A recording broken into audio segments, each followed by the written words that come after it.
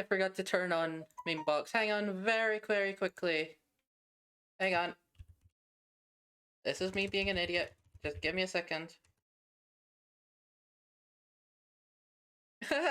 Hi, Mira. Mira is going to be with us today because it's a collab with her. Here we go. Okay, I've turned on meme box. Okay, let's do the intro properly this time. Hello, everyone. How are we all doing? Are we all doing well today? How is my blue blazes? Bleh. How are my blue blazes doing? Are you all burning bright today? Hope all my blue blazes are burning as bright as ever. Now. Oh, god damn it, Tiger. Today is the continuation of the Valentine's stream. We did a Baldur's Gate Smasher Pass on Valentine's, and it was a hyperfixation swap. So we were also meant to do a Sonic Smasher Pass. However, at the time, we were too tired to continue. So now today we will be doing the second part, where Mira is going to be blindly deciding which Sonic character she wants to smash and or pass. Wait, you almost got in a car accident, Tiger? What the fuck? What happened? What happened, Tiger? Because holy shit.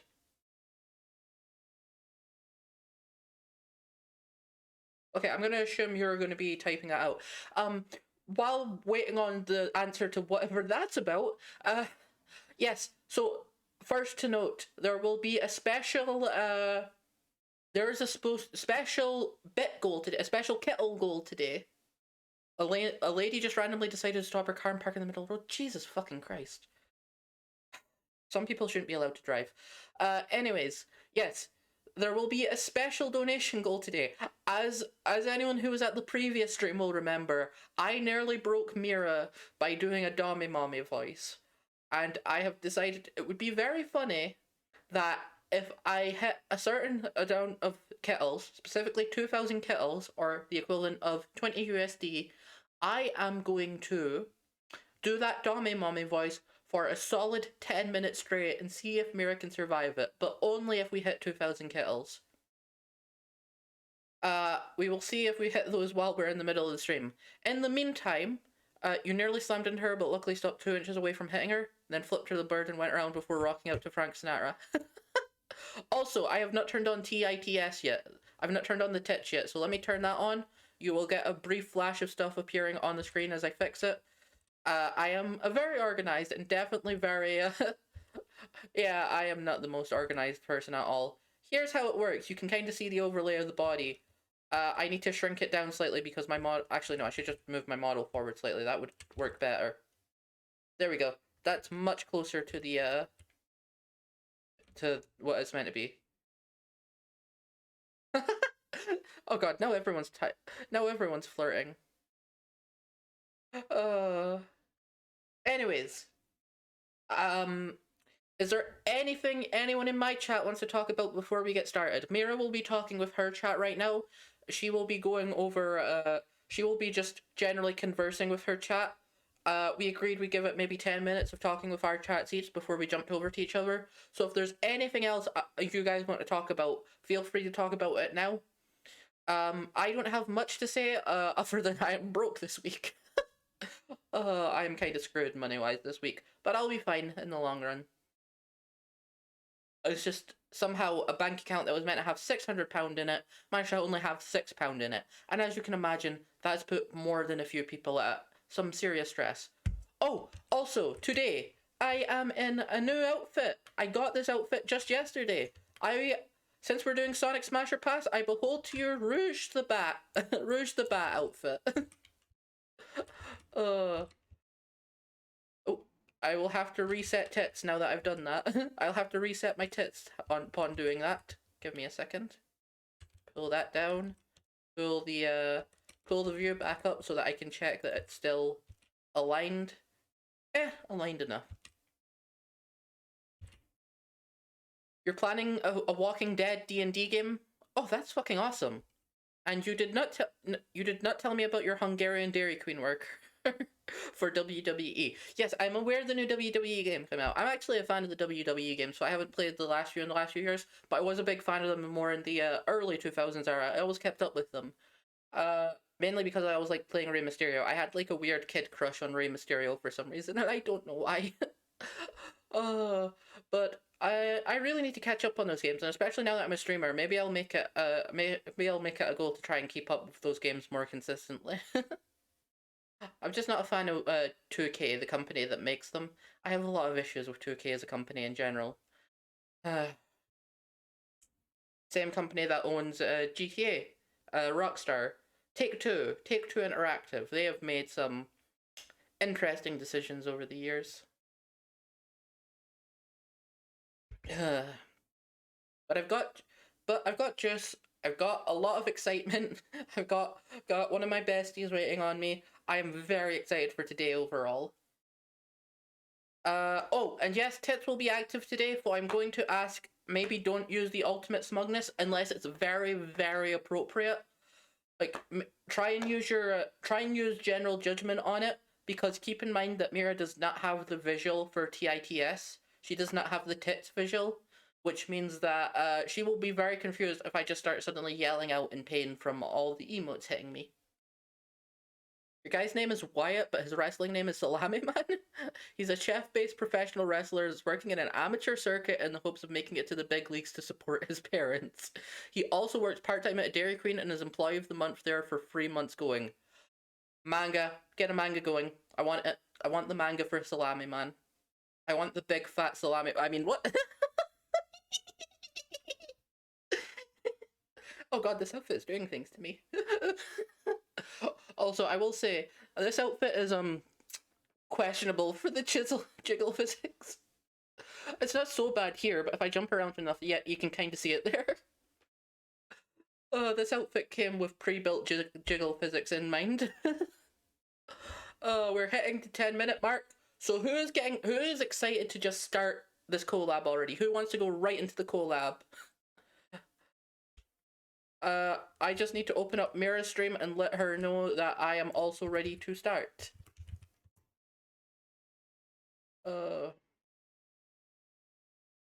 He is there in the background. Da-da, da-da.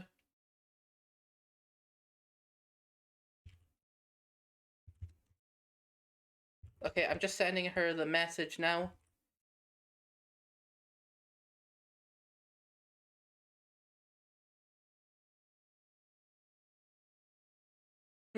Now we just have to wait on Mira. So here, da-da, da-da, da-da, da-da, da-da, da-da, da-da, da-da. Hopefully desktop audio will be good with capturing Mira's audio as well.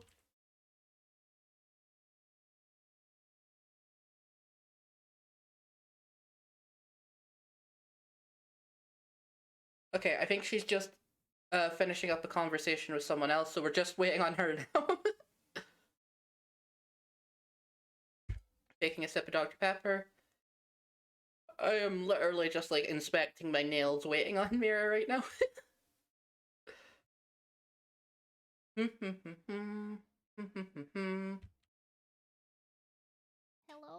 Hi. Hi. Okay, hang on. Now I have to change it on my end too. Okay, now I think so. Okay, I am changing over myself as well. Yay!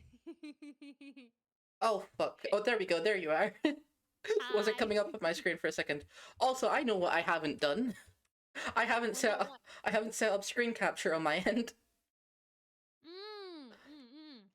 Oh, and I have to turn off my chat so they're not going over your face.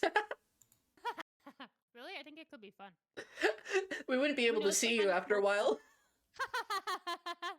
Well, I was just about to say, who knows what cool stuff they'll tattoo on my face. I can have it forever. I don't trust Tiger as your tattoo artist. No offense, Tiger. Okay, that's fair. That's fair. Oh my god, Tiger, for fuck's sake. I'm not reading that out.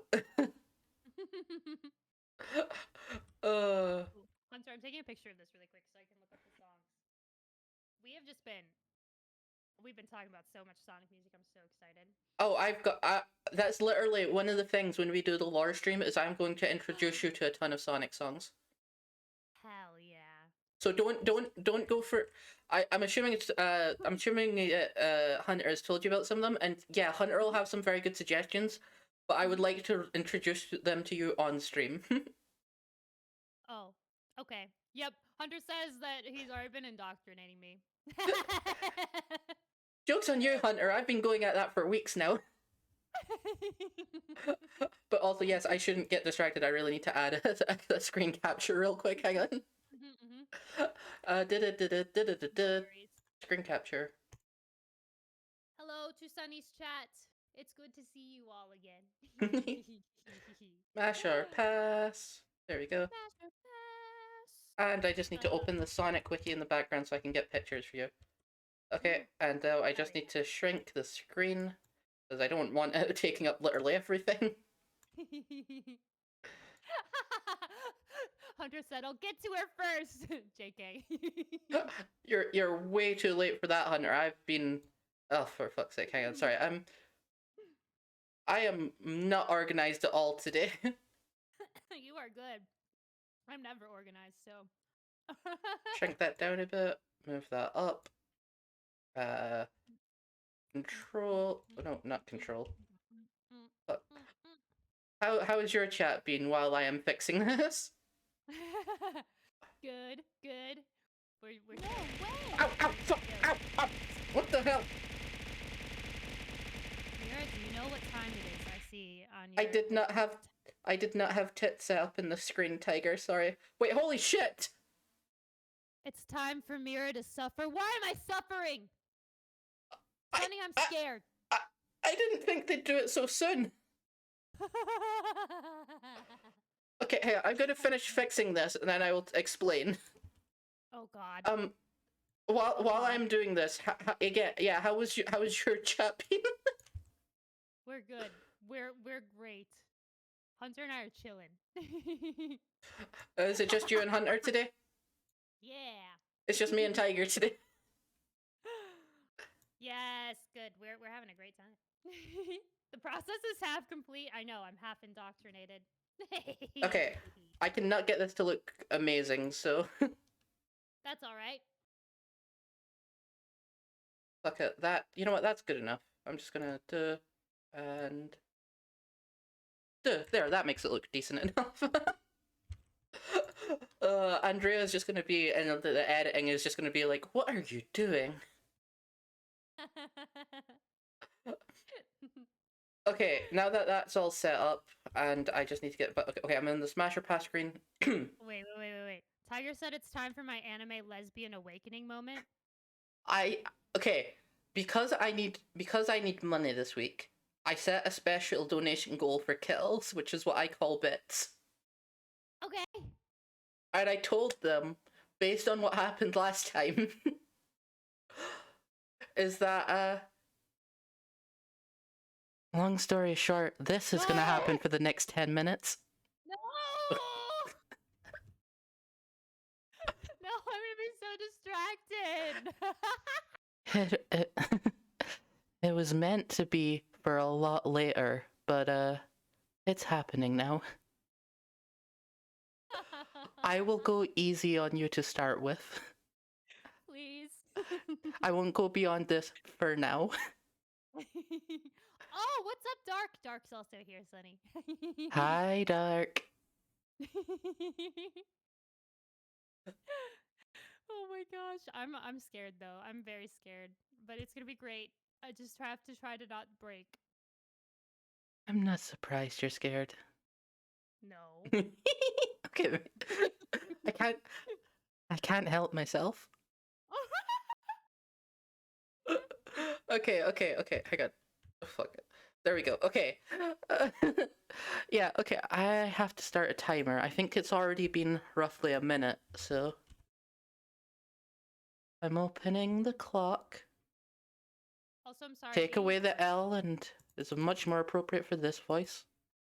Yes, Hunter, please get the spray bottle. 9 minutes on the clock. Hunter, blame my chat. They voted for this with their money. Actually, you know what? Here, this is for you. Ow. Tiger, I told you, we don't have tits today. Ow! Fuck! I have no idea if you can hear the audio for that, but I can't, but that's okay. oh, that was you. I just realized that was you. That wasn't Tiger. Yeah, no, that was me. You bad girl. Stop! You brought that one on yourself. Maybe that was purposeful. This is why you need a lead. Facts. Hunter says, God damn it, beaten by the power of fucking money. Actually, to be fair, for that last one, beaten by the power of Mira being a simp herself. She brought that one on herself, and I think she knew what she was doing.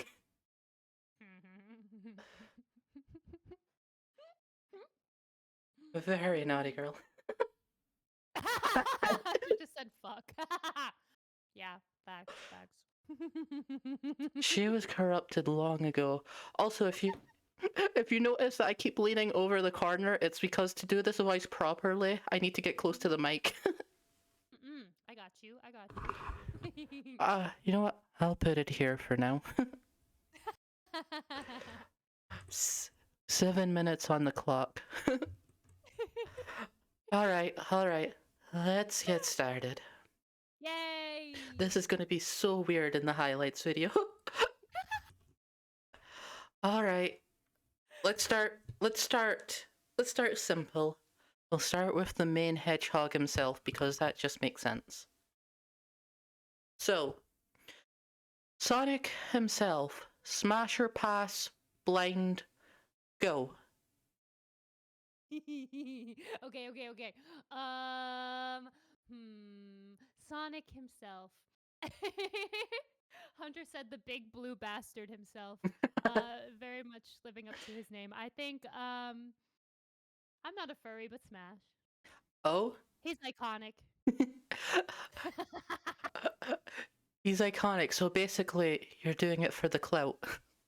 Yeah. You slut. I never said I wasn't, okay? Hang on. I'm gonna redo that again and do it properly. Oh no. You slut. No. Hi, Pan. You did get here at a weird moment. Welcome. Hi, Pan. Sorry. Long story short, I got paid to do the Dommy Mommy voice for like 10 minutes to mess with Mira. Okay, so not a furry, but smash. Noted. Okay, so is this the part where I make the case, right? Yeah.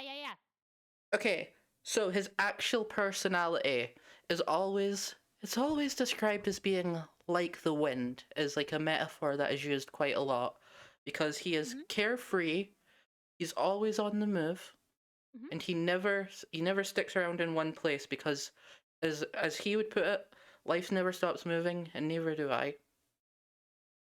And he is also very anti-authority, actually. Anti-flirty? Anti-authority. Oh, anti-authority.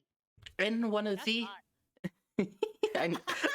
in one of the most popular games in the series, he actually starts the game off by running away from the military. Oh, He bursts out of a military helicopter while sassing them and escapes. Incidentally, the military is being very racist in that moment. Oh lord. Because the genuine plot of that opening scene, the genuine context of that opening scene is they saw a black hedgehog and arrested the first hedgehog they saw. Oh my god. What the fuck? Hunter said he jumps out of the fucking helicopter and skydives, which is badass. Yes, he does skydive. He skydives while holding onto a board that he then uses to land snowboard across a fucking city. What the hell? He's a badass. And Hunter also added he's fast on his feet and in bed. Yeah. There is but for the anti-authority thing, he smashes a lot of things.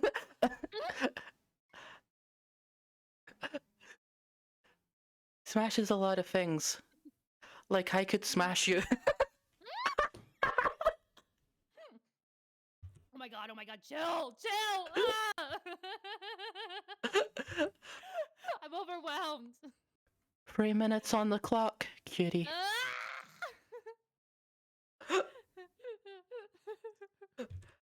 He has had a lot of girlfriends, yes.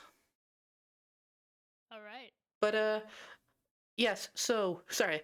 Sonic will easily be the one who takes the longest to go through the personality of, because it is, you know, his series. But yes, for the anti-authority thing, for years, even from the very first game, there has been a theme of nature versus industrialism. Sonic on the side of nature, Eggman industrialism. Which means he has always been like in support of freedom, in support of things like that. Weirdly, something that I also find very amusing, his personality was partially based, of all people, on Bill Clinton. Which is not a good thing now, but originally it was based on Bill Clinton because at the time he was conceived, he was considered a carefree person. Because it was the early 90s. Wait. Does that mean Sonic also plays the saxophone? He would. Clinton plays. I would not be surprised if he knows how. That would be so fucking sick. Going forward, he has some corny lines, he has some corny things, but he also has some fucking banger lines as well throughout his life. Like one that I absolutely love from the end of Sonic and the Black Knight, which I will mention a lot when it comes to his characterization, is I've told you before about I guess I can't be the good guy all the time. In the same game where he would end up stabbing someone who didn't turn out to be real, but he did think was real, so you know, he did try to kill someone. Yep. And also, at the end of that game, every world's gotta end sometime. But that's why you have to live life to the fullest in the time you have. At least that's what I figure. Is a direct quote from him. Whoa, that's kind of hype. What else? Oh yeah, speaking of those games, he is a bookworm. Something you would not expect, but genuinely, at the start of Sonic and the Secret Rings, we find out that he actually likes to read books in his spare time, and even to the most recent games, it has been kept consistent that he still reads books in his free time. Okay, that's also kind of hot. I love someone who reads books. Also, Hunter says that his design was also a mouse at one point. His nickname was Mr. Needle Mouse. Yes, that is also true. That is also true. And also he would have had a bimbo blonde girlfriend called Madonna. What? Who was a pop singer who was human. Damn. Also, now we're just gonna end up on a conversation about bimbos for the second time. Yes, I love bimbos. Same. I love them. I love the look. It was never about chivalry to me. I just gotta do what I gotta do. That line. Okay, sorry. Oh god. Sorry, I've got an. Okay, hang on. First, if anyone in chat would like to give me a suggestion for what to say to Mira, the timer just went off for the Dommy Mommy voice. So whatever last things you want me to say to her, get them in now. I will see them. Secondly, I kind of went off the voice at the end there, but it was because I was going on around. That chivalry line is what the video essay is about. Oh my god, I'm so excited. That's a little teaser already. Have you already teased this? I have not teased this yet. But that's because the script isn't fully finalized. Yeah, I'm so excited. Also, oh my god, Tiger. Okay, I've got to say this to you. Oh no. I did say I'd say whatever my chat said, and you're not prepared for this, Mira. This might break you. Oh no. You're such a good girl. Mommy's very proud of you.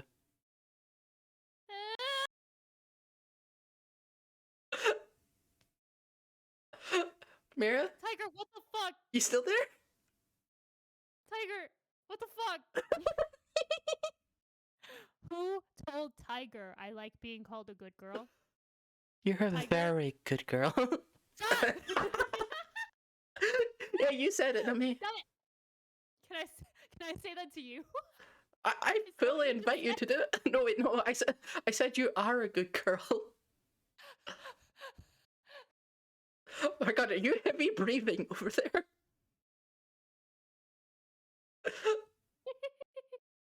I'm dying. I'm dying.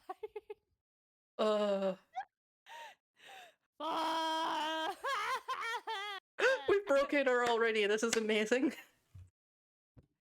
So yes, what else? I'm trying to think if there's anything else I could add about Sonic, and the only thing I can really think of is that he would likely play a guitar. He has played a guitar in certain versions of his character, but I'm sticking with the game version for Sonic.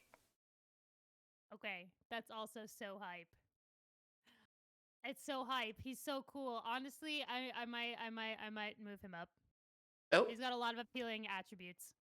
I've said this before, I will say this again. Sonic is like the ultimate Gen Z icon in his own way when you think about it. Okay, he has been moved up to marry me. And I just need to check that everything looks good on my stream again. Yeah, okay, still looks good. Now, while we're covering him, he has 2 other forms that you saw, and I would like to say to the chats, also, I forgot to mention this, so I'll mention this now. All these characters are presumed to be 18 plus because trying to deal with Sonic ages is a fucking nightmare. So Sonic has 2 other forms, and I showed Mira on her reaction stream the Sonic Unleashed opening, so she would have some context to Sonic at least. So to the 2 main characters, if we had to strip it all down to just the main 2, Sonic and Robotnik. So, which one would you like to cover first, Werehog or Supersonic? Let's do Werehog. Okay, Werehog. Where would you put the Werehog just on site?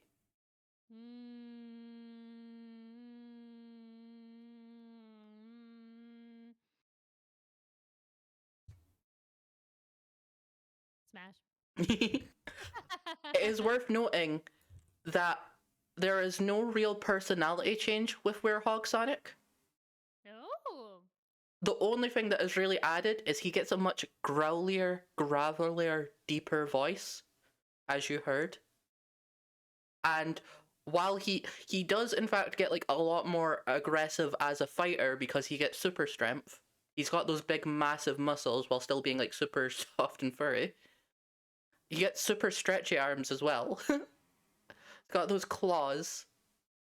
And he does have basically literally the devil inside of him as far as the Sonic universe is concerned, but that's basically more or less what Dark Gaia is, which is what turns him into the Werehog. So he does have like more aggression, but he is entirely in control of it.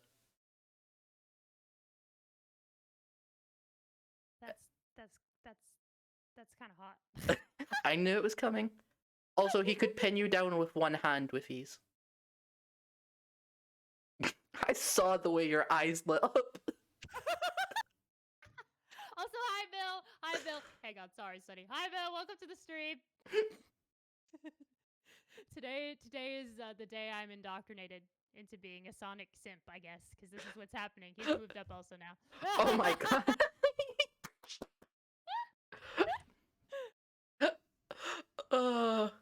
Oh, and I was trying to think if there was anything else to say about him, and the main thing that I can think of is that he can like howl. He can properly howl. No way. That's sick. He stays and marry me.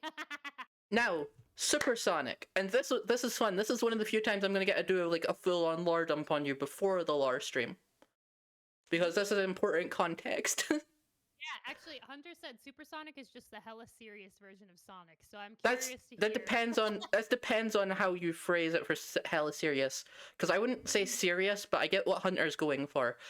Mm-hmm. Keeping in mind it's the same personality as Sonic, Smash or Pass?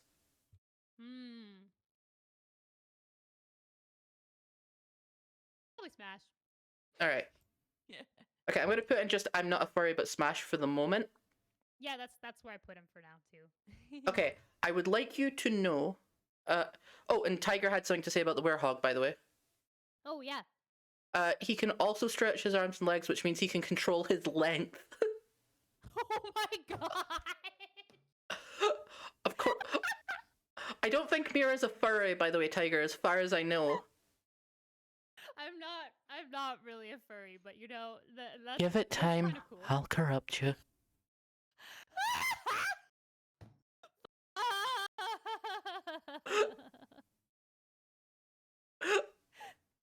Honey. Yes. Okay. So Supersonic is interesting, fool, right? Because he is just Sonic. So like if we were going solely on personality, he would be marry me as well, right? Like, but there's something to know. Werehog Sonic has super strength. He could rip a metal door wide open with his bare hands. He canonically like knocks down metal gates with his bare hands. Hot. Okay. But he's a reasonable level of super strength. Supersonic is a reference to Super Saiyan from Dragon Ball.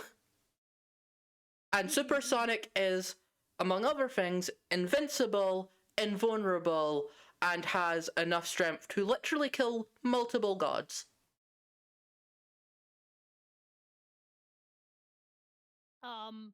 Do you remember how I mentioned Werehog Sonic had Dark Gaia in him, which from that video we watched was the giant monster in the core of the planet?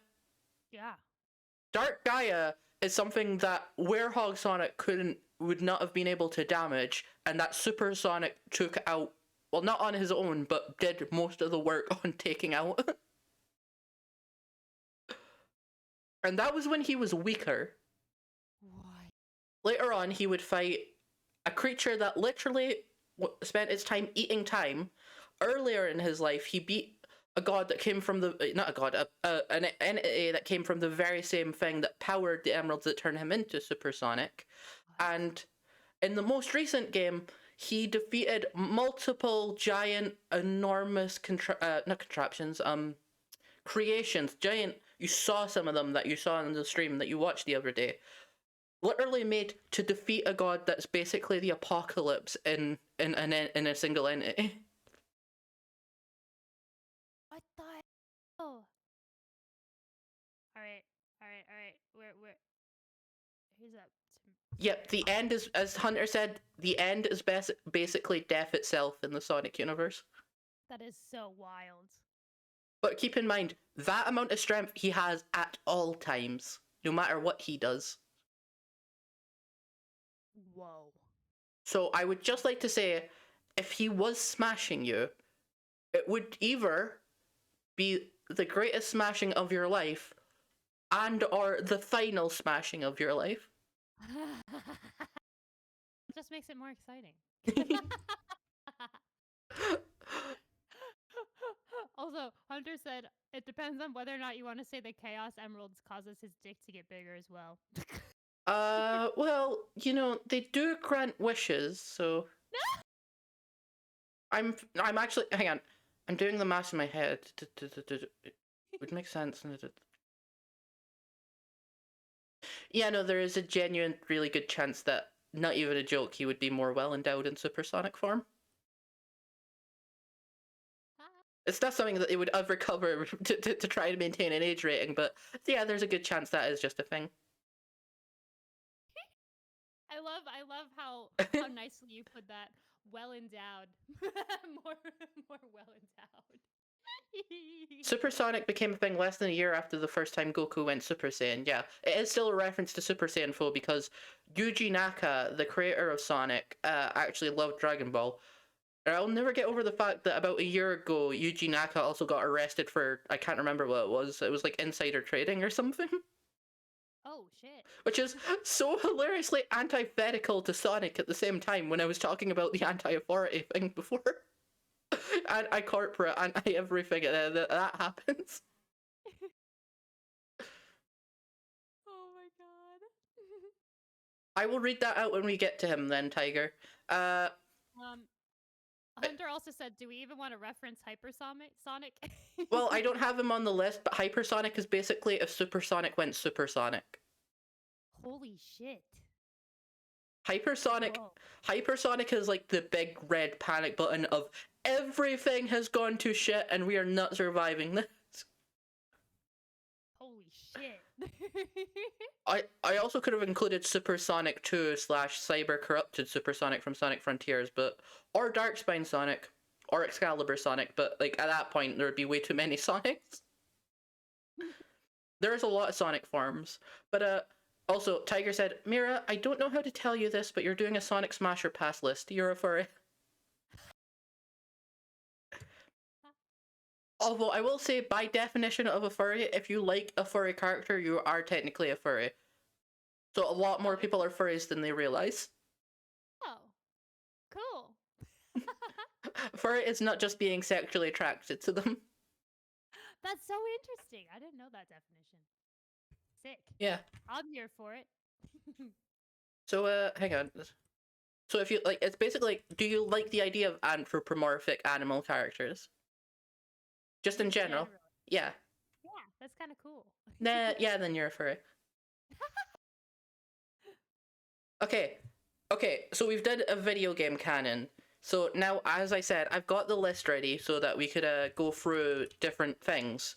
Keep it a bit interesting. We have, next up, a comic canon. So, okay. I will let you pick just based on their names without knowing anything. Let me just find the comic characters. Okay. Nicole, Lanolin, Whisper, Surge. Whisper, okay. Let me just have a look on your screen. Yeah. Okay. You know the one single image that isn't a PNG on there? Yeah. It's the image right after that. That is Whisper.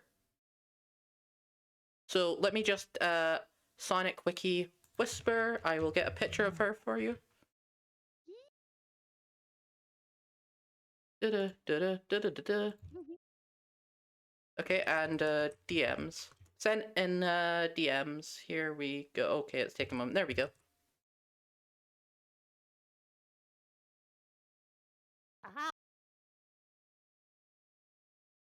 Oh, she's so cute. Time to play Careless Whispers, Tiger just said. But yeah, so Whisper is a comic character. There are two main comic runs. Over time, there has been, I think, 4 main Sonic comic runs. There has been Fleetway Sonic. There's been another Sonic one I can't remember. There's the infamous Archie Sonic comics, which is the longest running one ever, and the current Sonic comic run, IDW. There's also some things like the manga where Eggman pissed on Amy, but those are other things. And yes, Mira already knows that piece of lore. Although I don't think I told her the one where Tails was still a kid and then went to a casino with prostitutes. Whoa! And got drunk. Oh my god. Japan is wild. Seriously. But yeah, so Whisper, just based on looks alone. She's such a cutie pie. She's such a cutie pie. Depending on my mood. Depending on your... Cute. Depending on... She seems so cute. She is very cute. She is also deadly as hell. Oh. She is So, this is an interesting thing to talk about. This is a game that us Sonic fans really don't like that came out a few years ago called Sonic Forces. Okay. The game itself was awful, to be honest. Oh. And that's coming from me, who will willingly defend even some of the games that a lot of people don't like, because I can find a lot of joy in almost all the games. Sonic Forces is awful. Hunter said facts. I can even find joy in Sonic Colors, and probably even in Sonic Labyrinth if I really tried. But yeah, no, Sonic Forces is not happening. However, the plot does have a very interesting idea that I wish had been written by like the people who'd made Black Knight or something, because the idea is interesting. Of Sonic was faced down by what seemed like his greatest enemies at the time. Uh-huh. And they all beat the shit out of him at the very start of the game. He got taken prisoner by Eggman for 4 months, kept in a space prison. They even say one line, I think they've tried to imply with one line he was tortured even. Oh Oh my god. Even though What? later on in the game they have no indication of that because he just goes back to being normal, which is something a lot of us didn't like because we would have actually liked to see the results of that. It's an interesting idea. It's a really interesting idea the game had that fumbled for the plot so hard because the rest of the game is based on an entire war happening across the entire world to take the world back from Eggman. Oh my god. Which is such a cool idea that they did like that in multiple cartoons and comics. It would have been so cool to finally see it in the game, and they didn't get around to it. Well, they did get around to it. They just didn't do it well, is what I meant to say. Oh my gosh, Hunter said that the torturing wasn't just implied. Knuckles straight up said it was happening. Oh yeah, no shit. Yeah, no. Knuckles has a line where it's like he's been captured and tortured for 4 months or something like that. Yeah. Hunter shared the quote. They've been torturing him for months, which is wild. Yep. What the hell? Whoa. So with the way he acts later, I'm starting to think the torture was just that they wouldn't give him any chili dogs. That is torturous.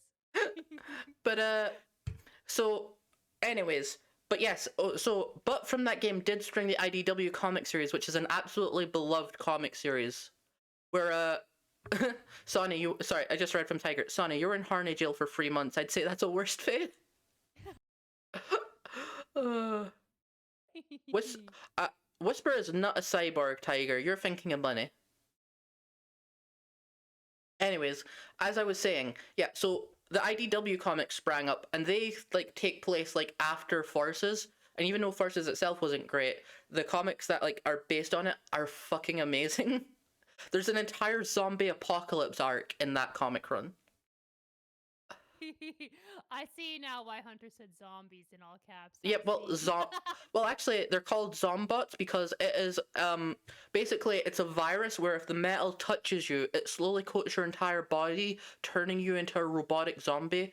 And the only person who was immune until they made a cure was Sonic, who had to run it off and was like could not sleep for months, had to keep running everywhere to keep himself from turning infected, and over time was like growing more and more depressed because like people were growing less and less trustworthy. They're like, when are you going to fix this? Oh my god. And half the world got infected by this over time. That's terrifying. Oh, I and don't like the idea of that. and Cream the Rabbit, who is a character I did not put on this list because even in an age-up version, she'd still be a 6-year-old because that's her thing. Cream-year-old? No, god damn it, no, bad sentence. I misspoke. I can't speak clearly. I'm sorry. You're good. Cream the Rabbit. Yeah, as a 6-year-old is in that comic. She's like known for she's got her mother Vanilla the rabbit, and at one point she watches both her pet and then later on her own mother get turned into a zombie in front of her. Who's paying for her therapy? Holy shit. To be fair, Cream has made a lot of people need therapy over time herself, so. Oh. Well, what comes around goes around. She's a 6-year-old, but she has also gone on some of the adventures with the Sonic crew, like where they've been fighting some of the insane people. What? Cream is a badass for a 6-year-old. Cream is a 6-year-old who knows how to grind on rails. What? Not like a stripper, to be clear. No, in the Sonic series, grinding on rails is a thing like a lot of the characters do, like as in like actual rails, like you know, like when you're going downstairs. Characters in Sonic like to grind on rails like that. Just that's a way of getting around in the Sonic universe. That's sick. This is totally tangential, but I watched this guy make tennis shoes. He like took out the soles of his tennis shoes and made grinding shoes for that purpose. Though that might have been based on Sonic, depending on how they colored the shoes. I don't know. I would have to find a video. That's hype. They're called the soap shoes from Sonic Adventure 2, and they've got like this little groove in the bottom of the shoes specifically for grinding on rails. That's so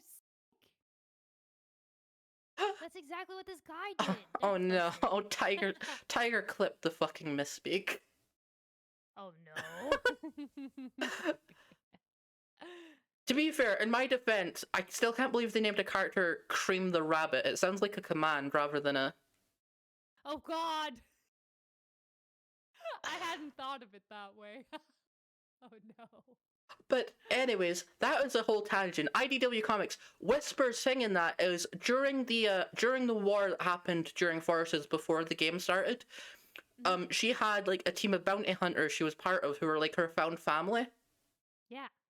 Who were all, I can't remember, Hunter will have to remind me if I'm right on this, but they were all killed by one of their own who betrayed them during the war. What? Betrayed them all to Eggman. And after that, Whisper became a mute because she just couldn't trust anyone anymore. Part of the reason she's called Whisper is because she never speaks above a whisper.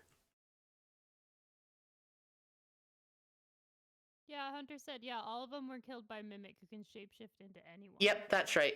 Yep. There's an entire, like, issue where, like, you basically see it from his perspective as he helps hunting them down. Oh my god. And then, That sucked. and yeah, so that gave Whisper trauma for years. Well, not for literal years, but, like, I mean, like, that's gonna be haunting her for years. Yeah. And she now never, for almost no one she'll ever speak more than a whisper with. She'll never speak above a whisper. And she doesn't like people touching her or anything anymore. And she has major trust issues. And what else? Yes, as I was saying, she is deadly as hell because she was known as, if I remember right, the phrase was the guardian angel of the battlefield. Because when they were in fights during that war, canonically, there would be times where they would be about to lose or be defeated. Silver the Hedgehog especially, had seen her a few times where he nearly got defeated by some robots, which raises some questions, but I'll get to that later. And she would just be in the distance, sniping them down. That is a sniper gun she has. Holy shit. But it's not just a sniper gun. It uses a thing in the Sonic universe called Wisps. Now, Okay. Whisper are literally an alien species that gives people and things special powers, transforms them in special ways. On top of being able to be a sniper rifle, it lets her like use it as a grappling hook, and off the top of my head, also turn it into a giant fuck-off hammer. Oh my gosh, that's awesome. But until we get to Tangle, that is all the details I can give you on Whisper for now. Okay. Hunter also added that because they were all killed by Mimic, it drove Whisper to almost fucking assassinate Eggman. Oh yeah, no, she was full on ready to murk him. She was going to ice him the first time she saw him. Holy shit. Badass. She wanted to kill him. In fact, that's literally a plot in IDW. That's a recurring thing that comes up. More than one character in IDW has genuinely just gone to Sonic and gone, why didn't you kill him? Holy shit. There's an entire... She's in this list, but there is a character whose entire thing is her entire life has been arguably ruined because Sonic doesn't kill Eggman. Oh my god. But we will get to that when we get to her. Okay. Well, okay. I think I'm taking... Yeah, there's a lot more dark stuff in the series than you would guess on the first. Yeah, seriously. Well, okay. Knowing that she like super like I don't know. I just don't want to hurt her. I'm gonna put her probably not. Sweet little angel baby. I can't. Probably not. That's fair. If you wanna add a tier, like, or because this is like a different tier you want, like probably not Smash, but Hug. Yeah. Okay. I add hugged. Okay, hang on. So cute. Hug. Hugged / bestie. Yes. Okay, add a row above, probably not, right? Yeah. Nope. Hug.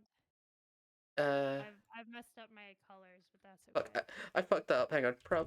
Probably. Tiger's just saying Whisper is him, which I don't think you were caught in a war as far as I know, Tiger. No offense.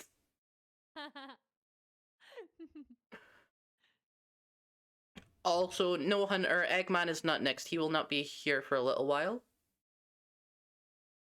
Okay, yeah. I'm fucking hell. I cannot get this. I cannot get this row added. Hang on. There we go. Hugged. Tiger says he lives in Ohio. It's a war every day. Hugged / bestie. There we go. And she's added in. There we go. Okay, so next up in my list, just to be clear to everyone, my list is game canons, comic canons, villain, cartoon, male. So we've got a villain next. So I'm going to just go over their names, and you like last time, and you can just go from their names. Okay, Mira? Okay. So let's see. For villains, we've got Eggman, Surge, Chaos, Black Doom, or Razor Jin. Chaos. Okay. You know what Big the Cat looks like, right?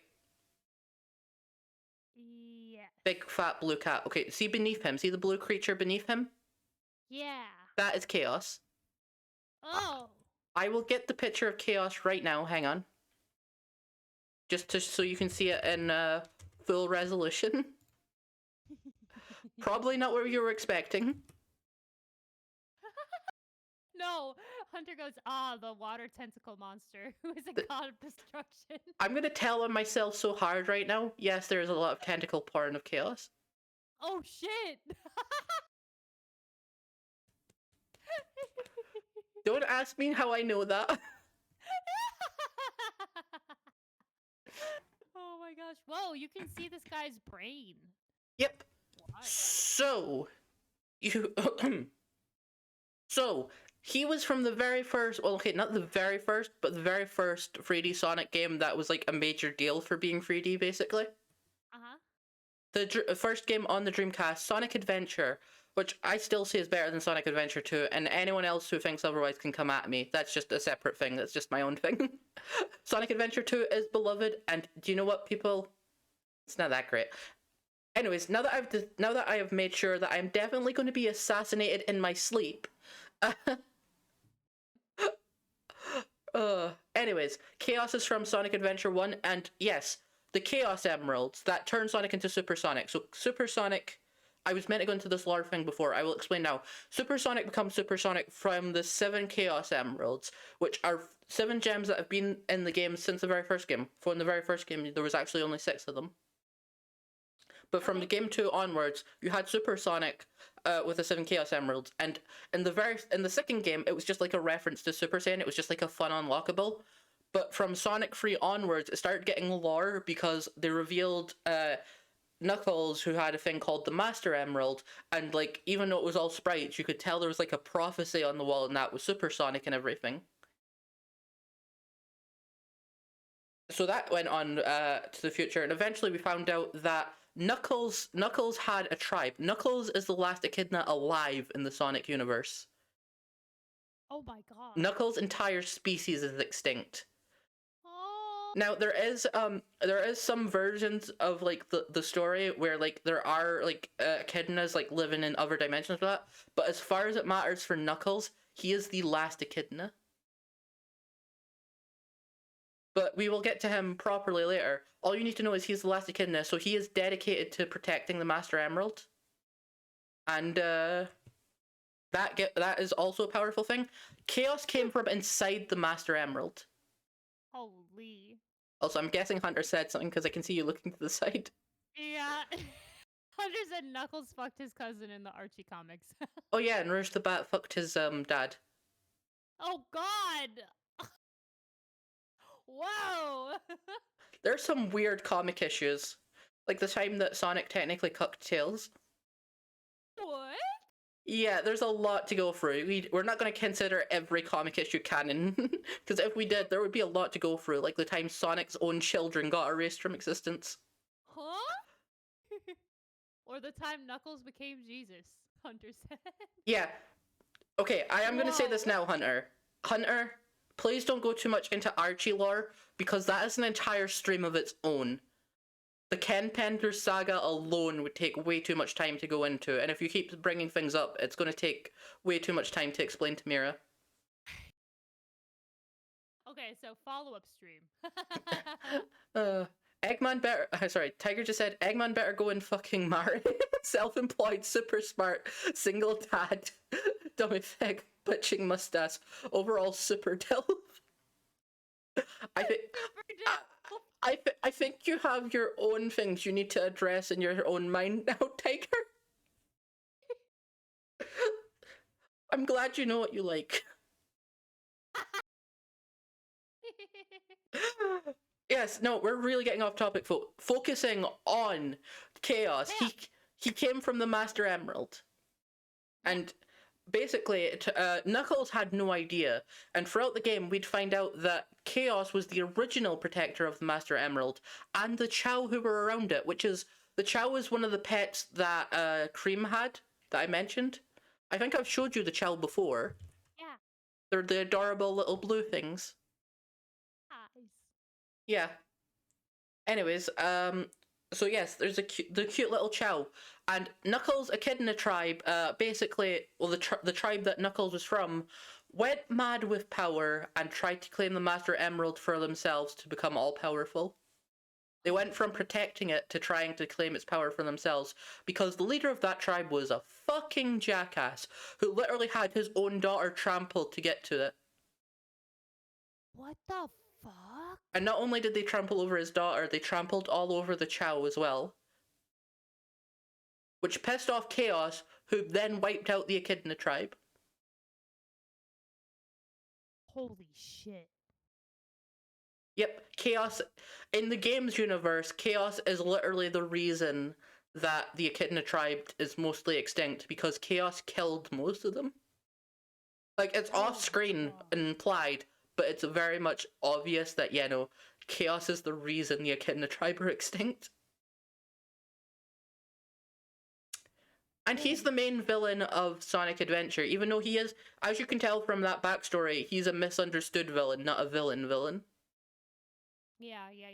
Because after being stuck, because after that he got sealed inside the Master Emerald, he finally escaped, which caused the Master Emerald to shatter, which also causes Knuckles' floating island in the sky to crash into the ocean, which is a whole other lore thing to get into. Oh my god. But yeah, he then goes on to just like basically cause chaos, and Eggman is like looking for him and feeding him Chaos Emeralds to turn him into a rampaging beast of destruction. And also, even though it's not said, Chaos almost definitely caused a massive genocide near the end of Sonic Adventure, because there's a cutscene of him like, as he finally gets all the Chaos Emeralds, he turns into this massive giant monster. Let me just get the perfect Chaos so you can see what perfect Chaos also looks like. Because he turns into this in the end and floods an entire city and causes buildings to crumble and collapse. Holy shit. I might, in fact, actually, hang on. Holy shit. I'm half tempted to show you that cutscene. I'm trying to think how we. I'm trying to think how we would do it logistically. You got the browser source. You've got the browser source up just with YouTube, right? Yeah. No, with YouTube, with your, what's it called? With your browser. Your browser source with your browser, that's what I meant. I could get the YouTube video if you wanted to jump to that tab, but it's up to you. Yeah. Okay. I can do that. Just because it's related to what we're talking about, I will make this quick. I'm not going to go too many videos. I've only got like a very few select videos to go through with you. But this one is absolutely worth it. I will make sure to get up on screen for my chat as well. But yeah, okay. I've got the cutscene. And now I just need to make sure I'm on the right,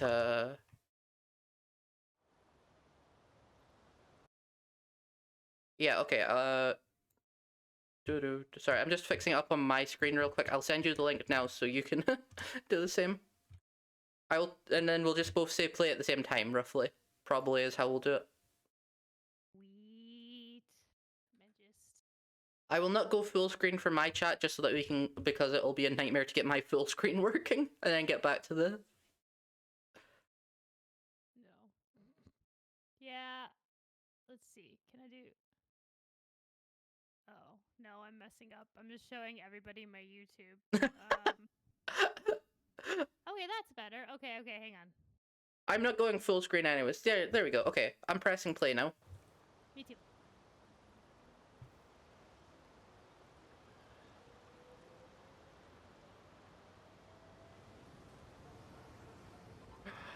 This is the closest thing my chat will get to a reaction stream. But it's just nice and calm. This is right near the end of the game. And then... Here we...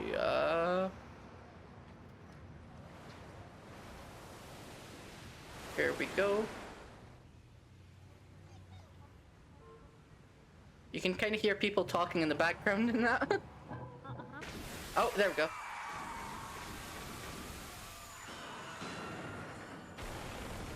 Oh my god.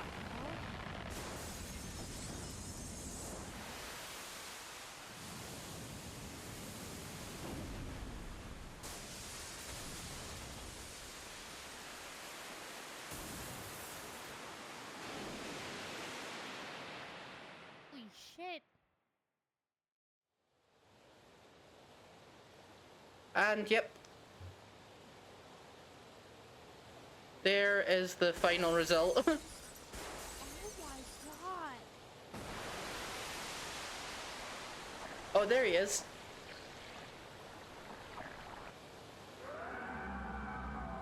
I'm scared.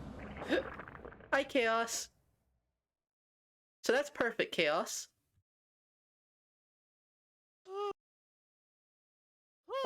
Thoughts? That was terrifying.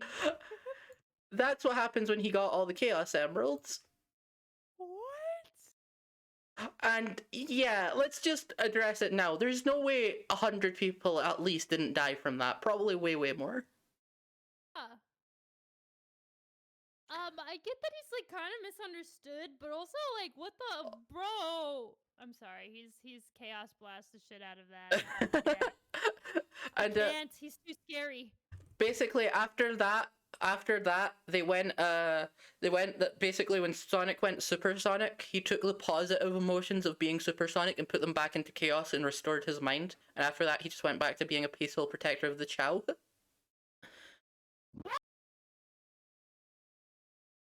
Holy shit.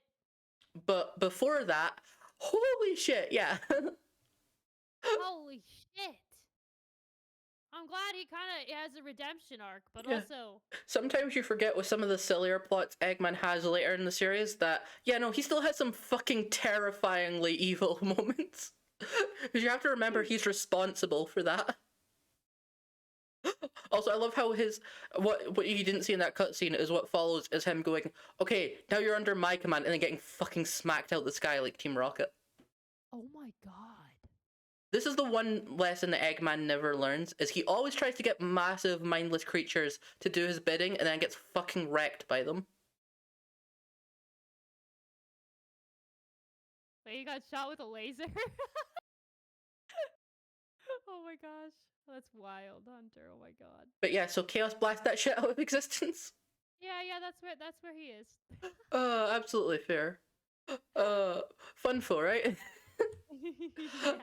Okay, we had villain. Okay, cartoon. We've got Sonia, Alina, Sally, Bunny, Nicole. Let's do Sonia. Also, give me one quick second. I have to take like a tiny little baby break really quick. It's literally gonna take me a minute. I just have to go to the bathroom. So alright. I'll grab a drink while I do that. Thank you. Alright, chat. We'll have a very brief moment of intermission because this gives me an excuse to show my intermission for other people. Hang on. Oh, wrong place for the short-term AFK, I think. But yeah, okay, there we go. Sorry for the brief delay from all of us, chat. Oh, it just disappears off the screen. I will be back with a drink in less than a second. I will be back quicker than Mira will be.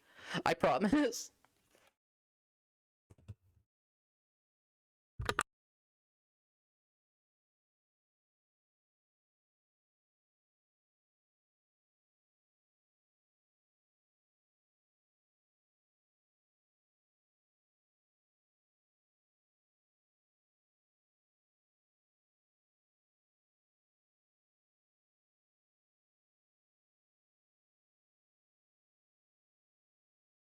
I'm already back, chat. Sorry about that.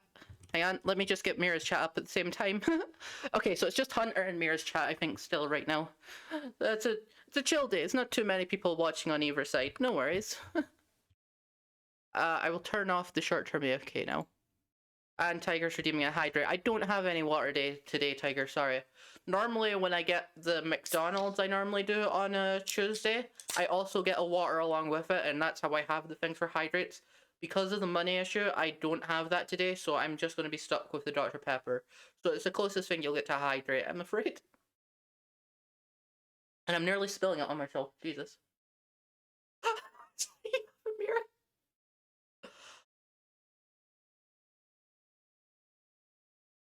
Okay, fuck it. Oh, hi, Mira. Hi. Okay, you were just in time to stop me from potentially messing with you. Oh no. Oh no, I'm scared. Okay, so I don't have water today because of my money issues. Uh-huh. Oh, wait. And Tiger redeemed a hydrate, and I was explaining why I couldn't hydrate, and Tiger just went, Sonnie, you have a Mira. Oh my god. And I was half tempted, but you came in just in time before I was about to ask everyone if I should just do the Dommy Mommy voice for something along those lines when you came back in. I mean, I guess that would be a way to hydrate. I don't know, it probably just would have been something along the lines of, hey Mira, think you could give me a drink? Oh my god. Oh my god.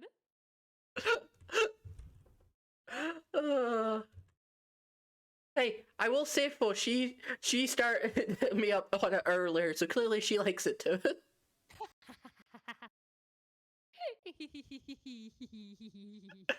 That laugh answers the question for me. Yeah.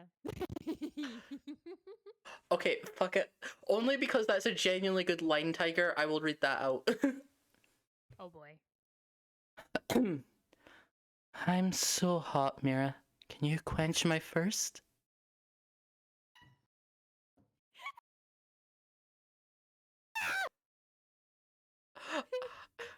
That's the only one you're getting, Tiger, and only because it was a very well written line.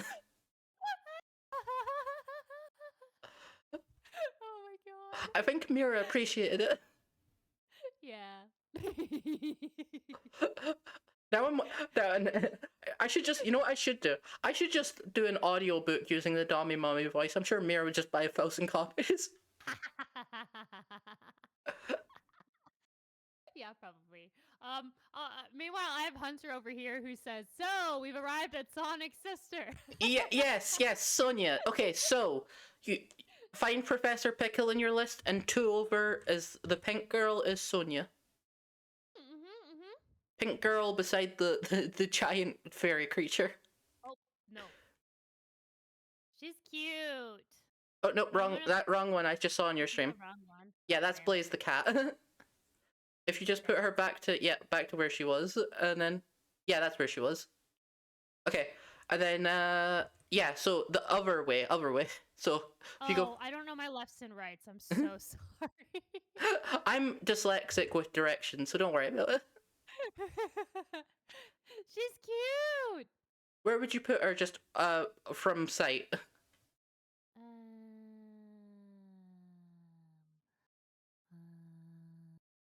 Depending on my mood.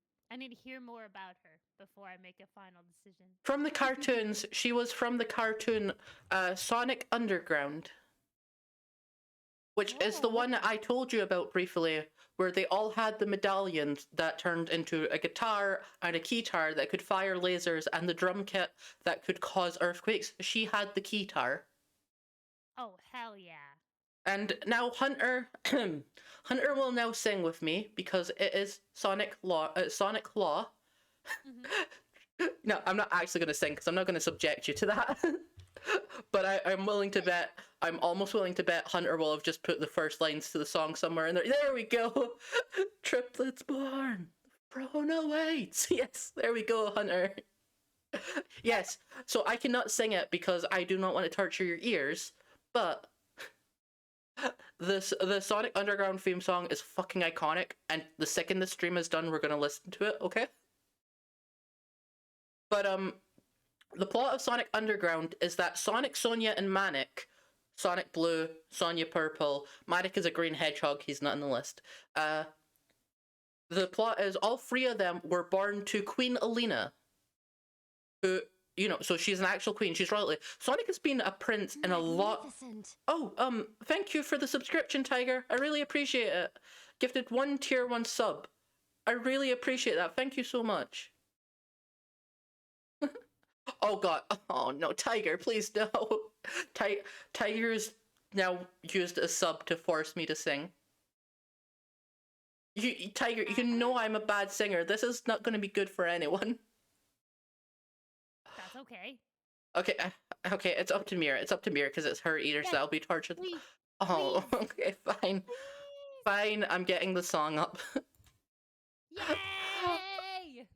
Okay, hang on. So, fortunately, at least I know this will almost definitely not come up as copyright, at least, and it's not even going to be heard on Mira's end. So, sorry, I'm just getting it up, just getting ready.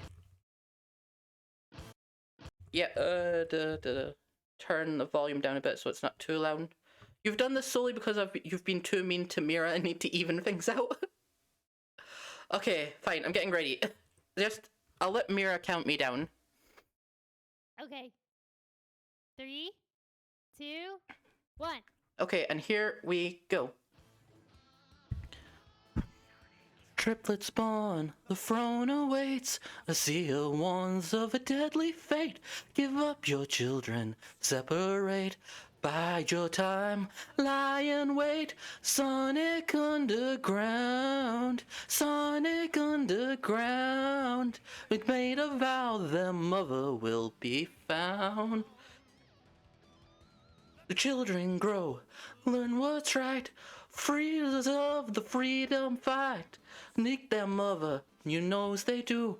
Is it time if they only knew? Will the prophecy come true?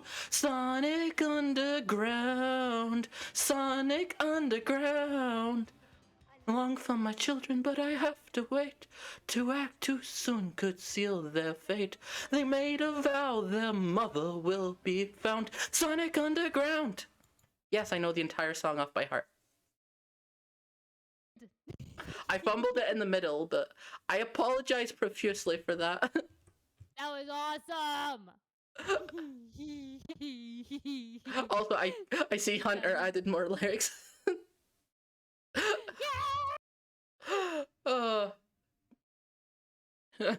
Yes, Tiger, I'm gonna get revenge on you hard for that. I'm gonna get revenge on you right now, Tiger. That's not how you fucking spell serenade.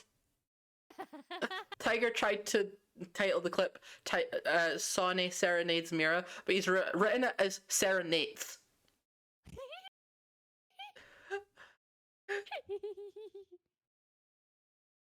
But I'm really sorry you had to hear that. No, that was awesome. I can't sing. No, you did awesome. I loved it. Every minute of it. Oh, okay. So that's the Sonic Underground theme song, which explains the plot to a degree. Yes, so they are, Queen Alina was their mother, and they were all separate. They are triplets who were separated at birth because she heard a prophecy about Eggman taking over, well, Robotnik at the time, taking over the entire kingdom, roboticizing and enslaving people, and knew that if she had them with her when when he took over, her babies would have been roboticized basically from birth. Oh my god. So she had to give them all up. So Sonic went to his uncle Chuck, who taught him, basically taught him how to be a good guy, while Sonic grew up himself to be a rebel. Manic also grew up a bit of a rebel, while Sonia grew up a super, elegant and classy girl.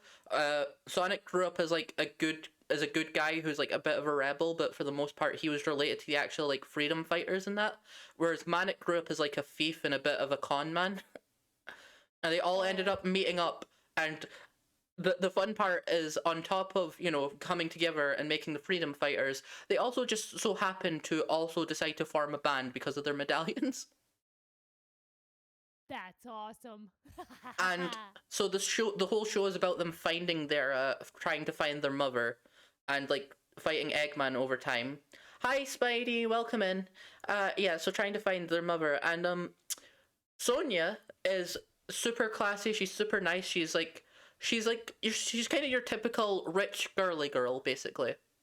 Likes getting her hair done. She likes hanging out at the beach. She's still a badass in her own right, who knows how to fight for herself. Oh yeah. And I'm going to save this last part. That's everything you need to know now before I give this final piece of information. Any changes? I'm gonna marry her. Oh, go. Okay, feel free to go ahead. Put her up there. I'm not going to put her up there just yet for this final piece of information that isn't about her personality, but her voice. Oh. So possibly the most iconic voice of what we in the Sonic fandom call classic Sonic. Because there's two versions of Sonic. There's the one with the green eyes, who's like a bit taller, a bit lankier. You've got the shorter one, the slightly stubbier one with the black eyes. So your old classic Sonic, because he's from the original era, and that's what a lot of the cartoons are based on. Sonic Underground is a classic era show, before we had a lot of lore from the actual games, and the most beloved and considered canon voice for classic Sonic is Jaleel White, right? Hey. Jaleel White, who is Urkel off of Family Matters. Do you know him? I think I can't do the voice, but I'll do my best. Did I do that? You know what? I think you get what I'm going for. You get what I'm going for, Flo, right? Yeah. So you know who I'm talking about now, right? Steve Urkel. Yeah. Yep, Steve Urkel. Yep. he is the most considered beloved and correct voice for classic Sonic, right? He voiced him in Sonic Underground. He also voiced Sonia. No way! Sonia's voice is just Urkel's Sonic voice, but made to be ever so slightly more feminine. Oh, you know what? I'm just gonna.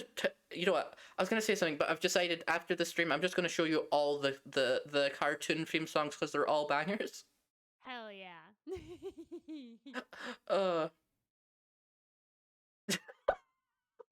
God damn it, Spidey. So okay, I will say my Spidey is a friend of mine. His nickname for me is Fruit Bat. Fruit bat? That's so Because I'm always awake at night.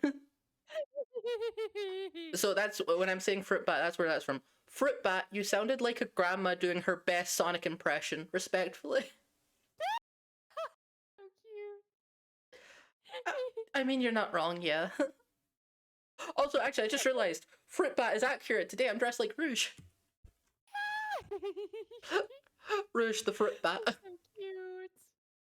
Fruit Bat is also her Batman, Sona Tiger says. Even though I didn't decide on that, everyone else decided that for me. That's hype. But yeah, does that change your opinion at all, knowing that she's going to sound like feminine Steve Urkel? No, I'm still gonna marry her. Absolutely fair. Okay. So we had game canon, comic canon, villain, cartoon. It's time for a male, the worst category. Oh boy. No. Okay, so I can be literally any of the guys, so I'm just gonna read it. I'm just gonna say all the guys' names and let you pick one. Tails, Knuckles, Shadow, Omega, Silver, Pickle, Chip, Black Doom, or Razor Jin. I think I have to go with Tails because Hunter has been dropping some Tails lore here and there in chat, and I need to know. Here we go, Tails. Where are you putting Tails? Just based on instincts, on looks. A little cutie. Yep. Go on.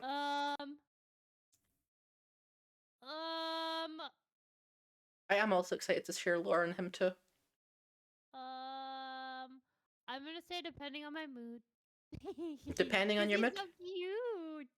Absolutely fair. And he is adorable, and he's Sonic's little brother.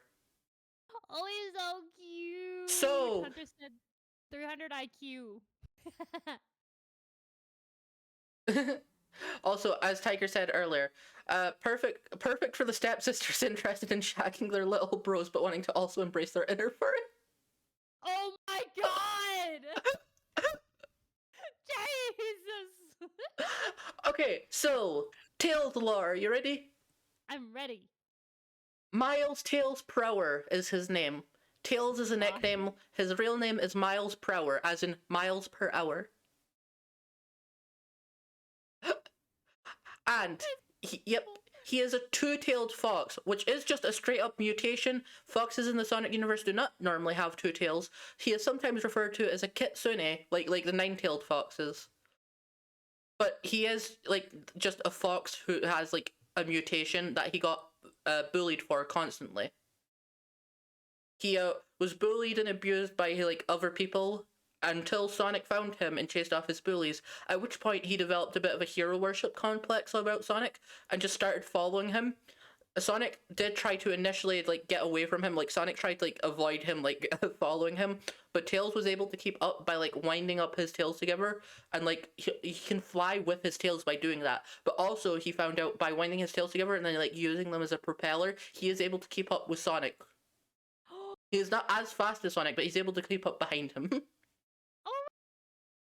And once he learns how to fly, he starts being able to fly Sonic places as well. And he is strong enough to pick up not just Sonic, but also Knuckles, who it's gotta be like hefty as fuck to pick up.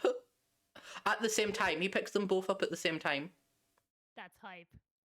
So Tails definitely has some level of strength. But more interestingly, just like Eggman, he has his own 300 IQ. Hell yeah. Because he is a little fucking genius. He is the Coco Bandicoot to Sonic's Crash Bandicoot. Because he among other things, he is mainly a mechanic. He knows how to fix up his own plane. Sonic owned a plane, but Tails turned that from just a plane into a fucking transforming giga fighting mech. So oh my god, that can change between like fighting mech mode and plane mode and multiple forms of plane mode. Holy shit. He is able to like tinker with any of Eggman's machines and like reverse engineer basically any of them. He is able to build devices basically on the fly for whatever he needs to. He was as soon as the Dark Gaia incident happened where the entire planet was split apart, he was able to make a pad where he could track down all the Dark Gaia energy, well not the Dark Gaia energy, he was able to make a pad where he could track down like the Chaos Emeralds even after they'd lose their energy. Which, how the fuck he even did that, I don't even know.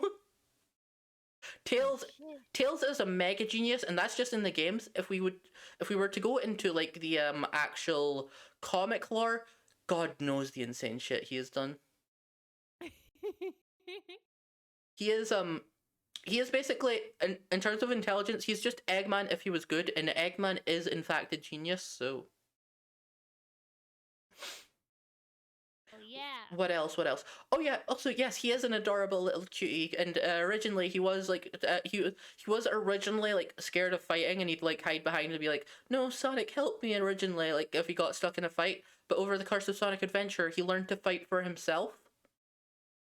And like at the end of his own story in Sonic Adventure, he literally faces down Eggman himself, who is in a massive spider mech terrorizing the city, and fights him on his own without any like additional assistance of his own.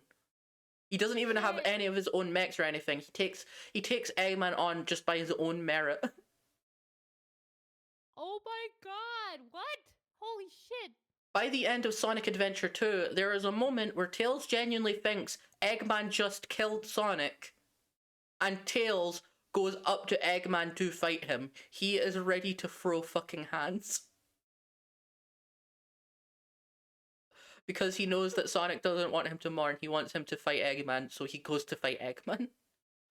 That's so fucking badass. Which, to be fair as well, it was also partially motivated by the fact that, you know, at that time, Eggman was about to blow up the fucking Earth, so... And not just like in Sonic Unleashed where he split apart. No, he was about to literally nuke the planet.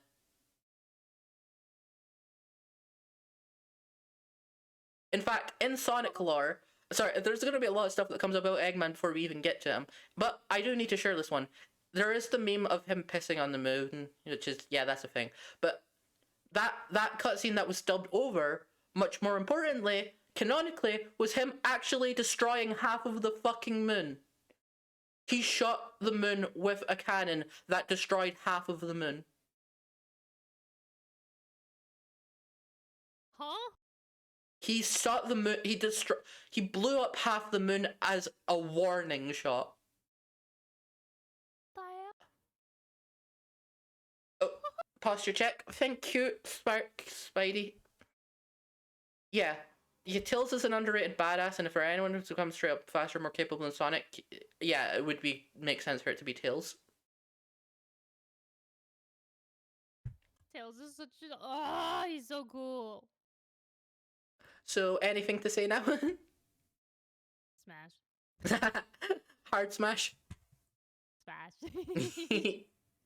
I was half tempted to include his Alibaba and blacksmith farms, but also with the super emeralds, which are super versions of the chaos emeralds, he has his own super form, Super Tails. That's so cool.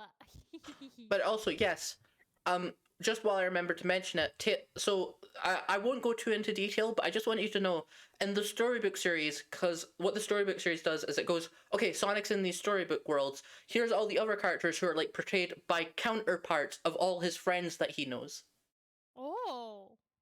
In the Arabian Nights, Tails was Alibaba. And in Black Knight, he was just the blacksmith. Oh, Tails! But there is a lot of fun stuff about Tails, and that's just the stuff from the games for the most part. I've not even talked about how, like, in IDW, he was also, like, actively... He's the one who came up with the cure for the zombie apocalypse. Holy! Oh my god. Okay, I love Tails. Tails is the best. Everyone loves Tails. Also, hi Ringo. Thank you for the follow. Oh, you got a new follower? Yeah. Awesome.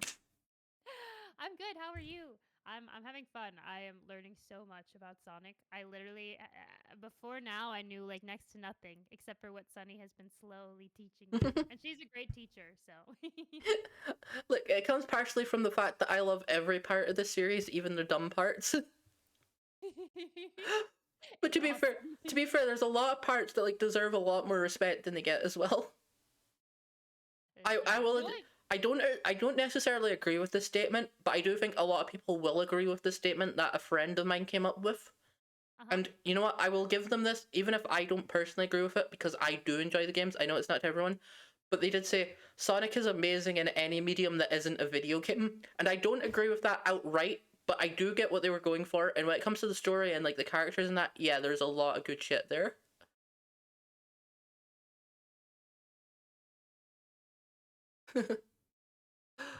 Anyways, so Tails is a hard smash. Yeah. Which brings us back to game cannons. So that was going to be Knuckles, Amy, Big, Eggman, Shadow, Rouge, Omega, Blaze, Silver. There's a lot, so I'm just gonna put it down to Knuckles, Amy, Shadow, Eggman to make it simple. Okay. I think Hunter had a joke about Knuckles, and he said that you would know it. So let's do okay. Knuckles. Okay, just on site. On site.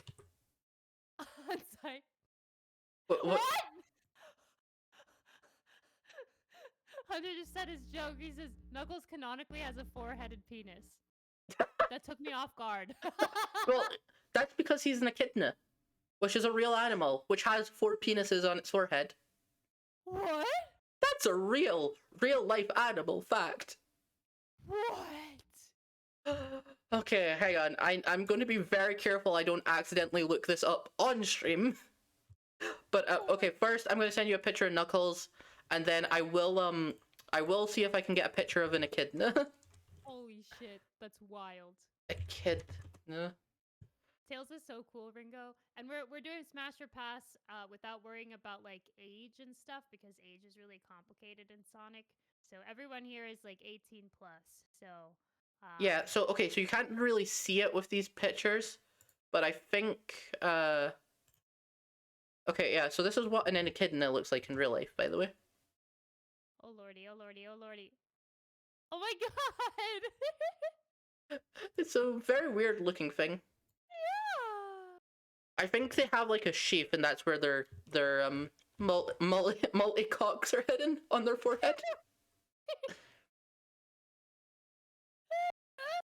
Oh my god!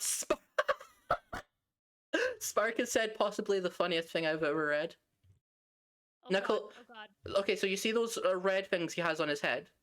Yeah. We all call them dreadlocks, and Spark just said the penises are his dreadlocks. Oh my god! Also, stretch. Thank you, Tiger. Holy crap! Okay, I am learning so much, not only about Sonic today, but about real life animals. Also, Ringo, I am going to say you're very lucky you managed to miss me singing earlier. It was awesome though. It was awesome. No. Oh my god, Hunter. Multicock, extend. Isn't that wild? Oh, that sounds like me writing a manga character. Also, wait, one last thing. Ringo, that bongo cat's adorable. So, on site, what do you say? On site, Knuckles. And don't let the 4 penises influence your decision.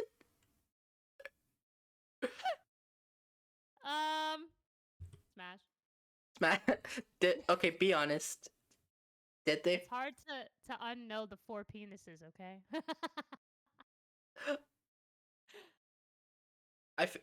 Spark, I'm not scared of volume. That was me singing at the top of my lungs. Anyways. So, okay, so Knuckles, as I mentioned, he is the last of the echidnas. He had his entire tribe wiped out. Some of them deserved it. But he is now like the last of his species basically on the planet. They're all extinct, and he is the last guardian of the Master Emerald. He is a very noble but naive person because he grew up all alone on an island. His very opening lines in Sonic Adventure, the very first time he ever has a voice, I've been alone for as long as I can remember. Hang on. In fact, you know what? Give me a second. I'm going to get the monologue. Knuckles monologue Sonic Adventure. Okay. Okay, yeah, here it is. As far back as I can remember, I've been living here on this dark island, always guarding the Master Emerald from anything that can harm it. I don't know why I was given this job, why it was my fate, destined to be here forever.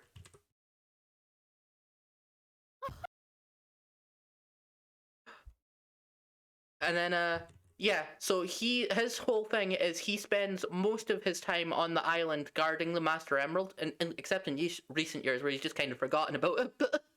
because obviously they have to keep getting him off the island, so at this point they don't even like address why he's not protecting it. Which is a funny thing, but generally, yes, he is still like protecting the Master Emerald and that. He has super strength to the point he was able to punch Supersonic out of Supersonic mode. However, that was when Sonic was originally learning Supersonic, so there's a good chance he would not be able to do that nowadays, unless he was using like specific powers for it. But he is super fucking strong. He is able to punch through solid rock with his bare fists. Holy fuck. Also, one of my favorite things in Sonic Heroes, he just has Sonic and Tails jump onto his fists like fucking boxing gloves and uses them as boxing gloves.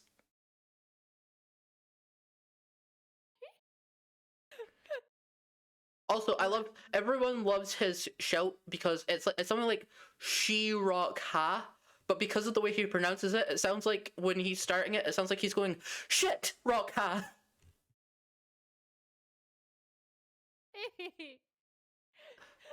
Shit, Rock, yeah. Also, yes, Knuckles is very good for fisting jokes, you're right, Spidey. But also, he also knows how to bury and dig through things. Like, he knows how to like just bury straight through the earth with his claws. That's sick. In fact, part of the reason he is called Knuckles is because, see, if you look at his fists again, you will see he has massive spiked knuckles. But yeah, so he is very noble and like he's very he's like a warrior type character. But because he grew up alone, he is very naive. He's not stupid, which unlike some portrayals like in recent years from like things that didn't really understand him properly would portray him as like stupid. He's not really stupid though. He's just naive. Like he didn't know Eggman was evil because he's never interacted with another person until that point. So Eggman was Eggman was able to easily trick him initially because he wouldn't know anything about that type of stuff. But he has become more aware over time. I love him. He's going and marry me. Somehow I saw that coming. Let's see. I was just thinking like super strong, red, noble warrior. I wonder who this sounds like. Oh, Hunter just shared that he's also the leader of the resistance in forces, which is hype. He is, although it's not as cool in practice because he's just calling himself the general constantly. But it was more Amy who was the actual leader. He was more the face, whereas Amy was the actual I cannot say that fucking word. Strategizer. Yeah, I got you. But he's going and marry me then? Yeah. I just realized we've got a surprisingly constant amount of smashes and marries so far. Okay. That's a game canon. Next we have a comic canon again. So, where's the comics? Yes. We have Level up. hang on.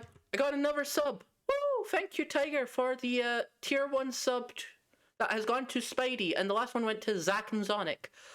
I would like to ask, he led the resistance like fruit bat leads. God damn it, Spidey. I know you were about to roast me. But thank you so much for the subscription, Tiger. I appreciate that so much. And good night. Good night, Tiger. Tiger's going to bed. Good to see you. Okay. Okay, and sorry. Now oh yeah. Now hopefully you and Mira will spare me when the three of us are in a VC together eventually. Yeah, I have a Left 4 Dead community stream that I was probably going to pull you in on at some point. That sounds awesome. I'm so here for it. Yeah, it's going to be a while because it's going to be when I hit 100 followers, but for Left 4 Dead I want to make sure I have a full team of 4 for the survivors, so. And Tiger, I'm definitely going to pull in, so it would most likely be me, you, Tiger, and since considering the time, probably Raider. And yes, Spidey, you're now immune to ads for a while. Now back to the list. Comic canons, yes. Comic canons now goes to Sally, Bunny, Nicole, Lanolin, Surge, Tangle.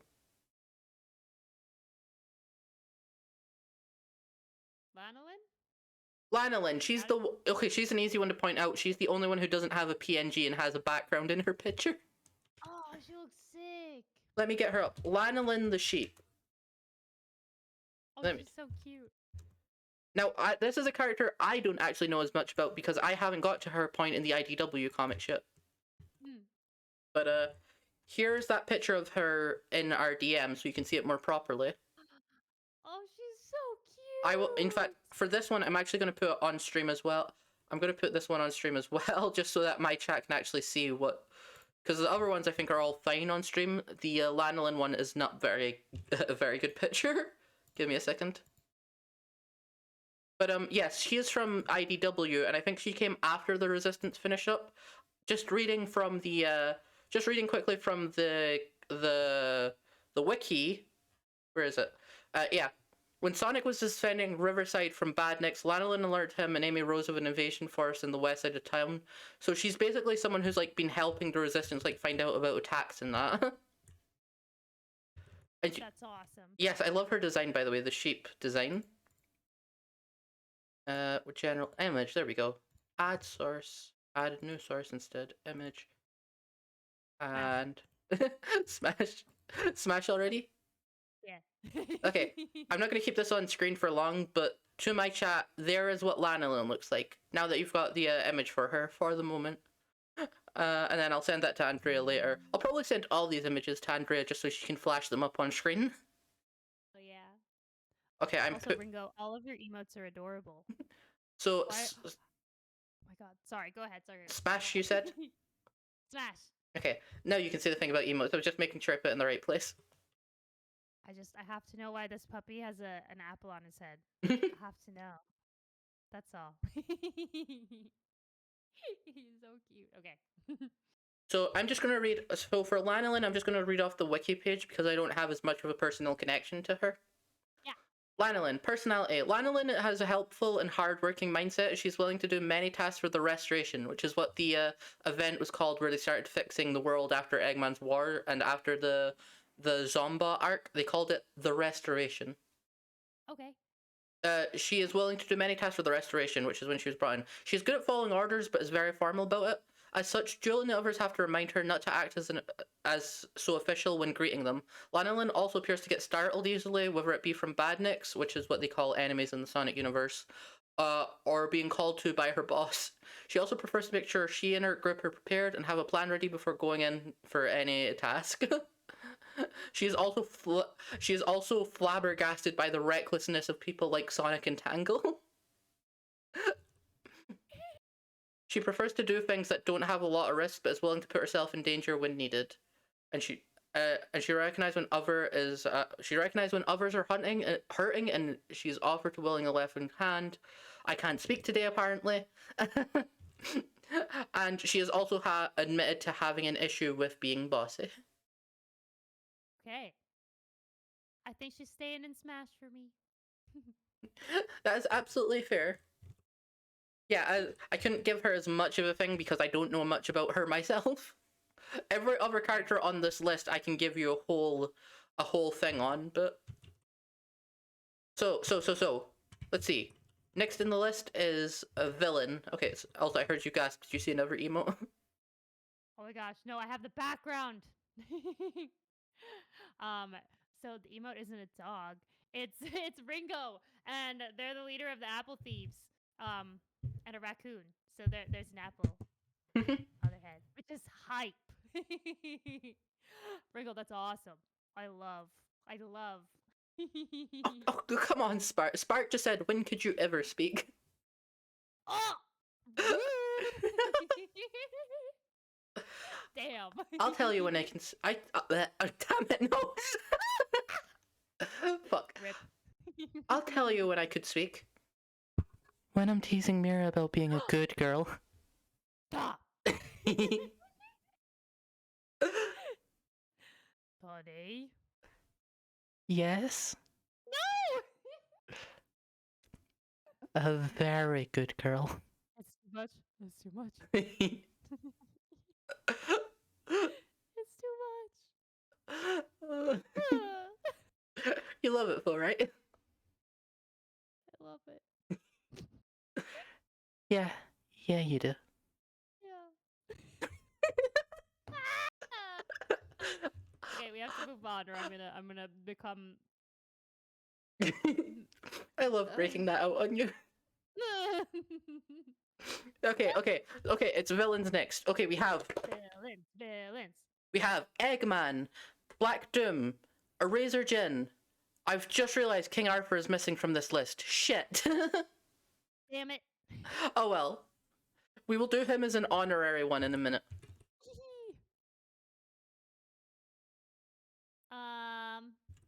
Let's go with the man of eggs himself. The Eggman himself. Yes. Dr. Ivo Eggman Robotnik. Yes. Just based on looks. I mean, I know you know some stuff already, but just based on looks. Looks alone? Yeah, and I don't think I need to send a picture because you've seen him plenty enough. No. I sure do know Eggman. He's probably not. Well, you know his modern design. You've actually probably not. Absolutely fair. You know his modern design. I don't think you actually know what his classic design looks like. Give me a second. I just want to get his classic design real quick, just so you can see what he used to look like in the early years. Classic Robotnik. Yep, because he looks a bit different. You can see the same inspiration, but there is the game version.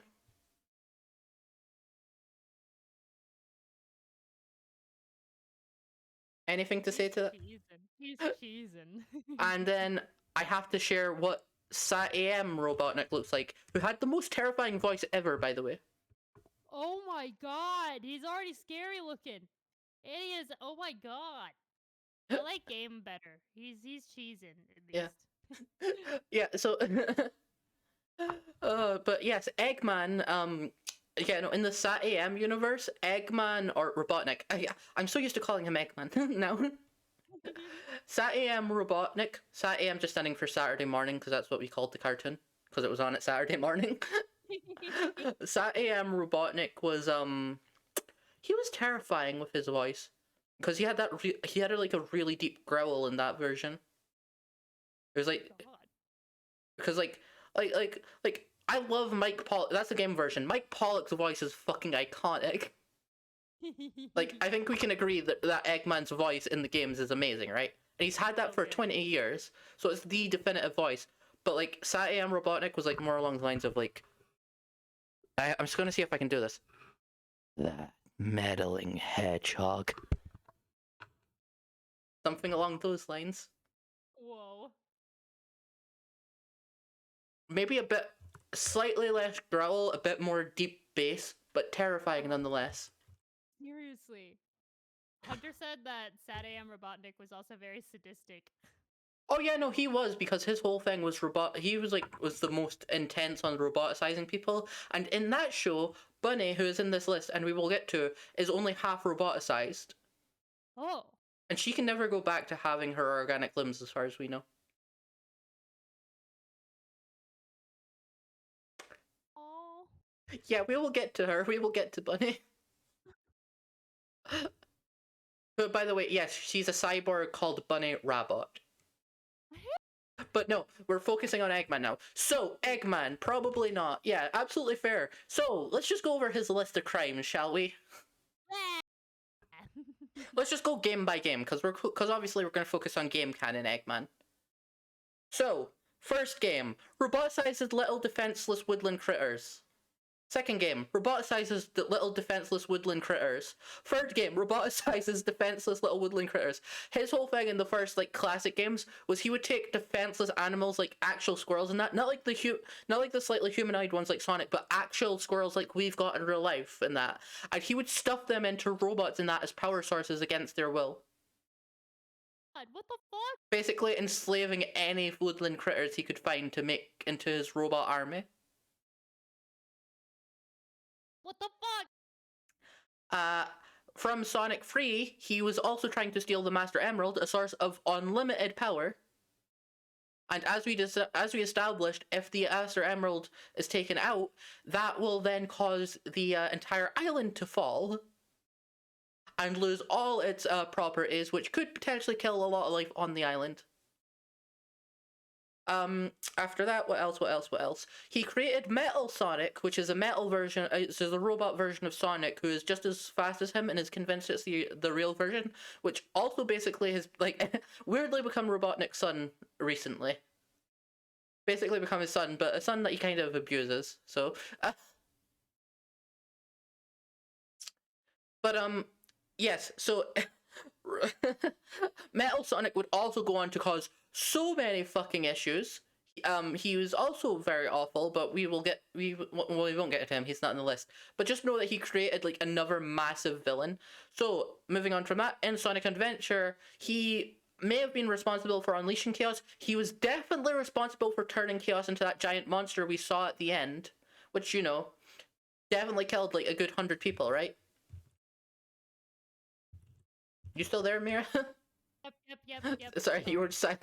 Yeah, so he's killed a good couple 100 people. And then in Sonic Adventure 2, yes, he freed Shadow and then basically had Shadow do his bidding, preying on the fact that Shadow was grief-stricken and hated humanity because of Maria being shot, which we've talked about before.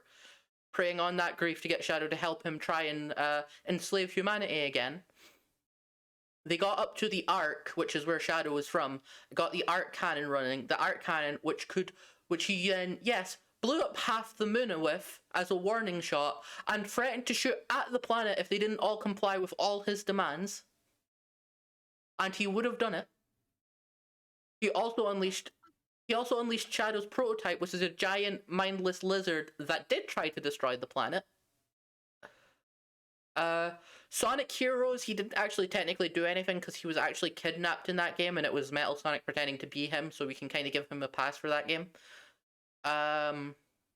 What game came after Sonic Heroes? Shadow the Hedgehog, he was basically just fighting off the Black Doom because he was pissed off that they were trying to enslave the world when he was trying to enslave the world. Sonic 2006, he unleashed basically the god of time and space and caused the apocalypse. Oh yeah, is that what Hunter added? He chained a giant planet to a mountain. Oh no, that's in the classic era. Yeah, no, he chained an entire planet to. When he first created Metal Sonic, he changed an entire planet to the Earth so it wouldn't be able to float away, so that he could steal the time-traveling special gems that were on that planet to enslave the world. There were bad futures where he had won and enslaved the world. Fuck. And Sonic had to, like, go back in time to stop it. I've heard this man take Chaos Blast that shit. I'm not even done yet. Oh my god! This man's atrocious. 2006, he basically, Princess Elise had literally a giant demon inside her that also had another version of Satan, because there's like multiple versions of Satan in Sonic. It's a bit of a weird thing. Also had like the mind of Satan that wanted to merge with it, and they did end up merging because of Eggman, which caused the literal apocalypse in the future for a start, and then later on when they merged together, ended the universe, ended reality itself. Huh? There was only like a brief few pockets of reality still existing, and if Sonic, Shadow, and Silver hadn't teamed up and managed to defeat Solaris, who was like basically one of the most powerful gods ever seen in the series, yeah, no, reality would have ended right then and there. Fuck. And then after that, he still didn't stop, because then he unleashed Dark Gaia and split the planet in half, and then he started an amusement park in space where he enslaved alien animal critters, which were the wisps. And then when he got stuck in space after that, he found a time eater, and then once again fucked around with time, eating all the memories from the past. And then he took over the world in Sonic Forces, and then he didn't do anything in Frontiers. So that's his list of crimes in the games. In the games alone. Oh my gosh. Chaos Blast that shit out of existence. yes.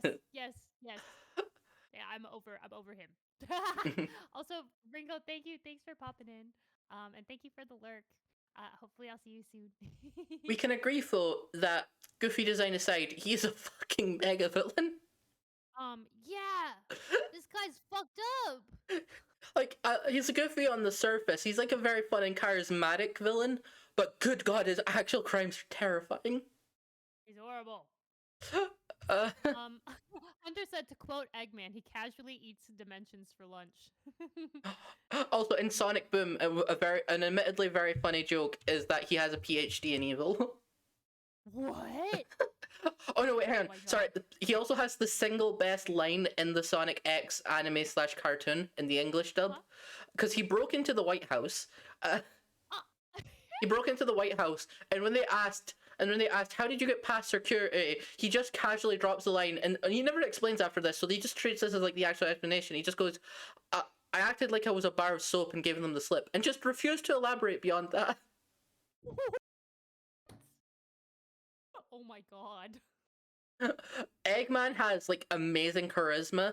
All his points are in charisma and nothing in morals.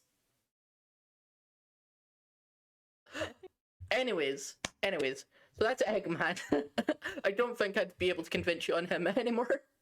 Oh, I don't think so. Cartoon. We have Alina, Sally, Bunny, Nicole. Nicole. Okay, so. Let me look at your screen, see if I can figure out. Okay, Professor Pickle? Yeah. Going to the and remember, you can do the thumb thing, like check which thumb makes an L. That's your left, the other one's your right. It should be 1, 2, 3, 4, 5 on the right for you. 3, 4, 5. Just before the green girl. Yeah. Okay, that is Nicole.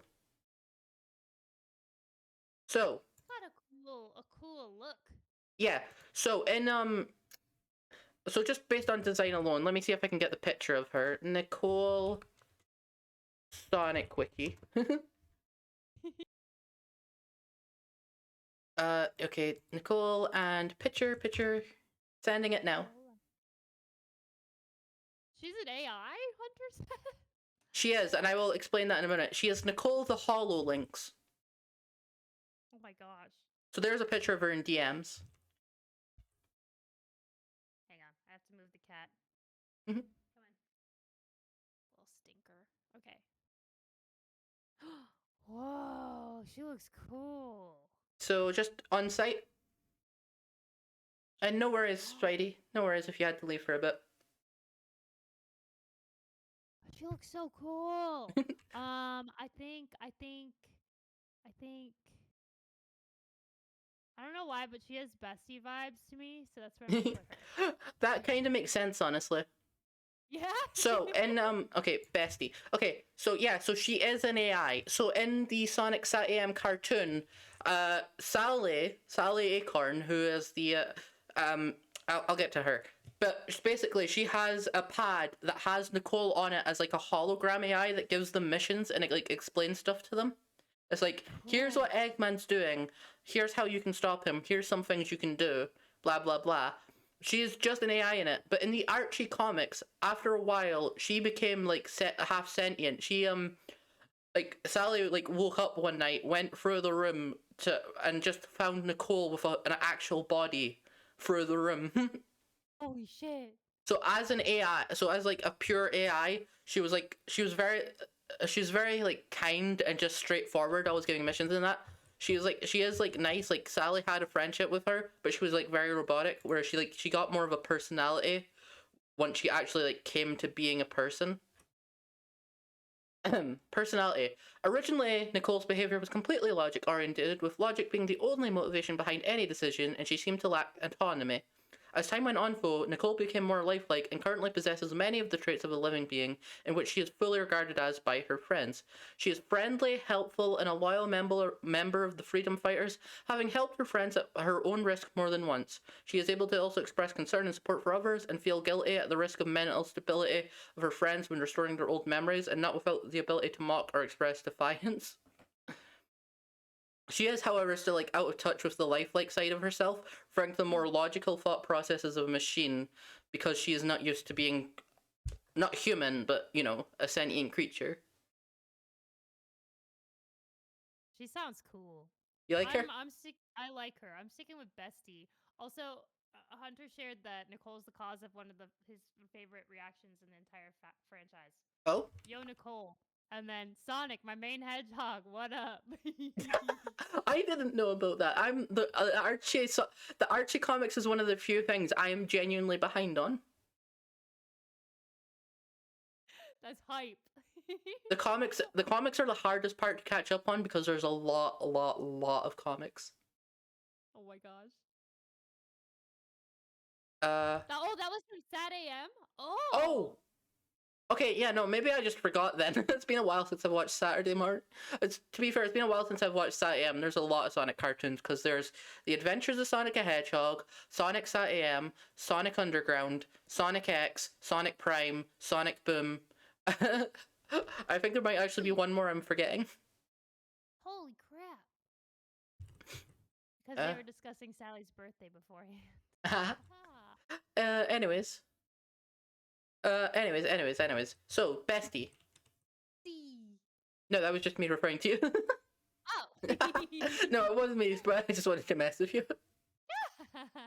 Okay. Oh god, a male next. Oh god. Big the Cat, Shadow the Hedgehog, Omega, Silver, Pickle, Chip. Omega. Awesome. See the giant bulky robot guy?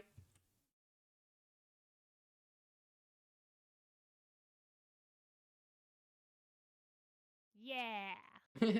Took a moment, did it? Yeah. That- Okay, robot. That is E123 Omega. I am sending a picture in DMs now. I will let you make your decision just based on looks.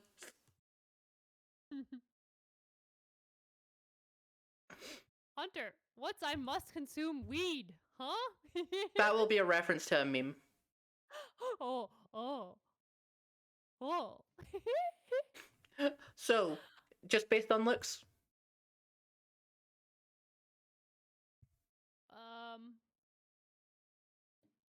Probably not.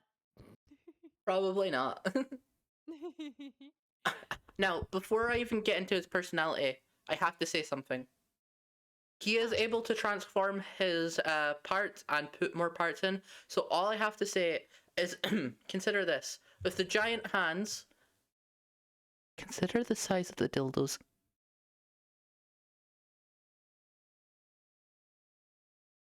I think I broke Mira.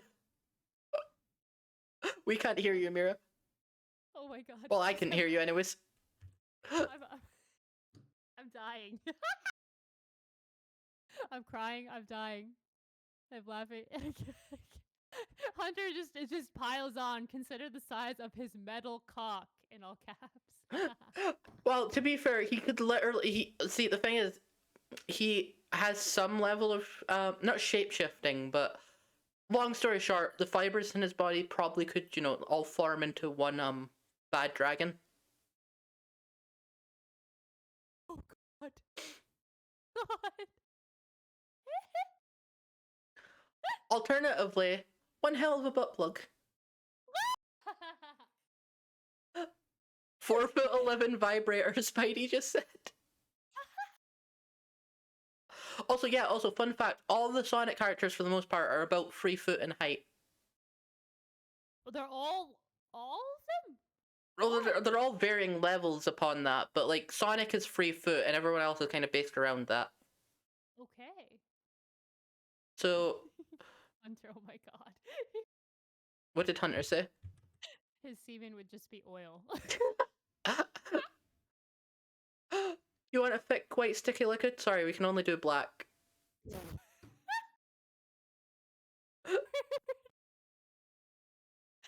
lord. We can't give you mayonnaise on this Subway, but we can give you some soy sauce.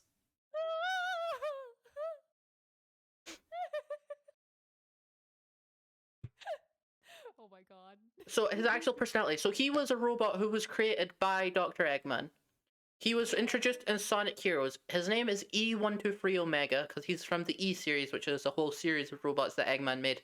And long story short, he got sealed away protecting what may or may not have been a clone of Shadow and not the real Shadow. Because Sonic Heroes, like Sonic Adventure 2 ends with Shadow dying to protect the Earth. Okay. Sonic Heroes opens with Rouge finding Shadow in a pod and rescuing him, and Eggman and E123 Omega was like protecting him, but is also now very pissed off at Eggman because he got shut down and now he despises Eggman and wants to destroy all of Eggman's creations. Oh, And is like turned over to now be a good guy. Hype. And he's entirely sentient. He is just his own person now. Like he still speaks like a robot in that, but as far as it matters, he is still sentient. Eggman made a robot so smart it turned against him. Yeah, so anyways, what was I saying a second? Oh yeah, but they rescue Shadow. And then at the end of Sonic Heroes, they walk into one of Eggman's facilities and their story just casually ends with the reveal of there being thousands and thousands of Shadow clones in pods that Shadow just walks in and sees. And all of a sudden, he had amnesia throughout the entire game and throughout his own game. So at that point, he just walks in. So for him, it's like, how did I survive? And then he just walks in and sees thousands and thousands of clones that Eggman made of him. And suddenly it's like, am I even the real Shadow?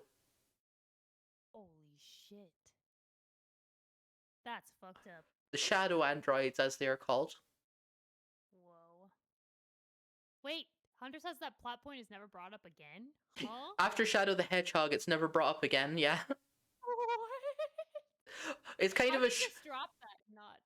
Because I don't think they knew where to go with it afterwards, but also because they were going to reboot the series after Shadow the Hedgehog, but and then they didn't. Sonic 2006 was meant to be a bit of a reboot, but then it also ended up not being a reboot. Anyways, so yes, so he hates Eggman and he wants to destroy all his creations. He's still like logically minded, but he has his own personality. He is able to sass other people. He is a sass. He is actually kind of sassy, but he is full of rage. Type. All right. He's moving. Oh, Depending on my mood. saw that coming.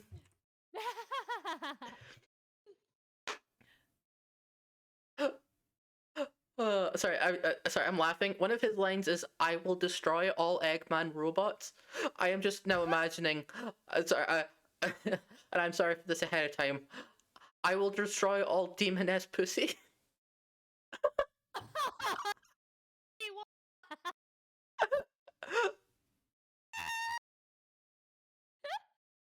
Just imagine hearing that when you're getting ready in bed. Oh my god. Frightening. I admire the determination, but frightening. I mean, to be fair, if you said you'd smash Supersonic, and you might die from that, so. It's true.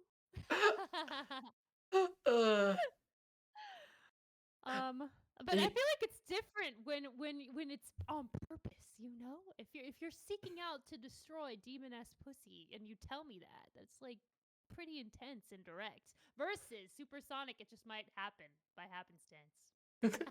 Okay, what would you prefer then? Hi, Blake. Hiya. That's a good question. I don't know. All I'm thinking is Werehog Sonic would scratch you up a lot. By accident. I could hear you getting turned on by that. Oh my gosh. Oh god. Wait, Hunter shared a quote. "We are not friends. You are in the way of my massacre." Yeah, that's an Omega God. quote from the IDW comics, I'm pretty sure. Wild. And okay, so I think yeah, okay, depending on your mood, that is fine by me. Game canon, comic canon, villain, male. Okay, so we're back to game canon. So, Amy, Big, Shadow, Rouge, Blaze, Silver. Lola, please. Hey. No, Lola isn't a Sonic character, I'm afraid. Lola, you need to sit. But Also, Rouge? oh well, yeah, definitely we'll get to Rouge. Now my outfit is finally relevant. But also, Spidey just said something that is absolutely true. Werehog Sonic is the most huggable Sonic ever. He's so fluffy. Yes, so fluffy. That's why he's in the marry me tier. Okay, so Mira's definitely a furry, confirmed. Yeah, well, he's cuddly. That all like furries are cuddle. theoretically cuddly. Ow, Lola, stop. Okay, hang on. Rouge the Bat. Let me get a picture of her properly. I have to be careful of Google and stream at the same time because she has, like, I'm pretty sure she single-handedly has the most porn of any character in the series. Oh my god. Boobs the Bat. She had insane jiggle physics in her debut game. Really? Oh my god. When she walked, it was literally, like, okay, so first of all, I'm pretty sure she has D cups. Damn. Like from like the way she's modeled in her first game, she's got like D cups. Now I want you to imagine them bouncing down a D cup and then up a D cup. That was the amount of jiggle physics every time she walked. Oh my god. Like full thing down, full thing up. That's insane. That is insane. E cups. Whoa. I don't know. I'd say D cups. I think Hunter is slightly slightly both under and overestimating the size of a cup. Double D's, definitely double D's. Actually, now that I think on it. Don't ask why I'm so confident in that.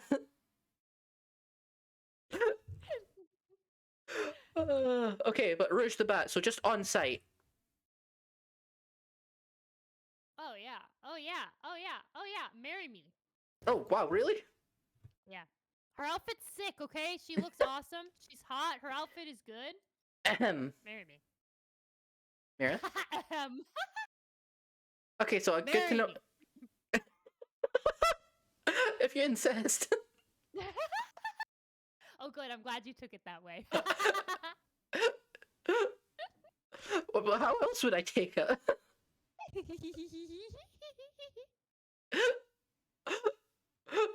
How else? No, wait, no, I'm genuinely curious. How else should you expect me to take that?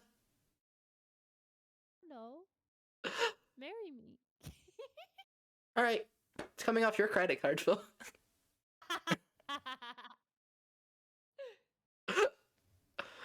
Okay, so Rouge the Bat is a treasure hunter, thief, and government agent. Even better. She appeared in Sonic Adventure 2, and she was actually spying on Eggman and Shadow, but she also later became Shadow's best friend, basically. And long story short, she is like a master thief, and she's a thief first and a government agent second. She's a bit of a backstabber at times, but Okay. her most infamous thing is Knuckles hates her so much because she is always trying to steal the Master Emerald despite knowing the consequences of doing so. Because she is that obsessed with getting her hands on jewels. Oh my god. Uh, and yeah, I just saw that in my own chat. If that's what you're reacting to. Oh no. Her hero's outfit is awesome. No, Hunter sent me her hero's outfit. Oh yeah, no, Holy her shit. hero's outfit is amazing. Holy shit. I want this outfit. Okay, now I'm just imagining the two of us cosplaying as two versions of Rouge together. That would be sick. Thank you for sharing it with me, Hunter. This Yes, but freaking okay, fire outfit. so Knuckles, and to be fair, that does kind of put her morals in question because Rouge, what are you thinking trying to steal that thing all the time? Yeah. But she does it. She sometimes also, when the world is in stake, gives them some shit about actually getting the Chaos Emeralds off her. But at the same time, when it comes to like the actual world ending thing, she will usually also be on the team helping stop stop whatever the massive threat is in the long run. But she also works with the government, which, you know, depending on how you feel about that, Yeah. that could be both a major, that could be a positive for the latex suits, but a negative for everything else. Oh, and in Sonic X, she has a lesbian human girlfriend, basically. That's fucking awesome. Like, it's definitely, like, it's not like she ever dates her, but, like, basically the entire fandom agreed, oh yeah, no, Topaz is totally her girlfriend. Like, literally her first line, like, because Topaz, who's a government agent, tries to arrest her, and literally her first line in the Japanese version of the show to Topaz is, oh, are you into S&M? Oh my god. As in, awesome. as in BDSM. Yeah. Which, keep in mind, this is still a kid show. Oh, shit. Then again, to be fair, Sonic actually swears a lot in the Japanese version, just casually. Oh my god. Okay, I have to say, after hearing about all of her shenanigans, I'm just gonna say smash. Just because you're not sure you trust her. Exactly. That's fair. That's where I would put her to. Also, she has a slutty Halloween outfit, Hunter. That's hype. Okay. Oh, wait, hang on. What's Hunter talking about? Because I need to see that. Oh my gosh! this is Hunter, awesome. send that to me too, Canon? please. It's canon? I mean, Rouge is literally the Rouge is both the writers and the artist fetish character. So I'm waiting on Hunter to send it to me too. It was a DLC outfit from Heroes. That's awesome. There we go. You got it? Oh yeah, that one. I wore that once. I may have about Oh, got you. 3 years ago, Halloween. I wore that. That's awesome. I sadly have no pictures of it. Damn it. Do you still have it? Unfortunately, no, it got ripped up. Oh, that's a little sus. Ripped No, up. not like that. I wish. No, it got ripped up by a dog. Not like that. Got ripped up by when we got Bootsy. She found it and ripped it up. Oh my gosh. Which, to be honest, now I wasn't even that sad. I was mostly just like, oh, thank God she only took out the outfit. That's a lot less confusing to explain. Cause the same drawer she took it out. Out, fuck, no, fuck, out, Raider, please, the tits aren't even on. Why is everyone hitting me today? This is just a sensory overload. We don't even have the tits turned on for the emotes or the bits to hit me. So there's not even a visual for this. It's just a massive audio overload. Oh no, oh no. I'm gonna turn the tits off just because people keep abusing it today. As I was saying, I'm very lucky. I'm very lucky because the drawer that it was taken out of, that's a much better thing, because the other things that could have been taken out were a thong, Oh. two different bits of lingerie I had, or my fucking tail butt plug. Okay, yeah, that is the best thing to have. I been would have had taken, I so agree. much to explain, because she ripped it up right in front of my mom. So consider if she had taken any other thing out. If she had taken Lord. anything else out and ripped it to shreds. Oh my god. Oh my god. Do you know the weirdest Also- thing? That Oh. plug, I don't know where it went. Oh shit. Disappearing butt plug. That's a mystery. That would be a mystery book That's I not would read. that's not a mystery. I normally know where it disappears to. I know exactly where it disappears to normally.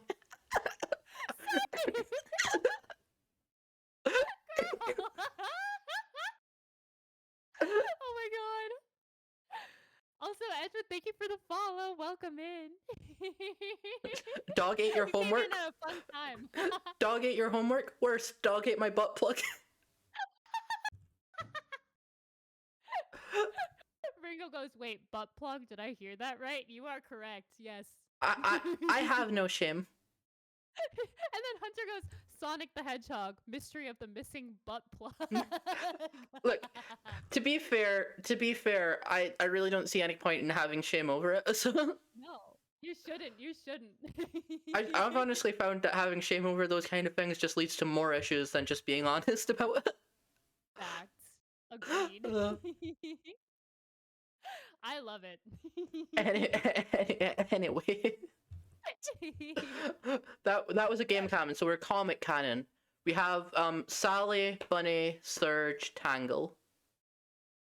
Surge. Also, hi, Raider. Thanks for See the one follow. bright green character? The bright green one? Okay. That is Surge. Surge the Tenric. Tanric. Is that an animal? I've never heard of that animal before. It is. It's a fake hedgehog. Oh! Hang on. Surge the Tenric. Let me just send you a picture of her in DMs. Let me see if I can get a good picture of her.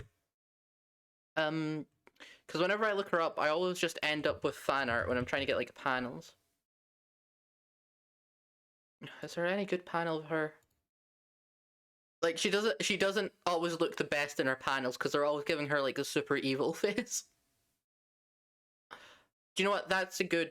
That's close to her actual design, and even though it's fan art, close to her. There we go. There's what she looks like.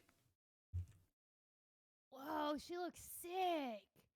She's a badass. Look at her earrings. Yeah. So do you remember I mentioned in the IDW comics there is the constant thing being brought up of Sonic not killing Eggman arguably ruined some people's lives? Yeah. Hi, Surge. So, basically, so here's where the argument for that comes in.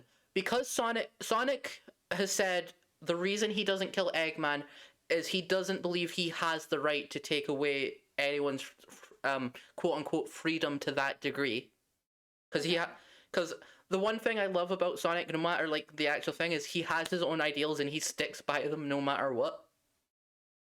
He is very principled in that matter. He's like, that is the ultimate act of taking away someone else's freedom, and and that is the thing he is against more than anything, because he is literally a representation of freedom. so, so that's why he will never kill another person. He'll stop them, but he will never kill them, unless he has like literally no choice. See, King Arthur. Because yes, he did like outright just try to kill King Arthur. Yeah. But so, but yeah, that's what he says, and the follow-on result of him not killing Robotnik at one point leads to a fanatic of Dr. Eggman called Dr. Starline kidnapping two people to turn them into the anti-Sonic and anti-Tails. Kidnaps a Tenric, and I can't remember what Kit is. Kit, I think he might just be a Kitsune, I'm not sure. Or Water Fox, I'm not sure. But I'm not focusing on Kit, I'm focusing on Surge, because she's the anti-Sonic. Because what they did is, they started brainwashing her. He literally brainwashed her until she couldn't remember anything about her past life, and taught her only purpose in life was to hate Sonic. That's fucked up. And eventually she found out about this, and she went ballistic about it. Naturally, he gave her electric powers. She made her as fast as Sonic himself. She can't beat him in a straight fight. She's not as strong as him, but she can keep up with him. She's got her own fucking electric powers. She's a full on badass, but also like a tsundere and a kind of toxic one. Like she's like, so basically, you know how like you have like the kind rocker girl and the asshole rocker girl stereotypes. Yeah. She falls into the asshole rocker girl stereotype. Because, you know, she is a villain. Like, Kit is her one friend, and she does, like, abuse him randomly sometimes if she's pissed off. But, at the same time, she has some genuine reasons to be pissed off, to be fair. But she still despises Sonic, because she considers it his fault that she got, hypnotized on top of Starline doing it.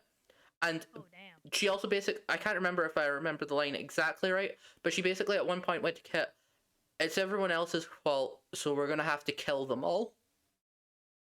Along those lines, basically. Holy shit. Oh, and in the most recent issues, she has been messing with Sonic, like, with mental warfare by befriending Amy, so basically trying to steal his girlfriend in front of him. Which may be a reference to the fact that Surge Amy became a massively popular fandom ship. Oh my gosh, wow. Damn. But, that aside, what else about Surge? Yeah, so she's like an anti-Sonic. She's got like all the same traits as him, like that rebellious nature, that not liking being told what to do. But she's got all of it turned up to like 11 until it goes negative. Damn. And also, she is based on a glitch from the original game. Both of them are, where like it was like a glitch where the colors would get all messed up and Sonic would go green in that, and she's based on that design. Oh, sick. That's cool. And I'm going to ask you to do your choice for the Smash or Pass now, because the next thing I'm going to reveal is just a headcanon and not true, so I don't want it affecting your decision. Okay, I think, probably not. Probably not. Absolutely fair. Now, I just want to share this headcanon, not because it's going to change your mind, but just because it's depressing. Oh no. There is a headcanon some people have that, because we don't know anything about Surge's past, I've seen a really cute fan art where she's got like her quills down, she's like this really cute timid girl who was a massive fangirl of Sonic himself. That's what Hunter was saying in in chat too. How fucked up would that be if that was the case? It makes me so sad. I want to hug her, but also she would kill you if you tried to hug her. Facts. Oh. Next up. Hunter goes, I'd let Surge dom me. That's fair. That's a fair take. It's gonna feel like electric in here soon.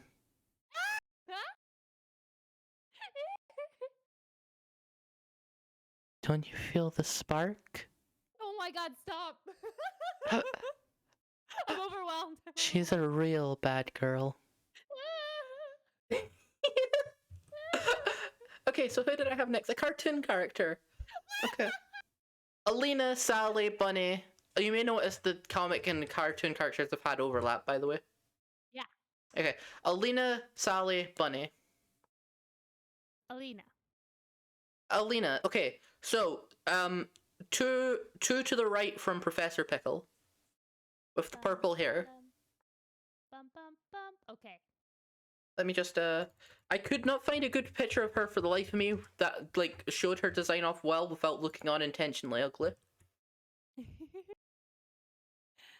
Because she doesn't look bad in her show, but like none of the stills of her look good at all.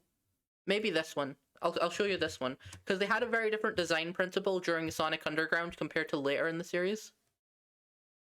So that's what she looked like in Sonic Underground. So that's her canon design, right? She's so pretty. Yeah. So you can see it's a bit different from like the designs they have nowadays. Mm. So I'm just going to quickly show you what... This is just a fan interpretation, but it's a one that I've seen around a lot. So here's a fan interpretation of what she might look like as a modern version of herself. So that's not what she definitely would look like, but just to help with your decision just based on looks. Yeah. Okay. Also, I think Blake is shouting about no, it should have been me because I was doing the Dommy voice for you again.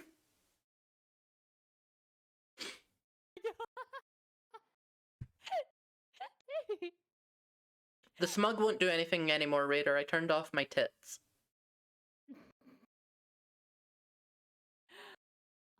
Only Mary can play with my tits from now on. Oh my god. Oh my god. This perfect line to use. I'd smash Sonic's mom. Milfucker. Hang on, I have to let Lola out because she's yelling at me. Give me one Alright, second. alright.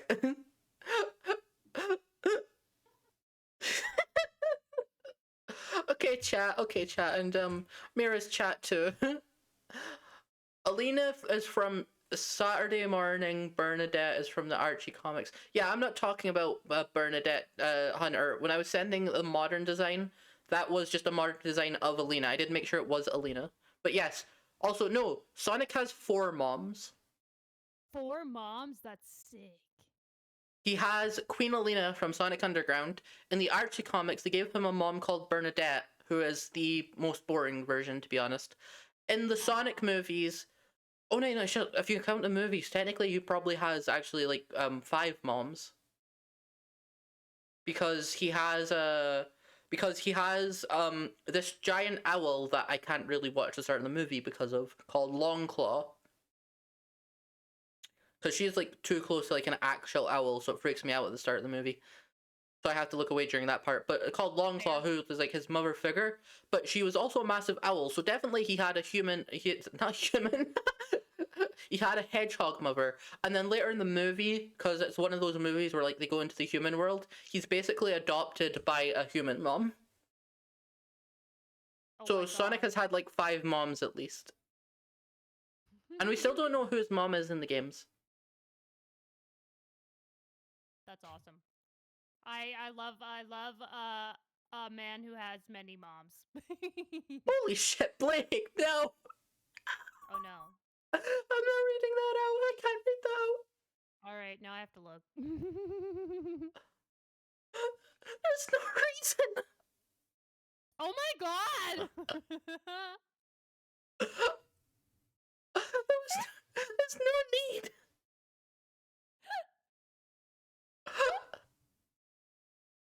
A man who has many moms? Yes, that means that he's got a lot of cool women in his life. He also has a lot of kids who look up to him, and he's surprisingly responsible with them.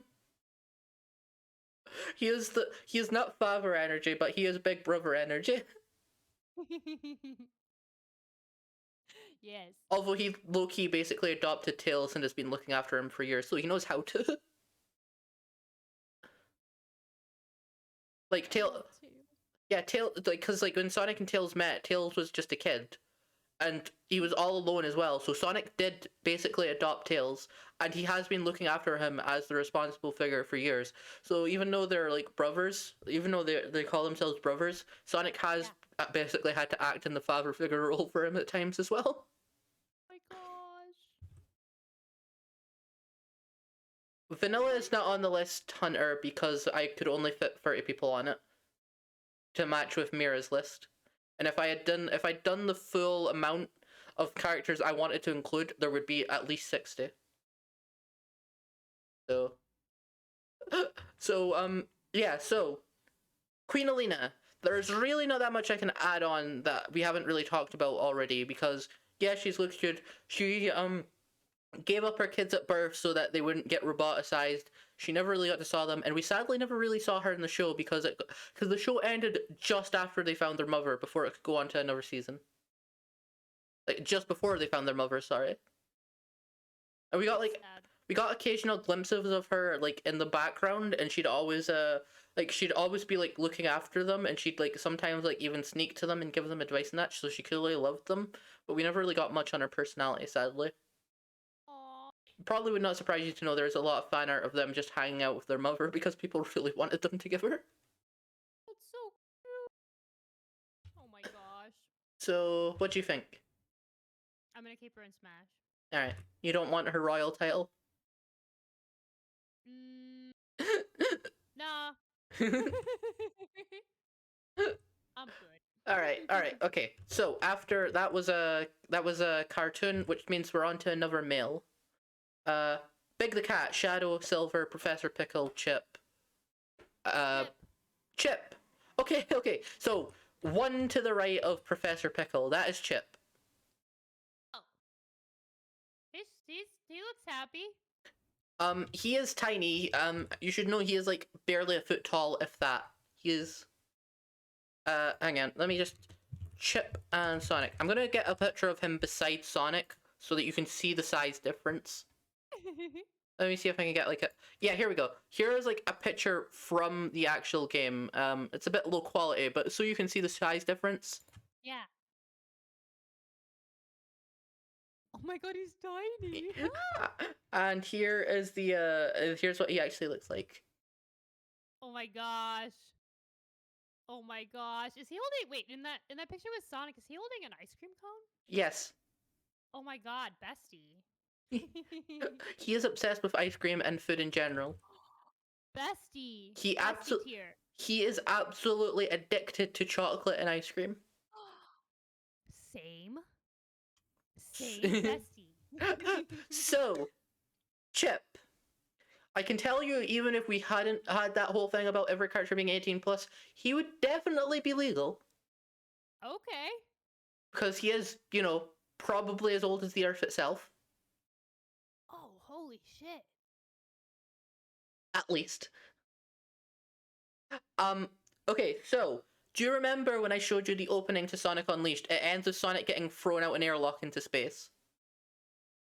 Because of his new werehog powers, he manages to survive that. He crashes into the Earth's atmosphere, and he crashes into what is basically Greece in the Sonic universe called Apotos. He crashes down, and it's never been truly explained if he has amnesia from being awoken early, or if it is what Sonic thinks happened, because when Sonic crash lands, he gets up, looks around, and sees this tiny little creature beside him, who's just on the ground, who looks like he's been absolutely bodied. Walks up, picks him up, shakes him around. He finally wakes up. He's initially scared of Sonic, because he's like, oh my god, you're a monster.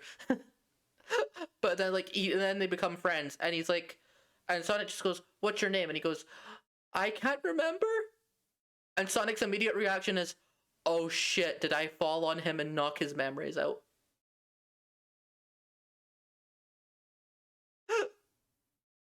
And so cute. It's never confirmed for sure if Sonic did actually give him amnesia by falling on him, by the way. Poor little buddy. But I will hope. Yeah, for his but sake he didn't land on. But but after that, Sonic is like, okay, well, you come with me, because I think partially because he feels guilty, but also because he's not just gonna leave him out in the middle of a field, Yeah. and he's gonna help him find his memory, obviously, like even if he didn't think he was responsible. And so they go do the first couple levels, and they show up to the city, and he's like, oh, so you don't remember anything at all? Nope. And this is what you normally look like? Yep. And then Chip sees ice cream, and every other thought he has is immediately gone, because now all he can focus on is the ice cream. He's literally ignoring Sonic posing and showing off how cool he looks normally to focus on the ice cream. Uh, Bestie. so so Sonic gets him the ice cream, and because it's the very first food he ever sees Chip eat, he goes, "Okay, I'm gonna call you Chip from now on," because they put a chip in the top of the sundae. So how adorable is that for a nickname? That is so cute. Oh my gosh. And then they spend the entire rest of the game together being besties. Oh, my little heart. They travel to every, because like the entire game is like centered around visiting multiple countries. Some people think Chip is annoying. I personally think he's adorable. Some people get annoyed because he has a high pitched voice. Ah. I don't think that would be that annoying. I think he's really cute. But so you go on and yeah, so the whole point of the game is you're going around multiple countries. You're trying to like restore the planet because it was all blown apart. And all that time, Chip spends pretty much his whole time when he's not like hanging out with Sonic or like being a little slapstick character. For example, the time his ghost just leaves his body casually, or the time he threatens to fight. The time he is like throwing fists at Eggman's statue while Sonic is distracted. Or the time he got kidnapped by a ghost, which is a whole mini movie. Whoa. Or the time they got into a battle over chopsticks. Basically, there's a whole bunch of times they are every country they go to, they have two goals. Their goal is to restore the planet, and then Chip's goal is to eat all the food they can get there. So cute. I would be Chip. And you can use your rings in the game and then give all the food to Chip just to hear what he has to say about all the food, to see which foods he likes, which foods he doesn't. And it builds up your friendship with him. It doesn't do anything, it's just an excuse to see what he thinks of all the foods in that. So cute. And then you find out about near the start of Act 3, he suddenly gets pulled into one of the temples and finds out, oh, he's not just a cute little fairy thing. He is literally like Gaia, the opposite of Dark Gaia. Oh my gosh. He is literally meant to be basically an equivalent of another god who is meant to fight Dark Gaia in a battle to decide whether the Earth gets destroyed or not every couple thousand of years. Shit. But because they both got woke up early, Chip got amnesia and Dark Gaia wasn't at full strength. So Sonic and Chip get to fight together this time to take out Dark Gaia. And then in one of the most bittersweet endings in the entire series, after Chip and Sonic defeat Dark Gaia and Sonic falls out of Super Sonic into Chip's hands because he's in a giant mecha made out of giant stone temples. It's a whole thing. As he falls into Chip's hands, he raises Sonic back up to Apotos in the location where they very first met. Sonic wakes up, looks around, and there's no Chip anymore. There's just his necklace thing that he puts on his wrist as a bracelet. Because it turns out Chip has gone back to sleep, so he's never going to see him again. But the last thing he hears in his head is, I'll always be with you, while he's got the bracelet. So cute. And then, So sad. just to double gut punch you, the game then decides to do to play the credit song that is titled "Dear My Friend." And yes, it's basically entirely from Chip's perspective of the whole game, which is a song. It's an emotional piano song because, you know, it wasn't enough of a hit the first time. That's so heartbreaking and cute and sad and cute and sad. So he's definitely a hug at least. But yeah. So what do you think? He's bestie. Hug bestie vibes for sure. We'll eat everything in the world together. Do you want to guess where you go for me? By the way. Marry me. Not a furry, but Smash. All I'm saying is, so many years, he must know something. Or if you do, you want the more cursed way I could? Do you want the more cursed idea that went through my head? What? Pocket pussy. Oh my god. That is cursed. But hilarious, right? Yes. Oh my god. So Hunter said, light guy is dark guy's foil. Every time the planet gets destroyed, Chip has to fix it. And in Chip's own words, they've been doing that dance since the planet began, which is like wild to me. I cannot believe how old Chip is. Yep. He looks so cute. Okay, that was a male, so we're back to game canon. So. Amy, Big, Shadow, Blaze, Silver. People are actually requesting Big if you want to do Big. I was thinking Big would be fun. Okay, Big the cat. Big the cat. Froggy. That's his voice, by the way, if you're curious. But yes, I'm going to send you a picture of him, and I'm going to note something cursed about his design immediately if you don't notice it first. Okay. Okay, there he is in DMs. Cursed. He has 5 fingers. So, no, yes. He's got sandals. I don't know. That's his bare feet. He has no toes. Oh my god. Wait, he's not wearing socks? Nope. Sir, where are your toes? It's such a weird thing. Also, yes, I do love the fact that all the Sonic girls are covered up, but all the guys just run around half naked. Yeah, oh my god. But the reason I bring that up on Big specifically is the fact he's got the belt there. Belt, Like he's not wearing pants or a shirt. What is that belt for?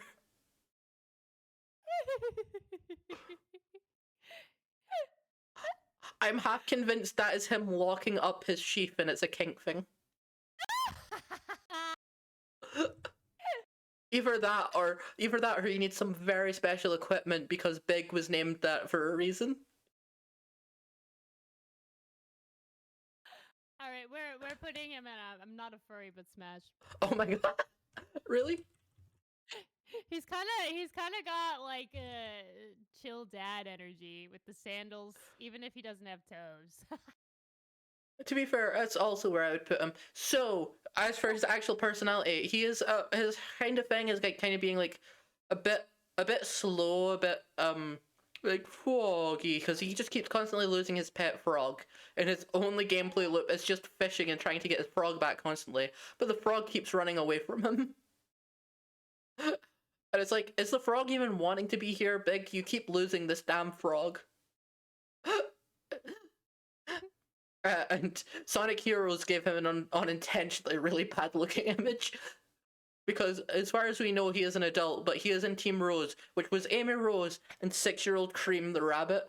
And at the time, people would have assumed Amy would have been about 12, so it was just this 12-year-old girl, this 6-year-old girl, and then just Big beside them. You can imagine the kind of things people said about that. Yeah. It's like, you didn't think that combination through. No. So we will assume dad energy for that one because the alternative is a lot worse. Agreed. Big is Daddy Ringo. Blake just said his head canon is Big is absolutely hung because there's no blood going to his head.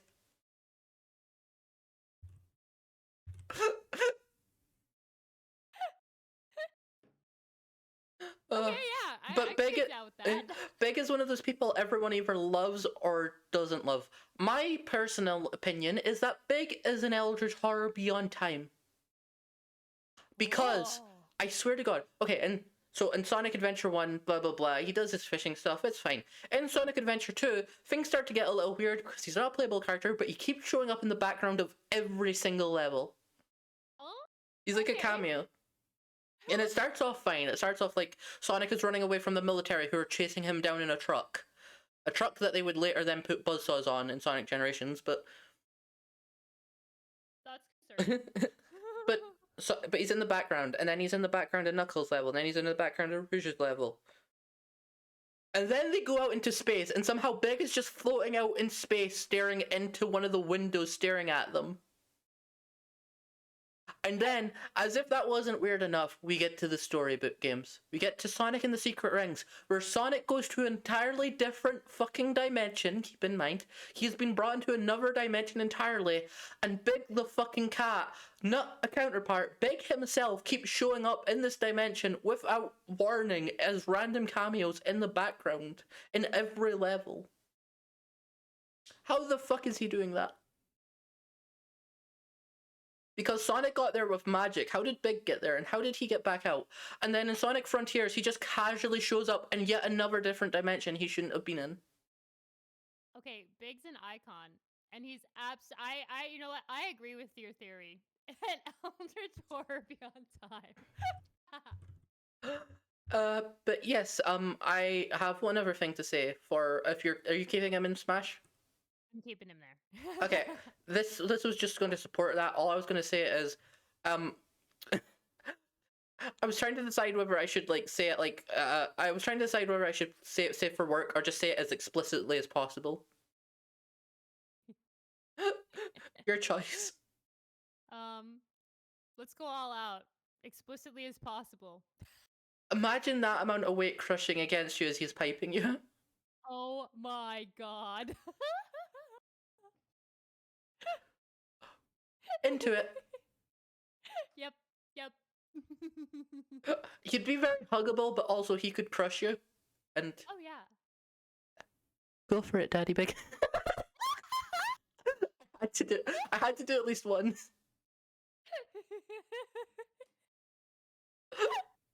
Oh my god, amazing. Honestly, I was half expecting to see someone say, "My chat Big the cat gets all the hose" or something. He does have, he does have big pimp vibes. Anyways, I'm just imagining him in a pimp coat now. anyways. That was a game canon, right? Yes. Comic canon. Sally, Bunny, Tangle. Okay, let's do Sally. Okay, beside one to the right of Professor Pickle. With the boots? With the big blue boots and the red hair. Oh. She is absolutely beloved in the Sonic fandom for the most part. She looks awesome. She is from Sonic SAT-AM cartoon and later the Archie comics. We are not going to get into her Archie comics arcs because, good god, they sexualized her very hard at some points. Oh. SAT-AM Sally, yeah. But also, she looks very different in her very first appearance in the SAT-AM cartoon. Because, like, hang on, let me see if I can get, like, her first appearance. Okay, I can't get her first appearance, so let's just go with her modern appearance then. Because, yeah, she is the one Sonic girl who just does not wear clothes either. So I sent in DMs. She's not wearing any clothes. She wears her little blue denim jacket without sleeves, and she wears her big boots. That's it. All right. So what I enjoy about that is it basically means that since every other Sonic girl walks around wearing clothes, it means that Sally is totally just walking around half nude. And you know what? God. That's half a mid. That is, it is. Half nude because she's half a mid. She's also one of Sonic's many girlfriends? Oh yeah, Damn. she was okay, so Amy was not originally a girlfriend, she was just like a fangirl who had a crush. But she's become like shipped with him so many times that it's become like it's kind of the expected endgame ship now, Sonic and Amy. Gotcha. But before that, we had Sonic and Sally in the SAT-AM cartoon where she was like, basically more or less his girlfriend. Because they had the whole will they won't way that kept going more towards they will. But it also involved Sonic having to beat off, not beat off, I mean, yeah, no. It involved Sonic having to beat off a French, I'm trying to think how to say this nicely. The gayest French fox I have ever seen.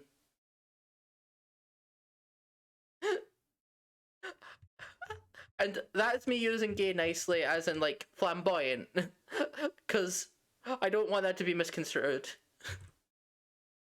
but I don't know how else to explain. This one character is so flamboyant to an insane degree. I'm convinced he is not straight. I shouldn't make assumptions. I shouldn't make assumptions, but he is not straight coded even slightly.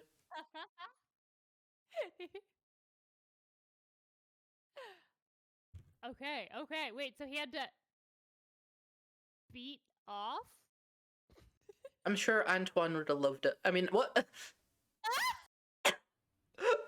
No, but yeah, so he was basically so flamboyant and constantly trying to get into Sally's pants, and was also a coward. Oh, okay. It's a whole thing. But anyways, so Sally herself was the leader of the freedom fighters in the SATM cartoon. She is Princess Sally Acorn. So as once again the city was taken over, her father was roboticized just as Sonic's own uncle was roboticized. Sonic is like the main fighter in the freedom fighters, but she is the main strategist of the freedom fighters. She's very clever. She's very smart. She knows how to get shit done. She's a much more straightforward and logical person. She is constantly like face palming at Sonic and being like, "Oh, you reckless motherfucker." But she is also very thankful for him. But she is basically the other main character of that show, and she does not take anyone's shit. Oh, hell yeah. And the main thing I remember about her when it comes to the fandom is the very cursed Special Kiss short. Special kiss? So in the show, for some reason, in the actual show, for some reason, they made the mistake of having, I can't remember if it was Bunny or if it was Sally, but because Tails is definitely a little kid in the SATM cartoon, he's like an 8-year-old kid in the SATM cartoon, they have like Sally and Bunny as his aunts, well, Sonic's his brother. They're like, and they like had this thing that was just, I think it was just meant to be a cute thing where they called it the funny kiss.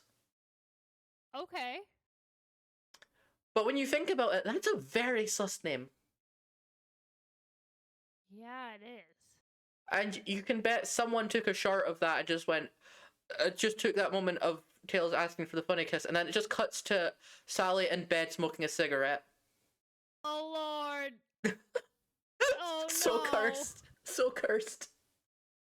Oh, no. That's very cursed. So I don't know what they were thinking by having that line in the game. In the cartoon. Oh my god. Okay. That aside, which isn't a canon thing, that was just a fandom thing. But yeah, she's very capable, she's very smart, she's beloved by the fandom in general. She never really shows up in the games, and she can no longer show up in the comics due to legal issues. Legal issues? Ken Pender, so way too much to get into. Oh, okay. I was just gonna put her in Smash, but hearing more of the canon things about her personality, I feel like, marry me. I love me a woman who doesn't take shit. Alright, fair enough. Comic canon, villain. Which villains have we got left? We've got Black Doom and Eraser Jin. Black Doom? Shadow the Hedgehog's villain. Ah!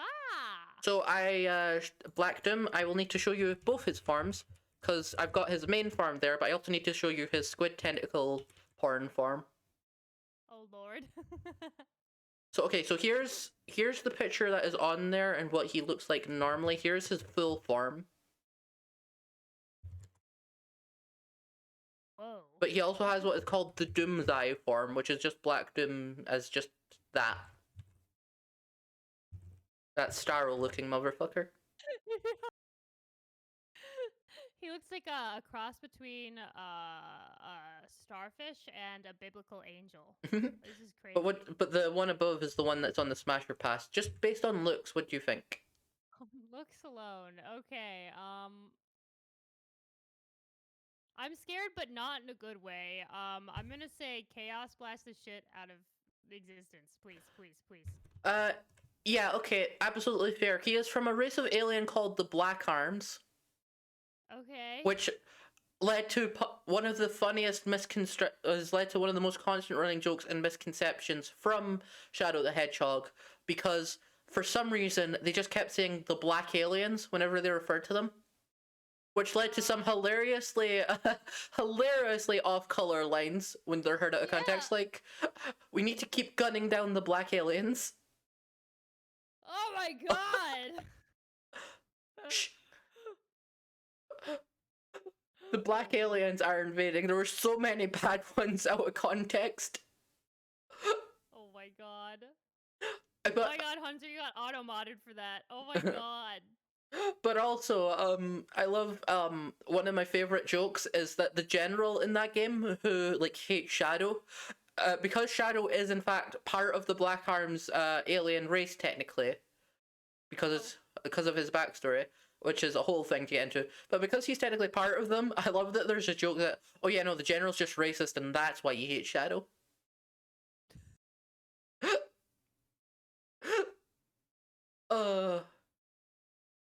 But no, the actual reason he hates Shadow is because Maria was his cousin, so it was his cousin that was gunned down and he blamed Shadow for it. That's a whole other thing, though. Holy shit.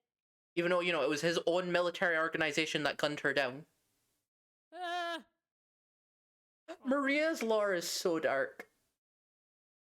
Yeah. Anyways, as for Black Doom's list of crimes, so many things, so many terrorist attacks. He wants to blow up the planet. He wants to invade the planet. He sent a giant bull to take over the world. God, there's too much to go into. But he keeps asking Shadow to commit terrorist attacks, and when Shadow won't go along with what he wants, he forces him into the past to relive his most traumatic memories. I'm keeping him down there. Absolutely This man fair. needs to be gone. Absolutely fair. Okay. And, okay, so we're on to... That was a villain, so we're on to cartoons, so... Bunny... Wait. Oh, fucked. Blake, he has a voice like Dr. Claw. Oh, yeah, no, he does. Do you know who else kind of has a voice like Dr. Claw? Who? Sat AM Robotnik. The one that I said was super scary. That's kind of what his voice was like. Oh my god. But yeah, okay, so cartoon. So I kept forgetting to mention one girl for the cartoon. So Bunny or Sticks? Let's do Buddy. Bunny Rabbit. Okay, so just based on looks, she is the cyborg bunny. Yeah, she's so cute. Also, wow, this is taking a lot longer than the Baldur's Gate one. I think it's just because there was more lore to dump for this one. Oh no, definitely. It's a There's good lot thing. less lore. It's a good thing we split it into parts. Absolutely. But Oh, thanks, Ringo. sent in DMs. Oh, you did? Okay, okay. Wait, she's a Southern gal hunter? Does she have an Oh yeah, accent? yeah, she has a Southern accent, Oh, hell yeah. Okay, and no, she I calls love her. people sugar cube. Marry me right now. She is a cyborg bunny with a traumatic past because she was half roboticized until she was rescued. But she's a Southern accent, MILF and energy who calls people she likes sugar cube, and she has super strength. Oh my god. Sugar hog. That's so cute. That's what she calls Sonic. Yeah. That's so cute. All I gotta say, the heavy metal has to be off during sex. Oh, and she absolutely calls people sweetie. Oh, I love her. Wait, so you like people calling you sugar cube, by the way, then? Yeah, why not? I like terms of endearment. I'll keep that in mind for future sugar cube. I'm surprised you didn't see that coming. Oh my god. Well, I saw you lean forward and I started to brace myself. That's the giveaway. Nope, nothing this time. Now Wait, Antoine married her in the Archie comics? I'm just gonna start leaning in randomly just to mess with you so that you don't know for sure when it'll come. No. It's way too much fun to play with you. Stop it!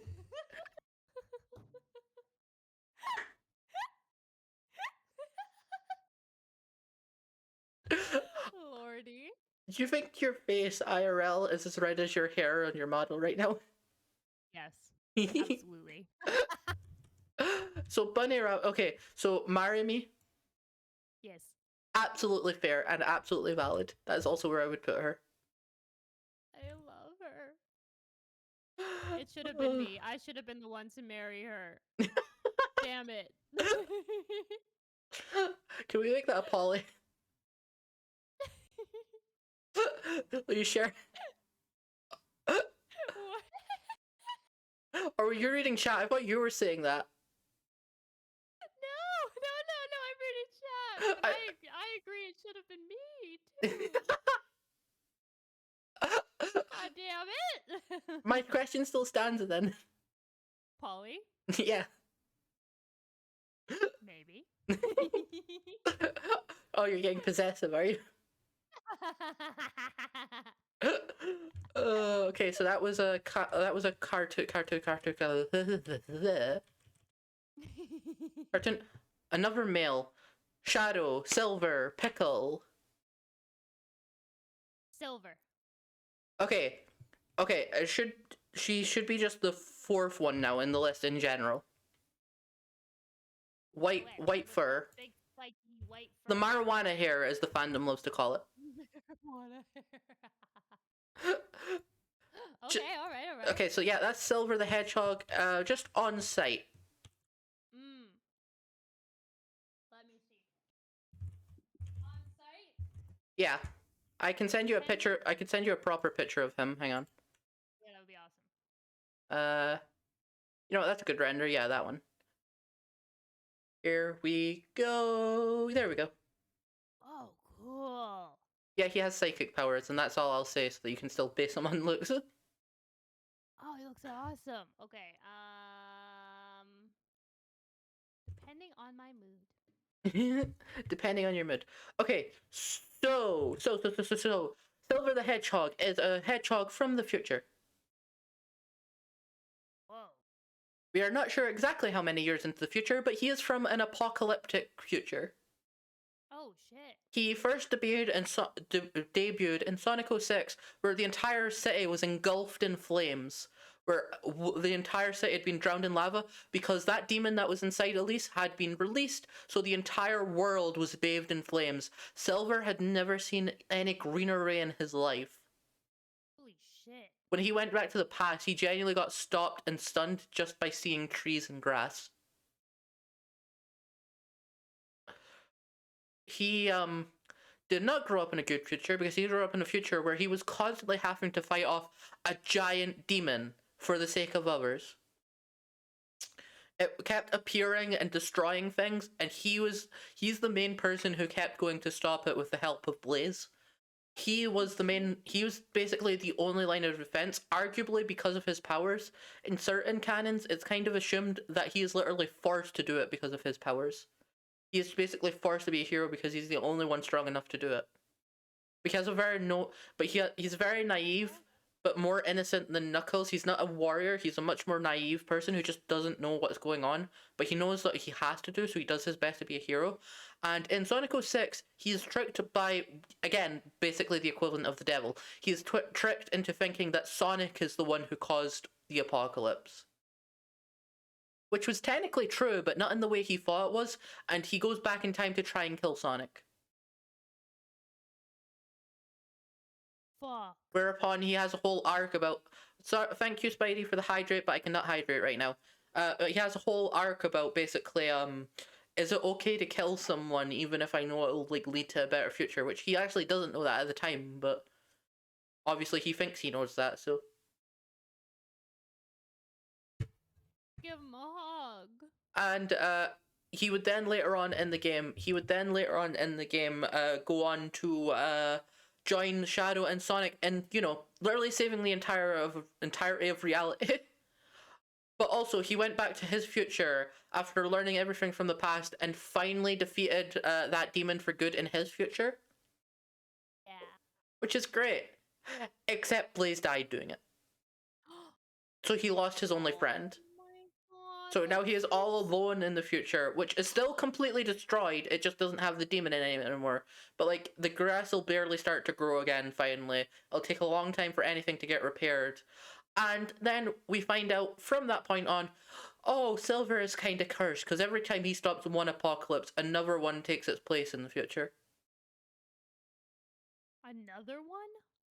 For example, when he stopped the '06 one, another one took place. We've had a few in IDW's run.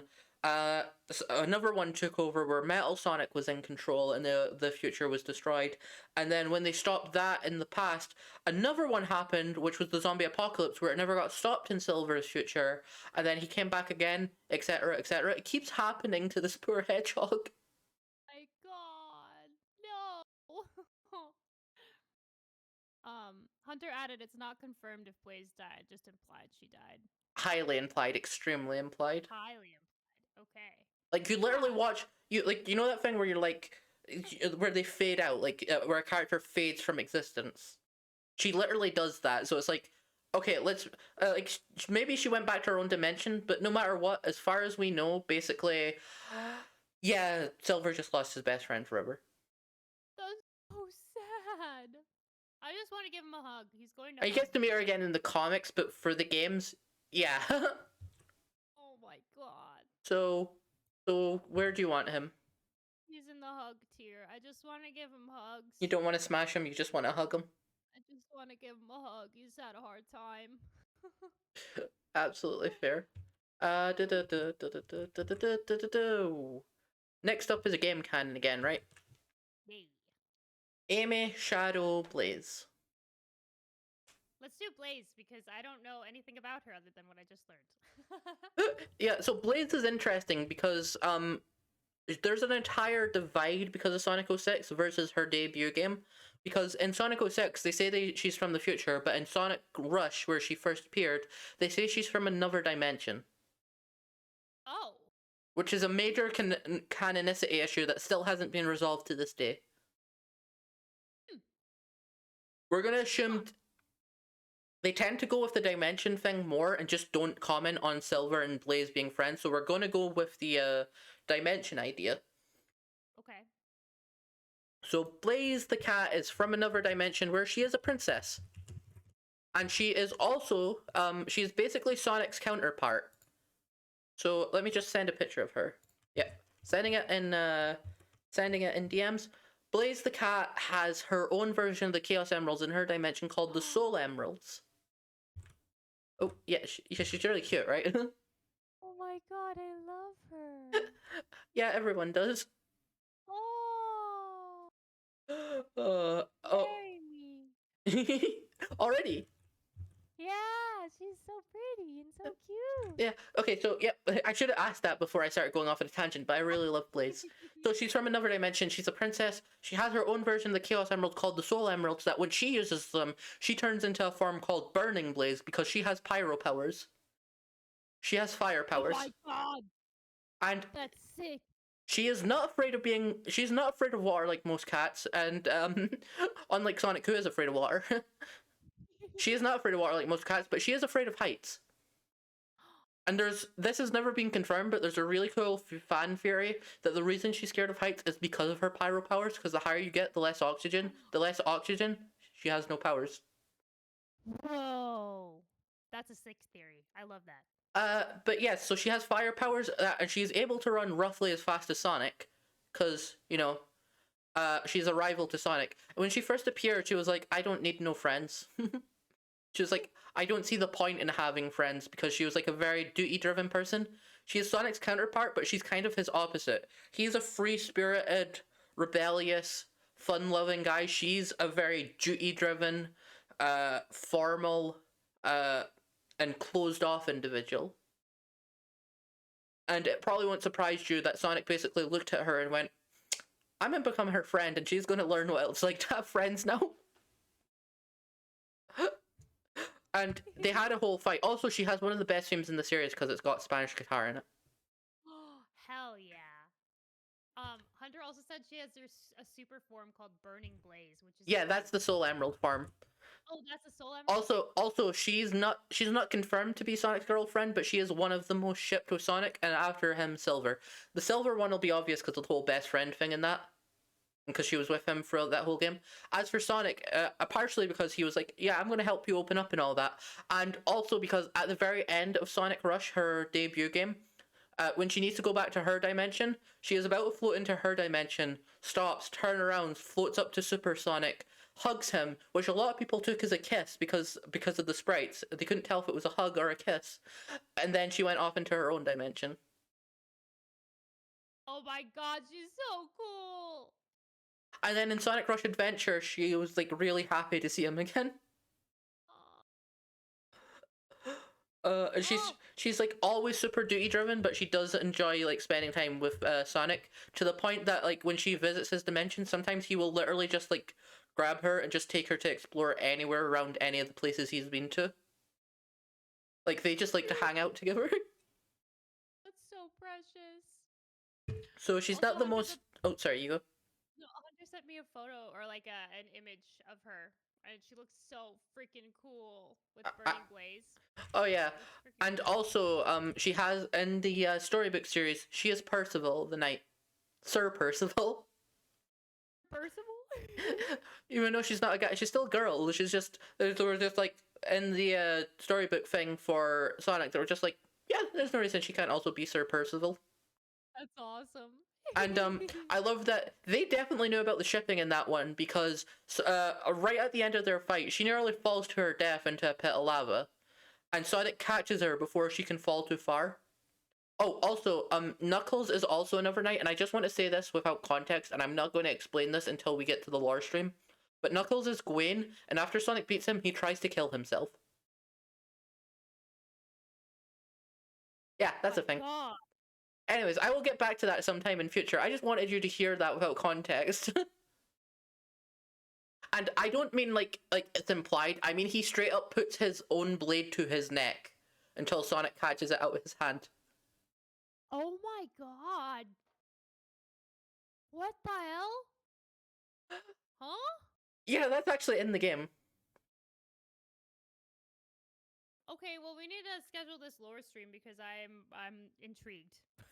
I want you to know. I want you to know. Had Sonic not caught that blade, his last words would have been, "Only death can remove this stain on my honor." What?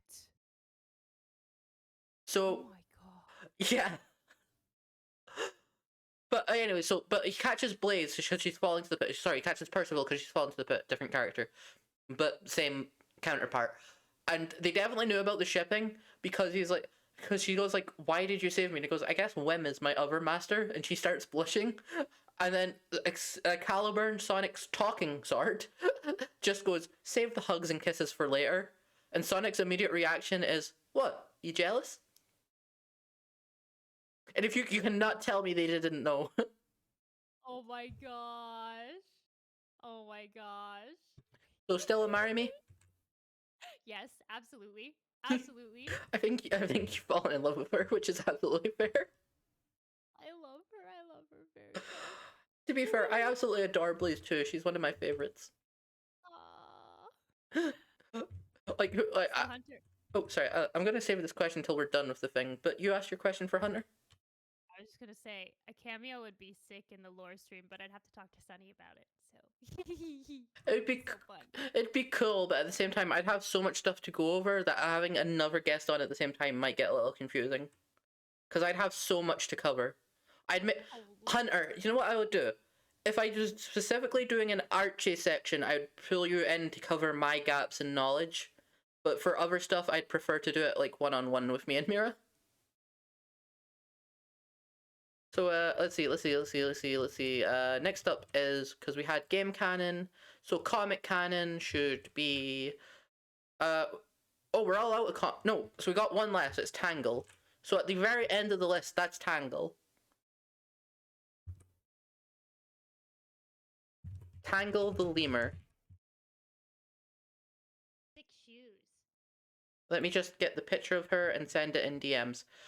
She has a prehensile tail as her main power. Whoa. So that tail can stretch. It can stretch like super long. She can slingshot herself with it. She can turn it into a fist and destroy things with it. And she likes awesome.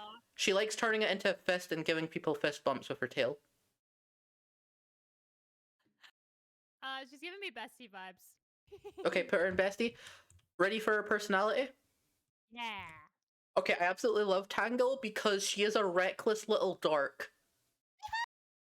Basically, imagine what she is basically is like she is a Blaze and Sonic fangirl. She is basically like she has like Sonic's personality as like a girl, but and then imagine if instead of like being running off doing all Sonic stuff ahead of time, she's the fangirl who's got the same personality as him, who's got super inspired by him and by Blaze and is just like, oh my god, they're so cool, they're so cool, they're so cool, and then tries to be just like them. And she gets sick of getting stuck in her own city after that because she was like always defending her own city. But after she met them, she was like, okay, now I'm so bored. I want to go out and fight and do cool shit like them. That is so cute. And she has one of the cutest. Sorry, I need to find this panel. She has one of the cutest panels in like the entire series. IDW comic, Tangle, IDW. Sparkling eyes. She has like one of the cutest things. She's also like a little ball of like natural disaster because when she's bored she flings herself all around the place and just like crashes into everything. My gosh. Her friend Jill loves her, but also she has totally like destroyed her office multiple times. Oh my gosh, that's adorable. Let's cure chaos. Yep, and I wonder if a hunter would be able to find the panel I'm looking for because there's this like one really fucking cute panel of her from an anniversary panel where she's just got like the biggest sparkling eyes ever. Oh, I can't find. Oh, wait, no, I found it. I found it. Awesome. Okay, hang on. I'm sending you this picture because it is so cute. In DMs. Yay. Oh my god. How adorable. She's adorable. I can't. We're twins. And yeah, so the most fun part about Tangle, and this is something I didn't bring up with Whisper because I knew I was gonna have to get to Tangle first. One of the cutest parts about Tangle and Whisper is Tangle is basically her partner, and they're low-key definitely lesbians. I'm obsessed. Because like even though they're never like put together, everything about their run together is like they go from definitely being besties to like everyone is pretty much convinced they're together. I love that. I love that so much. Because like she is the one person who got Whisper to start fighting back during the Zombat arc when she nearly fell into depression. She helped Whisper hunt down Mimic. She helped Whisper slowly get over her trauma. And she's the one, and even though she doesn't like Tangle touching her suddenly, Tangle is the one person who's somewhat allowed to touch Whisper now. They're pure best friend energy and likely much more. Oh, that's a ship. I ship. Everyone ships it. Hunter ships it, I'm sure, as well. I don't think there's anyone who wouldn't want to ship Whisper and Tangle because they're so adorable together. Gosh. So, still just a hugged bestie? Yeah, she stays. I absolutely love those two. Okay, that was comic canon, which means next up we have we've technically got two villains left because I forgot to put King Arthur in, but since we're down to the one storybook villain in, we'll do these two together, and we'll just do King Arthur as an honorary one at the same time. But we'll get Eraser Jin out the way really quick. Well, not really quick first. We'll get King Arthur out the way really quick after Eraser Jin. I will keep that one much shorter. But Eraser Jin is the second to last one in the list.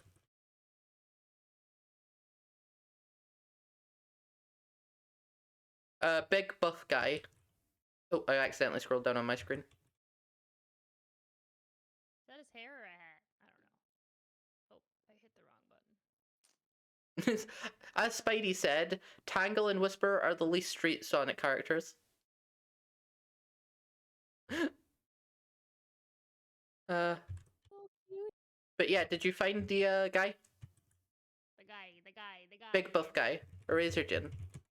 Or were you waiting for a picture? Sorry, were you waiting for a picture from me? I just realized. can you send me one? Yeah, sure. So he is a genie.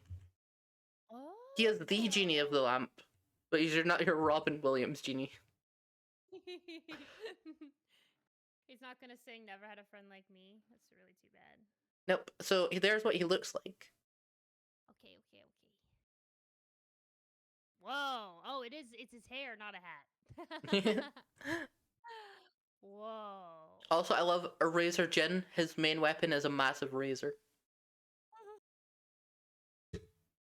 Is it?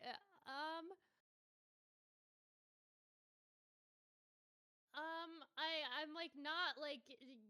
Just based on looks. I'm not trying to like chaos blast him, but I think Probably not. I'm probably not is where I would put him. I have a feeling he's going to end up in Chaos Blast soon, but... So, Eraser Jin, in the Arabian Nights, he was the genie in the lamp. He was the genie in the lamp. And, long story short, he, was a mischievous genie who kept, like, doing shit, and his punishment, he got locked away in the lamp, right? Until he had granted 1,000 wishes. And following that, he slowly grew to resent humanity more and more. He just grew to hate everyone. And he decided by the time he got out of the story, instead of redeeming himself, instead of like learning from his punishment, he went full on villain and decided to erase and completely rewrite the Arabian Nights in his own image. Like, okay, okay. When at the start of the Sonic and the Secret Rings, the book Sonic was reading for the Arabian Nights, Shara, who comes out the book just to get him to see, like, looks at the story, looks through the pages, and realizes that the words are slowly, like, literally being erased off the pages as he's reading it. Oh my gosh. He's erasing in the actual book. He's erasing entire worlds basically, and like either removing them or rewriting them as he pleases. Sure. You cannot just do that. And he's doing like a lot of things, like so he has like a lot of plans in the game. He like when Sonic and Shara go into the game, when they go into the book, Sonic takes a bullet for Shara because Razor Jin tries to shoot Shara.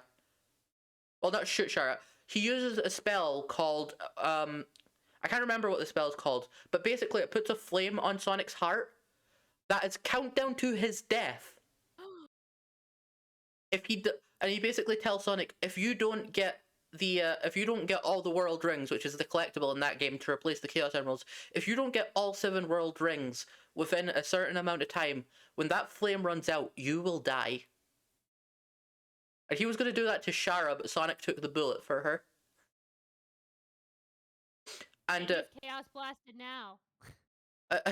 oh, we've not even started yet. Oh no. Because after that, we find out, after that, his next plan is to go and kill King Shahryar, who, by the way, is an Eggman counterpart.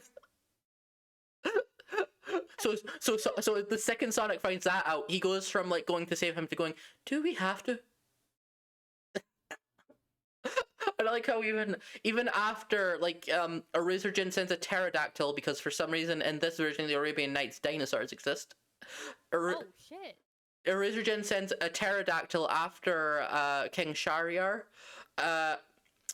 and Sonic catches him when he's dropped out the sky by his foot. He just uses his foot to catch him by the jacket, rather than even bothering to try and catch him properly. Just pure, fuck you energy. That's a slight distraction, though. But yes, so Sonic goes throughout the game, and even though Eraser Jin, like, wants the rings, he is also constantly fucking with Sonic and sending things to stop him, because a part of him, I'm pretty sure, wants to see Sonic die. Like, he literally summons the Ifrit. He literally summons, using a spell that includes the phrase Iblis, which is literally a translation to Satan, which is another reference to Satan in Sonic. I don't know why there are so many. There are like 4 different versions of Satan in Sonic. It's weird. Oh my god. And this is the Arabian version, I guess. But it's such a weird thing. It's such a weird thing that I've noticed only recently. But yeah, so he sends like a whole bunch of things after him. He won't stop. He won't stop being racist to Sonic either, because he keeps calling Sonic a rat throughout the entire game. Oh my god. And eventually, and like Shara, and also we find out that Shara is constantly holding back the backstory on the Eraser Gin, and we never really find out why, because she's like super she feels super guilty about Sonic getting hit, but she's also like clearly not revealing something. But we'll get to that properly when we get to her. But we find out that she and Eraser Gin had a relationship, and it was mostly implied, but especially through the ending song, we find out basically they had a toxic relationship, and Eraser Gin is basically a toxic ex. And he even, because at the end of the game, the big reveal when Sonic brings all of the secret rings to him because he has no choice, the big reveal when he is trying to keep the rings away is Shara almost gives him the rings. And because he starts turning the charm on her, going, we can be back together again. Oh my He turns on the full God. manipulative boyfriend act. Fuck that guy. And then Sonic, because Shara is also a genie, she's Sonic's genie. Like Sonic is her master in this game. Sonic tries to command her to do what she really thinks is right, which like gives. I think all it really did in that moment was give her a massive headache. I'm not sure exactly what happened. Huh? No, sorry, it did do worse. It did worse than that. I'm right. It gave her a massive headache, and then Eraser Gin swiped at her with his sword and killed her. She died in Sonic's arms. Oh my god. And at the same time, he turned into a giant abomination. He turned into Alf Layla Walela, and I showed you that design before. Fucked. You remember that? Fucked. Yeah. You remember the Alf Layla Walela design? Scary. Yeah. So after that, Sonic, although I do love like the rings, the world rings all had emotions related to them. There was like there was joy, rage, sorrow, hope, wishes, desire. What I love is that like almost all the world rings go into Eraser Gin, but 3 of them after Shara dies like go flying out of him, and like they suddenly go towards Sonic because of the emotions he's feeling. So rather than getting like a big hopeful supersonic moment, in this game, what happens is that at the very end, the rings of rage, sorrow, and sadness go into Sonic. And he turns into God. what the fans have called Dark Spine Sonic. Holy shit. And I just want to show you the design of Dark Spine Sonic real quickly, if you just want to look at DMs. Okay. Oh! Oh my god. You remember the Werehog's voice? Yeah. He has the same voice. Whoa. Yeah, and Whoa.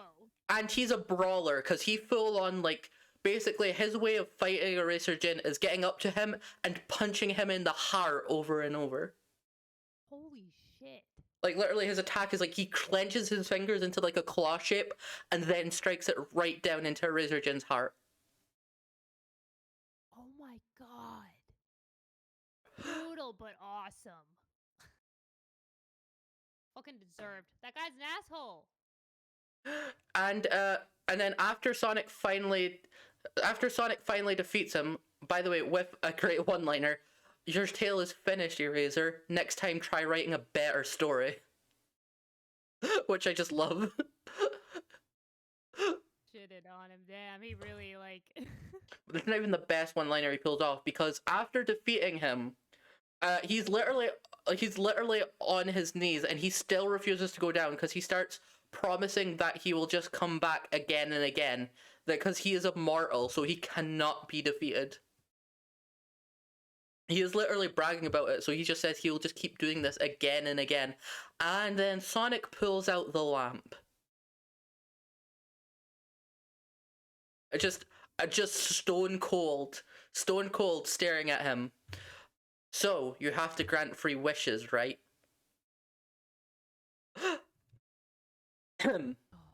First wish, and I enjoy this. I enjoy the his order for this was first wish, bring Shara back to life. Second wish, restore the Arabian Nights to the way they were. Notice his order in that.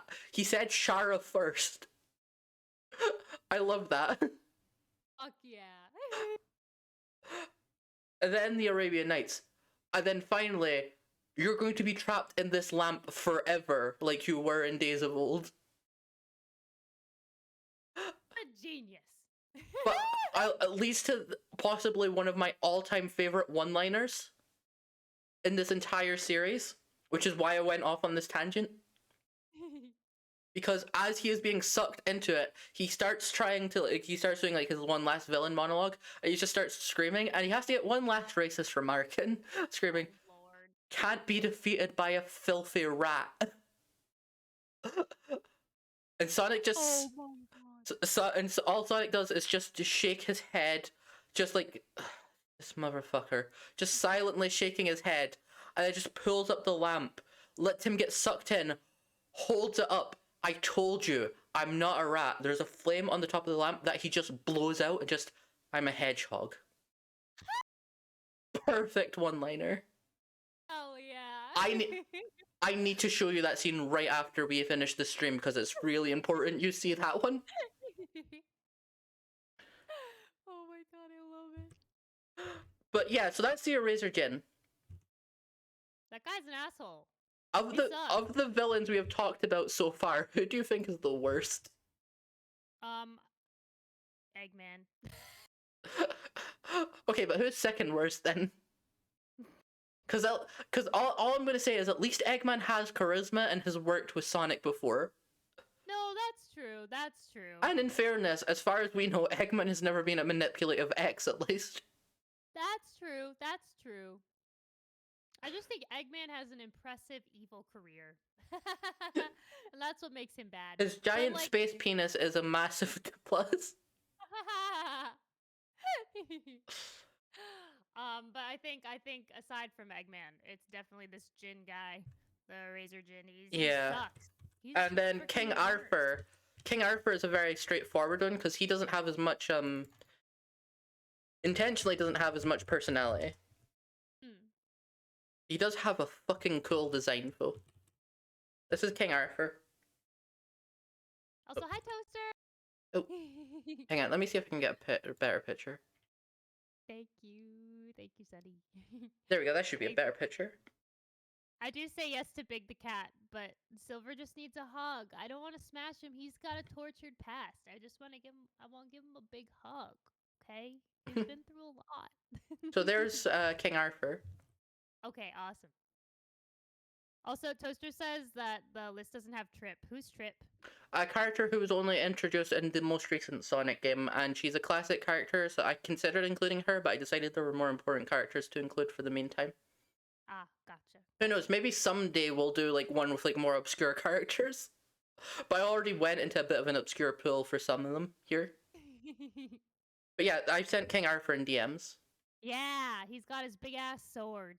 Death Calibur is that actual sword's name, as you remember. Death Calibur. There isn't much to say about him because he doesn't have like as much of a track record. I'd say like because he's not really the intended main focus villain of the game, despite him like having the most portion as the villain. But I'll get into that when I get to another character in this list. But what he has done is he enslaved the entire kingdom of Avalon. The entirety of England is basically being terrorized by the king, who has gone evil, who is summoning demons from the underworld for his army. He's letting them terrorize the citizens, letting them be like robbed and terrorized by demons, and just letting demons run across the land in general. Boo. And and at least he doesn't call Sonic a rat. He just calls him a terrible excuse for a night. It's better.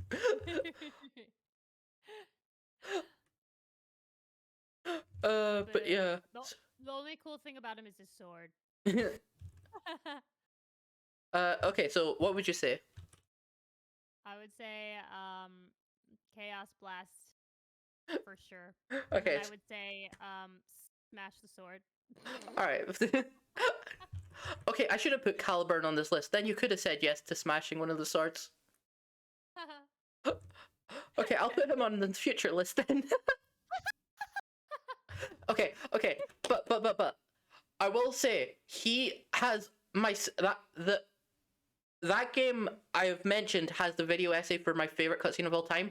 He is in my second favorite cutscene from that game. That is also my second favorite cutscene of all time from the Sonic series, because this game does not fucking miss when it comes to the characterization of Sonic, especially. In fact, you know what? Do you want to get this cutscene up now, real quick? Because Okay, yeah. I cannot do this cutscene justice on my own. Let me just get YouTube up again. I don't know if it would hurt, Toaster. I don't know. Sonic versus King Arthur. Also, it has one of the best themes, but like one of the best like OSTs. The entire game has an amazing OST. I'm just getting the Okay, I can't find the solo cutscene, so I'm just gonna have to go with the boss, and we're only gonna watch the cutscene part. Okay. So, okay, here is the link. Let me know when you have it up on your stream, and I will press play it on my stream. Okie dokie artichoke.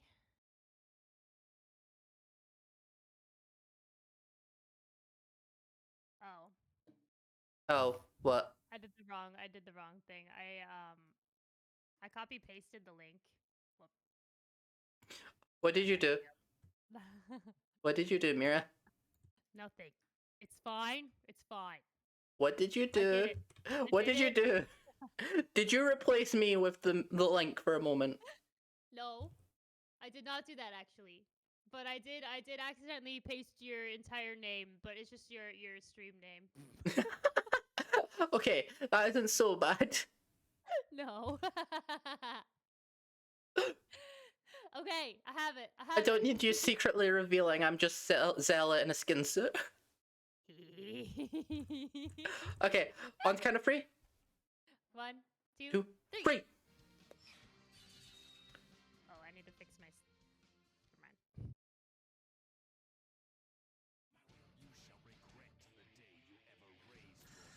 Oh fuck no! It went right into the game. Sorry, I should have checked that faster. That's okay. Okay, hang on. Let me get another one up then, real quick, because that one should have went into the cutscene. I don't.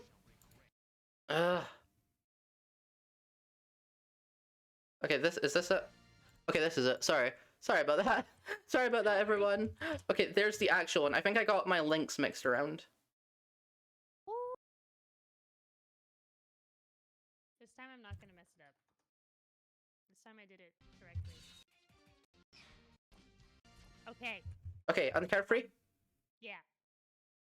1, 2, 2, 3.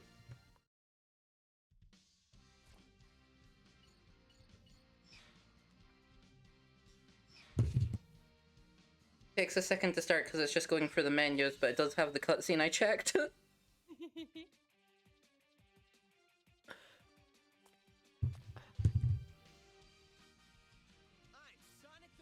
Also, this music goes way too hard. It does. King Arthur. It seems your impersonation of a knight has improved somewhat. I have you to thank for that. Then let us have another look at that unsightly swordsmanship. You're gonna be sorry you asked. This is it, old pal. Give it everything you have. Oh fuck. Oh fuck. I accidentally ended it early on my end. Oh well, you know when to cut it, and my stream has seen it before. Yay! But yeah, you could just like cut it once it goes into the boss fight, obviously. But that's that cutscene. I just really love that one cutscene, especially for the music. But everything about that cutscene is great. Also, yes, Caliburn did talk there. That's freaking hype. I could go off on a whole rant, but I'm not going to because we'd be here for another hour. Okay. So, what have we got next? Because we were on, that was we were doing villains, right? Yeah. So we're cartoon next. Yeah. That leaves us with Styx, who is the fourth one in the list now. Okie dokie. Uh, okay. You see, she's got the boomerang and everything. She's so cute. Uh-huh. Styx, the badger. Yep. And okay, there's a good enough picture of her. Sent in DMs to see a better idea of what she looks like. She's bye. Where would you put her just based on looks? I would put her in depending on my mood. Okay, great. So her person. Oh fuck! I don't know why, but my. Oh, sorry. I need to fix something on my end real quick. Sorry. You're good. My office thing is like. Oh, I see what happened. Give me a second.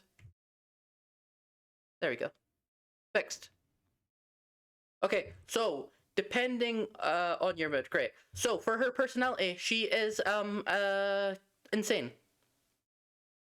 Really? She is a conspiracy theorist who believes her breakfast is plotting to kill her. She Huh? doesn't trust technology. She thinks everything is a plot out to get her in some way, and she always believes anything that she runs into will always somehow be related to Eggman, aliens, or the government conspiracies.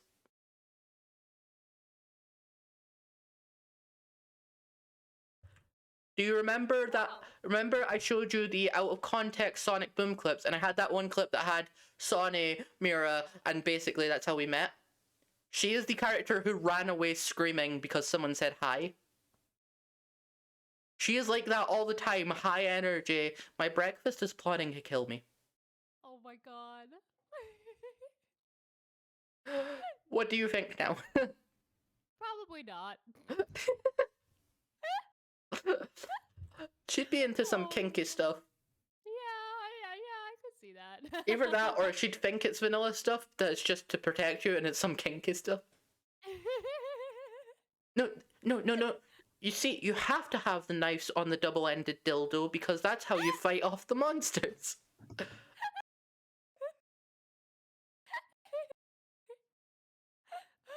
Oh man. Sticks. You want them to be coming, not cutting.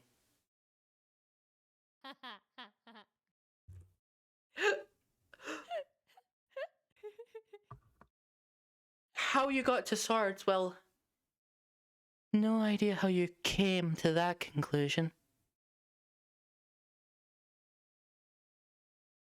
Oh god, I think I broke Mira again.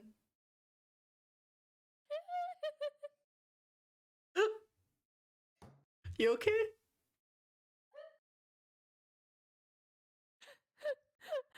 I just collapsed on my desk. You still alive? Barely. Oh Don't my worry, God. I'm happy to suck the rest of the soul out of you. And she is, I think that was the rest of the soul. Mira's gotten so used to taking other souls and now I've taken hers. Oh my god. Lord help me. Sonnie. Yeah? I don't know how I'm gonna be able to do the rest of this. Don't worry, we don't have too much more and I promise I will go easy on you. Mostly. I swear that was the last one for now. For now, she says. Okay, I mean, okay, look at me in the eyes and tell me you would want me to stop doing that permanently. I can't. Knew it. Anyways. Okay, so that was cartoon. So we're on to another male. So Shadow. Shadow. Yes, we've got Shadow and Pickle left. I'm saving I love him. You're saving Pickle for his pickle. Mm-hmm. Okay, so Shadow, you actually know a bit about. So what would you say? Because obviously, because when I decided to introduce Mira, I decided the best way to do it was by telling her all about Shadow's incredibly fucked up backstory involving child murder.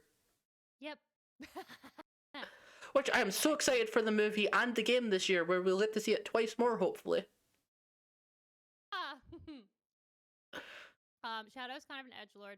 I'd probably smash though. To be fair, unlike most edgelords, at least he has a reason. Yeah, that's true. So I'm not That's worried about very true. smash. Yeah. So yeah, he's a bit brooding. He's depending on the version of him, he can be like super like overly edgelord like. But I would say that's not a good depiction of his character. The best depictions of his character in the more early years was he could definitely like be like the silent like brooding in the corner, but he was also very proactive. He would go out his way to help others, and he has one of the most hard lines in the entire. He has one of the most hard-going lines in the series, in my opinion, where at the end of Sonic 06, surrounded by an entire army of that one guy who is like the brain of the devil, basically. Surrounded by an entire army, using his own image, who's been tormenting him the entire game, talking about how the human race is going to lock him up and never stop abusing him and using him for its own gain. It says it's going to turn against him. It's going to turn against him over and over. And Shadow just takes off his inhibitor rings and just says, "If the world," it just says, "If people choose to turn against me, I will fight like I always have. If the world chooses to turn against me, I will fight like I always have." Just fucking blast through the entire army in one go. Holy shit. What a badass. Holy shit. So what'd you say?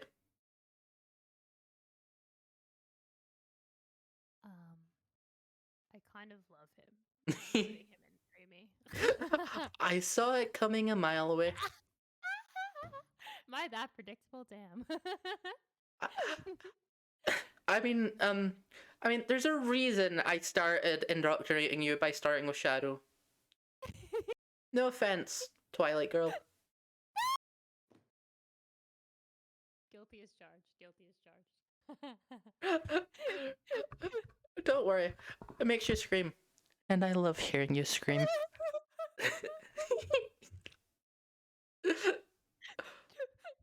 Oh, another stretch. Chill.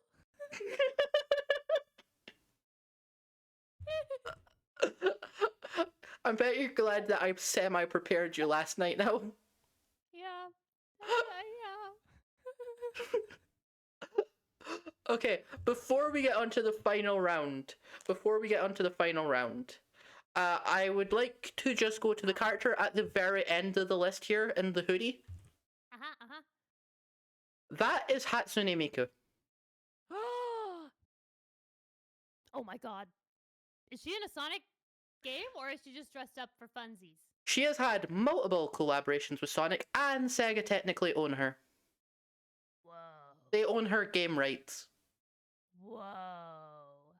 So Sonic and Miku have collabed so many times that I felt like putting her in as an honorary addition just made sense.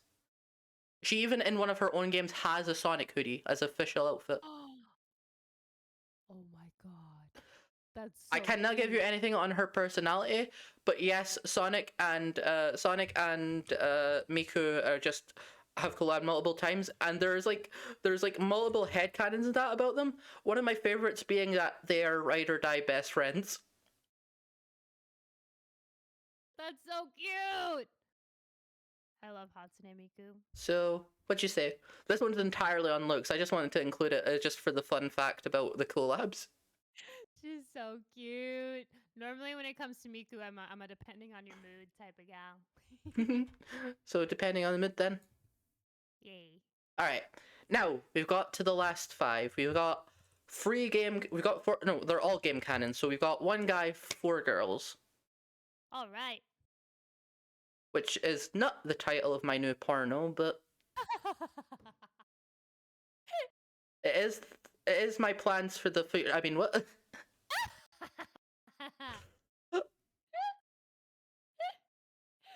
Get it, girl, get it. Get the pickle? Yes. Okay. Amy, Pickle, Elise, Shara, or Lena. You can pick whichever one you want from here. Let's do Shara because I feel like I got a good taste of her with Evil Guy. Yes, so she broke out of the Arabian Nights. She is the genie of the ring. She has a ring that goes on Sonic's finger, and whenever Sonic rubs that ring, that lets him ask her for a wish. Unlike the genie of the lamp, she can give infinite wishes, but she is not as strong as the genie of the lamp. But she is still stupid fucking strong when you think about it, because gameplay mechanics wise, she gives Sonic the ability to slow down time. Holy shit. Among other things, she is able at the end of the game, she literally summons a mountain of handkerchiefs.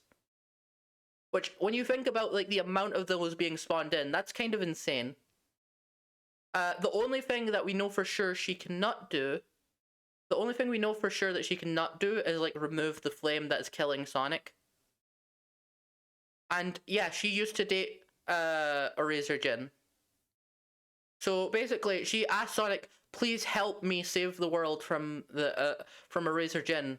And then they go through the whole game being best friends. They have whole things where they talk to each other throughout the levels. They're there's cute things like her teasing him "Oh, you're not scared of water, are you?" Or later on, he jumps on a rocket flying towards a pirate ship, and she's just "Ah!" She's "What are you doing?" And it's "I cannot believe you are so reckless," and he just starts laughing in amusement. They're just full on chaotic best friends throughout the game, basically. And they spend the whole time together being companions, so they get really close, and there's they have back and forths talking to each other, wondering what's going on. And Shara just near the end of the game, Shara's just super sad because she really cares about Sonic as well. She not just because he's her master, but it's kind of implied he's the first master that's treated her nice as well. And it's so she has a lot of care for Sonic, so she feels so guilty. She's "I'm so sorry this happened to you. If I hadn't asked you, you wouldn't be in this situation." And Sonic's just no worries. He's just you gotta do what you gotta do, right? And they finally get to the ending. They finally get there, and yeah, she nearly gives a Razor Jin the thing because she says, "I just want to be back with him." So she's got that whole trauma to deal with. But when he asked to do what she truly thinks is right, as mentioned, she gets that massive headache, followed by her apologizing to Sonic. And then she gets the slice that kills her. She gets sliced down. Because now I remembered it properly. I didn't remember it before. Remember how Sonic took the bullet for her at the start of the game? Yeah. At the end, what Eraser Jin says is, the collector's life will be sacrificed as key for the control of the secret rings. So he tries to use Sonic as a sacrifice to control them. But Shara jumps in the way of that strike and gets sliced down. Oh my god. And again, yeah, she dies in Sonic's arms, and there is a cut to the ring on his finger shattering. Oh my god. Her last words were, "I'm sorry, did I do the right thing?" Oh. My heart can't take it. But Sonic did bring her back to life with the genie wish, fortunately. Yeah. His very first priority. And she doesn't really have any more lines from that point, but she is just sobbing because the Razor Jin is gone forever now, so she still has that trauma about that. And there's a whole thing here. There's this thing that is really it's one of those things where it's not bad in context, but it gets made fun of a lot because a lot of people don't take into the actual context of the whole thing. Mm-hmm. Because Sonic is just yeah, there's nothing I can do for you about the crying thing because you're going to need to heal from that on your own. So he just says, "I just wish you had as many handkerchiefs as you need to get through it," because there's a whole thing at the start of the game about handkerchiefs. Like he literally goes at the very start of the game, "You don't happen to have a handkerchief, do you?" Because he had a cold.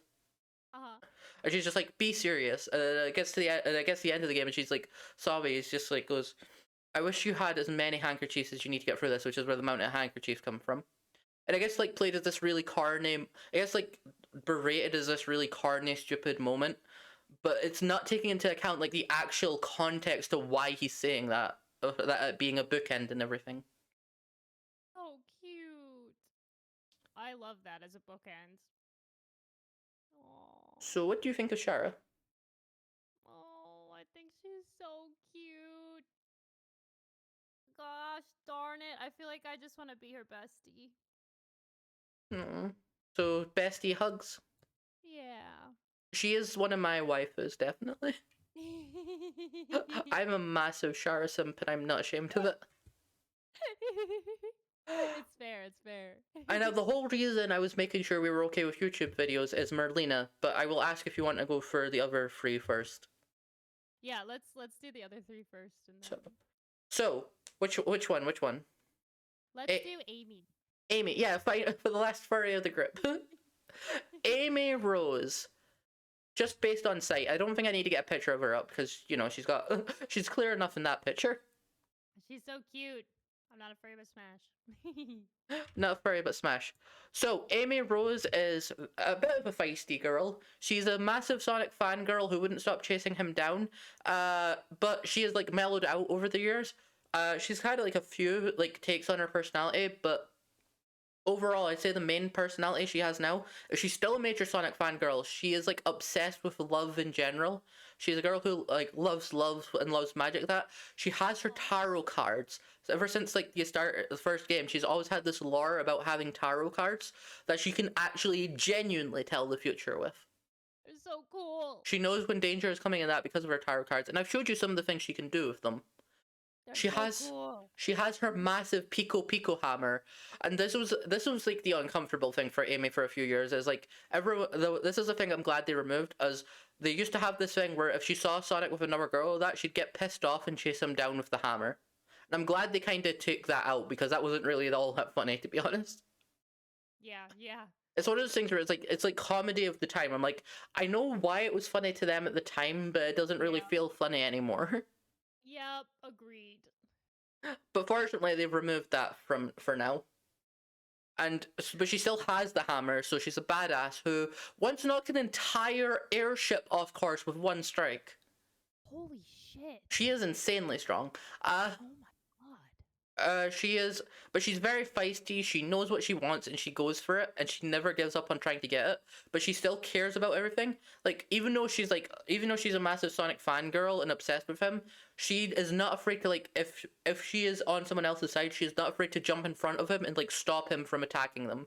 Like in Sonic Adventure, there was like a character who Sonic was about to like destroy, who was a robot, but she knew that robot had turned good, so she ran in front of it to block Sonic off.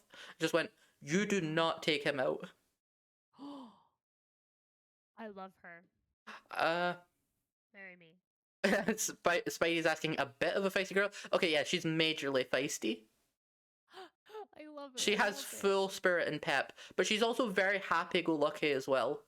She's very she's feisty when she gets something to be annoyed about, but when she's not annoyed about, she's just like really happy, really sweet. She loves to like play around with people. She loves to make people happy.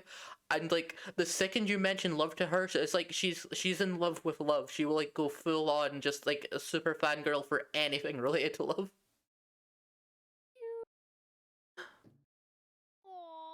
Spidey, you have anything to ask while I ask Mira if she wants to smash her past now?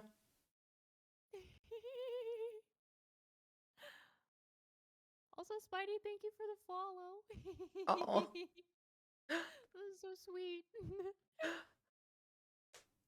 So, yes, those are everything I have to ask, unless Spidey has thing to add on, so what do you think? Marry me. I already moved her. To marry me, she goes. I like how I think marry me has the most as well. It does. Well, you're really good at selling them, you know? Like their personalities mostly bring them up to marry me. They have some really good personalities. They do. So we've got Pickle, Elise, and Merlina. I'm going to say let's go with Elise for now, because of those three, she's interesting, but she is controversial. She's very controversial. Okay. So Which one is she? she's the middle one of those three. Okay, cool. Elise is she's from Sonic 06, the only game she ever appeared in, and she is a character that most people hate and that I personally have mixed feelings on. I feel like she had a lot of potential. I personally love her for her potential, but I do know why a lot of people love her, including bestiality and necrophilia. Oh. No, Oh. I don't actually agree with that. I agree with the necrophilia part, but not the bestiality part. Mainly because we have plenty of examples of other mediums where where characters have the cross-species relationship. The main one that always comes to mind for me: Jessica Rabbit and Roger Rabbit. If Jessica Rabbit and Roger Rabbit are fine, Sonic and Lisa are fine conceptually. I see that. But I will admit, it was a brave move to make their first kiss after Sonic had been fucking murdered. Whoa. Okay, so remember I keep bringing up that one character who's like the mind of the devil? Yeah. His name is Mephiles. He took Shadow's image, and to this day, he is the one villain who has actively killed Sonic. He shot him right through the heart. What the hell? So the plot of Sonic 06 is Princess Elise has the flames of disaster locked away inside of her. As a child, Iblis, a giant flaming demon, the cause of the apocalypse in Silver's future, was locked away inside her, and she can never cry because if she cries, he is unleashed and causes the apocalypse.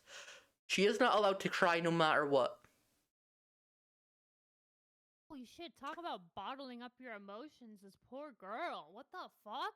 And as a result, Mephiles' entire plan for the game is to manufacture a way to make her cry, unleash Iblis, merge with him, and become Solaris, and end all of reality.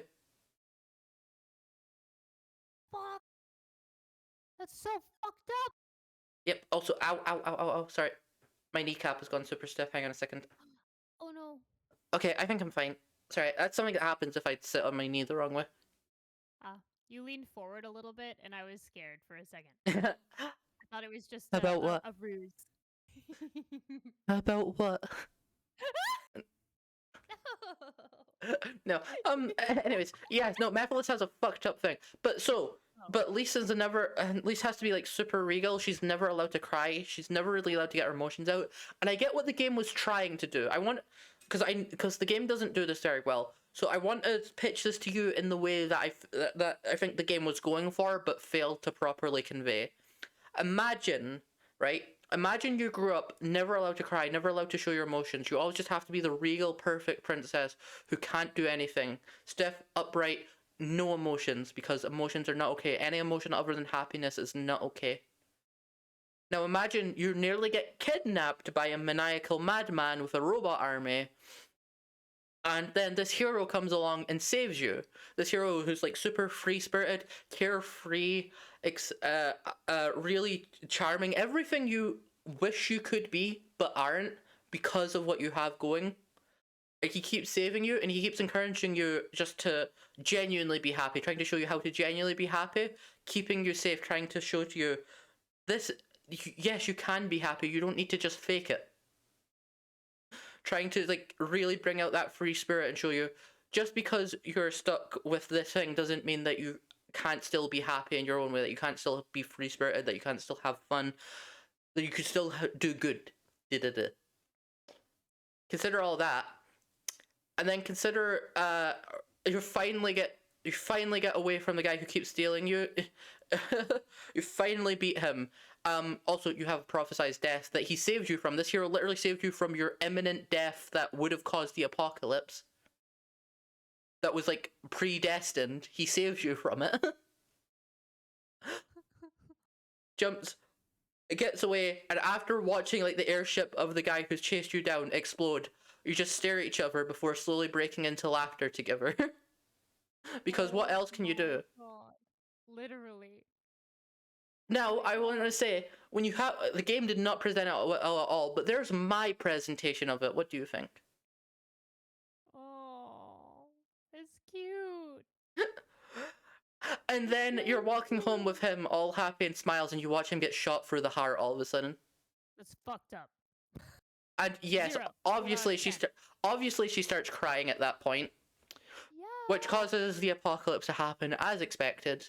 And then they basically go, okay, we need to bring Sonic back to life. His spirit is still here. We have the Chaos Emeralds. They can grant wishes. If we gather all the Chaos Emeralds, we might be able to wish him back to life. Which they do. Elise makes the wish, but she seals the wish by killing him? No. She seals the wish by killing him. Fuck. She seals the wish by kissing him, bringing him back to life in supersonic form. That is the moment everyone had their issue with. It's just like a Snow White thing, though. That's like such a classic fairy tale trope. Yeah, to be fair, people have their own issue with Snow White as well now. Oh yeah, that's. Well, actually, it's more fair. Sleeping Beauty than Snow White, but I think. Also fair. Also fair. But like at the same, like I feel like, yeah, it's funny to say, oh yeah, that's the one who was into bestiality, necrophilia. It's a funny joke, but at the same time, I don't think it's like really accurate to what was actually going on. I get why people didn't like it, because I would have cut that. I would have had the kiss afterwards if you had to have the kiss, right? Yeah, agreed. But like, I don't get focusing on that one moment alone as the reason for the thing, because like there is so much more you could focus on, and I like to focus on the fact the game just did not do them well presentation wise. Because look at the presentation I gave a minute ago with words alone. Seriously. But you are also like a master wordsmith. So like that is one of your many talents. So like they should just hire you instead. But okay, so what do you think of Elise then? All right. I'm gonna say depending on my mood. Depending on your mood? Fair. Yeah. Just no, I've got to say this. So basically, whenever you're feeling submissive, because good God, you could not risk dominating her and making her cry. Exactly. If you're feeling sadistic, stay away from her. You don't want to be doming a girl and accidentally cause the apocalypse. Most explosive finish ever. Truly. Oh my god. How good's her head game? She caused the apocalypse.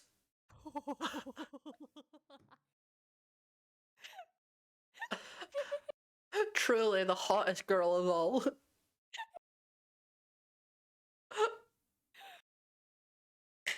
Devastatingly good. Okay. Okay, we got two more. Do you want to end on Pickle or end on Merlina? Let's end on Pickle. Okay, so you want to end on the joke one then? Yes. Okay. I love him. Okay, Merlina is going to be a fun one. So you saw you saw Merlina partially when she summoned Sonic, because I showed you the Black Knight intro a while ago. Yeah. So first of all, she's got an English accent. That's all you get, that and her appearance for this moment. So let me just get Merlina. Merlina Sonic. Yeah, let me just get her appearance real quick. Yeah, I'll get her cutscene appearance because that's a better representation of her. Put into our DMs. That's what she looks like. Pretty. So pretty. Smash. Smash already? Is it because of the accent? Maybe a little bit. Now, before we... No, I said no. Oh, now. I thought you said no. No. No. No. Now, before we even get into me explaining her personality, as I said, she is the reason why we are getting the YouTube up. Merlina Sonic. She has a quote I want you to see. She has a cutscene. She also has like one of the best themes, but I don't want to just put on the theme, so hang on a second. Okay. All Merlina cutscenes, I'll just have to work. Okay, just give me a second. Sorry, I'm just cutting through these to get to the thing.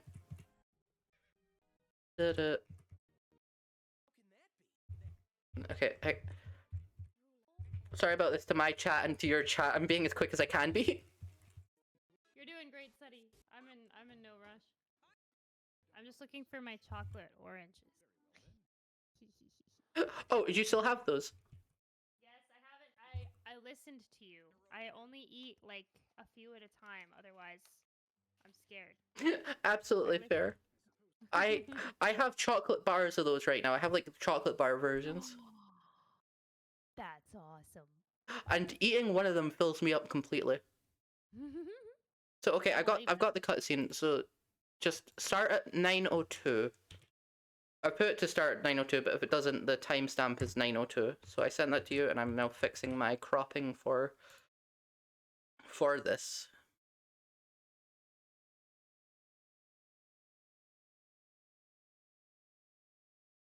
Worked. 9:02. I'm excited. Oh, Okay, this is gonna be a hard one to crop for me, I think. Unless I do that, yeah. Okay, it's not gonna be the best cropping, but it should be enough for my chat. You got it ready? yep. Give me one more second. I just have to change my sound really quick. Do do do do do do do. Okay. Okay. 1, 2, 2, 3. 3. What are you talking about? It's her quote specifically, but I'll let the cutscene play. Ha! Not the sharpest tool in the shed, huh?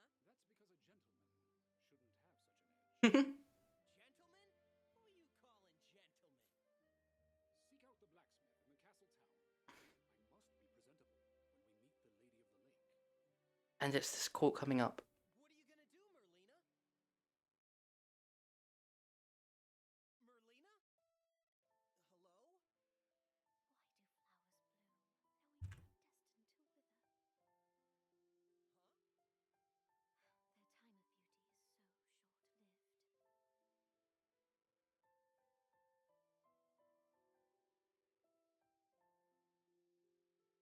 Hello? I just let the cutscene play, but that quote specifically. All right, then I guess it's so long for now. Okay. The flower bit. Yeah, the flower bit. So, yeah, so as you noticed, it withered away. So I'm just quickly putting my Smasher Pass back onto screen properly. Yeah. Oh. Is that... There we go, that's it fixed. So yeah, so, she had that whole line that, by the way, that's the opening to the video essay I want to do. I literally have it open up on that line, that quote. Because that line from Merlina basically sums up her whole thing in this game. Also, I just realized I've accidentally already put her... Oh, no, wait, no, never mind. I did put her in Smash because you said Smash. Sorry, slightly distracted. Yeah, so her whole thing is she has a crippling fear of death in the end. Oh shit! She... Oh shit! So she had that whole flowers destined to wither thing. So she has that whole thing. She asked Sonic to help take out King Arthur to get the scabbard away from him that turned him evil. We finally complete that. We get the credit scene. Cuts to an after credit scene, revealing there is a post game. Because Sonic brings the scabbard to Merlina, and she thanks him for it after he's killed King Arthur, only to reveal King Arthur was an illusion all along. Created by her grandfather. Huh?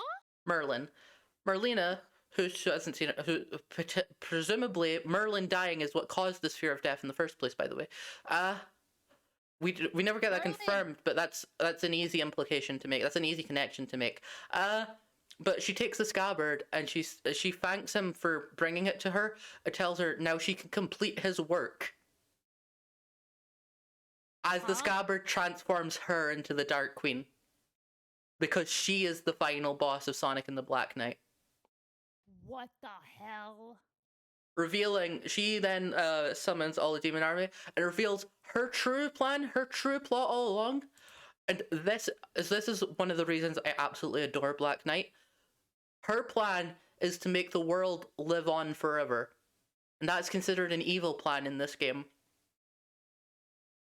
Because every world has to end sometime, as Sonic puts it. Sonic is literally fighting to make sure the world can end. Huh. And not just continue living on, but in misery. Because it would have been living in just her constant rule with demons and everything everywhere, corrupting everything. Oh my gosh. Leading to that one cutscene, that is the best cutscene, and I could go on a whole rant, but I won't. Because I will just say now, Sonic gets to her, he finally finds her, just asks her, why are you doing this? Like, there's one question before we settle this. Why did you do it? Weren't we trying to save this kingdom from the underworld? She just reveals to him that, fuck, I need to get the quote. I just need the quote, because there's no way I can do it better justice than the game itself did. So hang on. Sonic and the Black Knight, script. I need the exact quotes. I definitely need the exact quotes. It's down here, down here, down here. Barrier free, Queen of the Underworld. What? This kingdom will fall one way or another, such is its fate. Do you know what is to become of the kingdom? And Sonic just says, beats me. And what she reveals is, like the actual, like, genuine things that happen in the story. Lancelot and Gawain's rift shall doom the Round Table. Arthur is killed by his son. This was meant to be an ideal world, but it doesn't last. They will end in ruin. Oh, shit. But I can keep them alive and create a kingdom that never ends with the scabbard. Oh shit. And this specific line, I mean, not just this specific line, but this is one of the lines that just, like, gets me about this game, is Sonic's immediate reaction to all that is, what good is a world that goes on forever? Such a perfect line of characterization. Oh my gosh. I love him. But I love also this exchange. My sorrow at its ruin runs deeper than the depths of the underworld. Do you not understand? And his response, no, and I don't want to. Damn. God, I love that game. Oh, and then she kills Caliburn. Ah. Yeah. Okay. Yep. She, like, literally, because she's got the sword, I want you to know, Sonic literally couldn't fight her. Every time he tried to take her out, she was slamming him into the ground, bruising him up, until he was literally struggling to get back on his feet. Holy shit. She nearly took him out. He barely managed to block with Caliburn, and she sliced down so hard she cut right through Caliburn and sliced him in half. Holy shit. Led to him just like, no, trying to attack her, only to get slammed down again and again and again until he barely couldn't get up at all. Holy shit. Oh And- my god. And it's just when the other knights are, like, watching her, ask why he's not stopping, he's like, get out of there. He says, like it's like a cheeky line, just recalling back to what they said of, a knight never flees his foe, right? But they're like, this has nothing to do with, this no longer has anything to do with chivalry, which was a whole theme throughout the game. And this is the line that, like, if I hadn't managed to sell you on Sonic before, I would have been building up to. Because his line is just, it was never about chivalry for me. I've just got to do what I've got to do. That is all. That's so good. And after a long, long fight,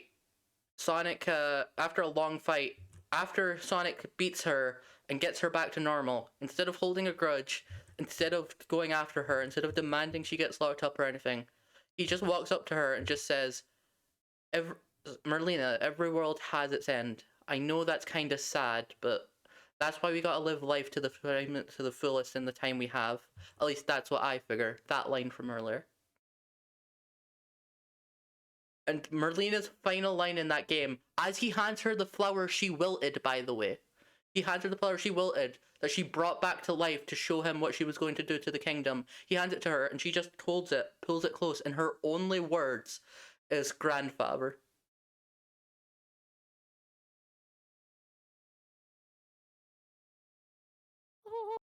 What do you think?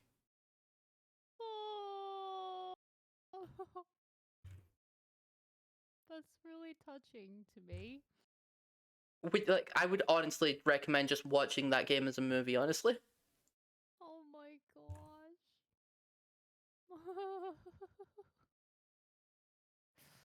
Oh my god, I didn't expect to be so I don't know. I feel like I've experienced a breadth of emotions in this Smasher Pass. It's like heart-wrenching. Okay, but you do still need to pick where she goes. Oh god.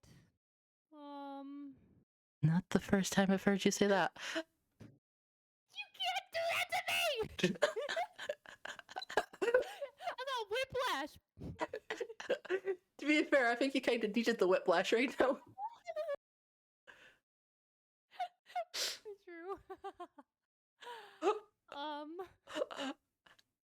I And think I'll I'm keep her. always happy to get the whip for you. Oh god, I think her brain broke.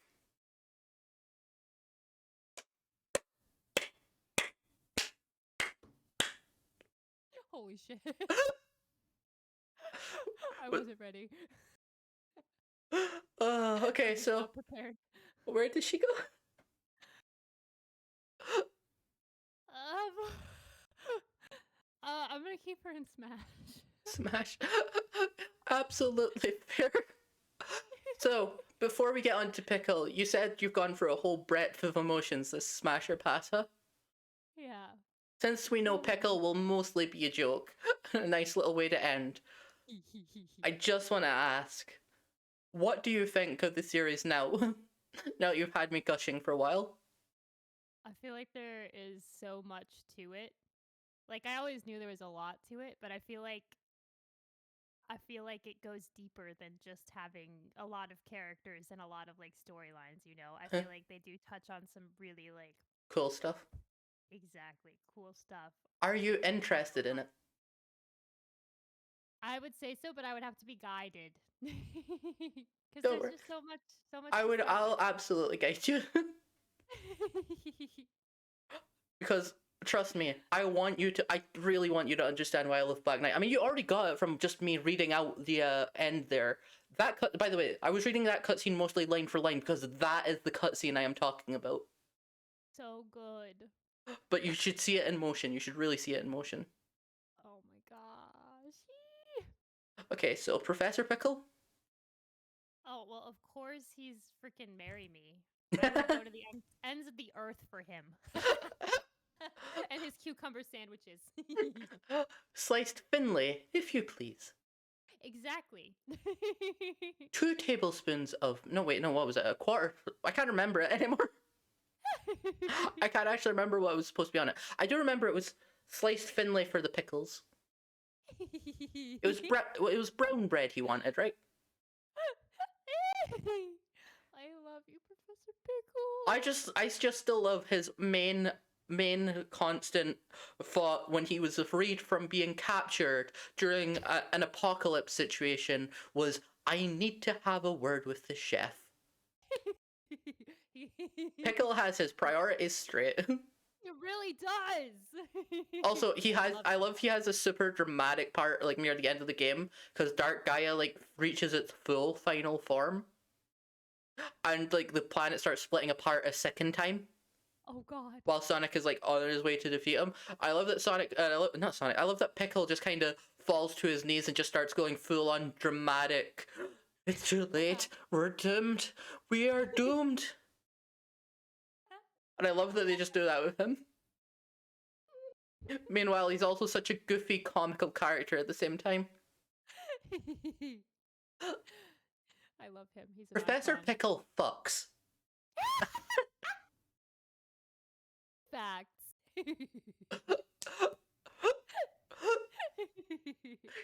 Professor Pickle is the nickname his students give him for a reason. Holy. Wow. There's a reason that despite Spagonia being a version of Italy, there's a reason everyone in that city loves pickles more. At least the women do.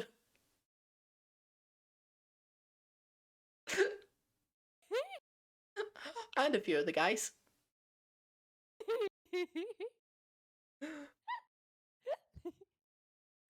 Oh my god, I love it. Oh, holy. Oh god, this has been so chaotic. I love it. It's been perfect. I've had so much fun, Sonny. Thank you. Thank you for putting this together for me. This is the best. Oh, I'm so glad I did.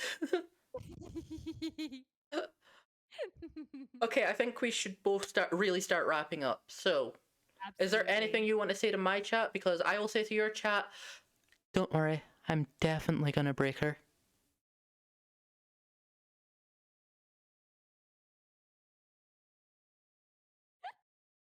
To your chat, I will say, can you help? Help Sonny so much. Don't bring I love others into this. Bad girl.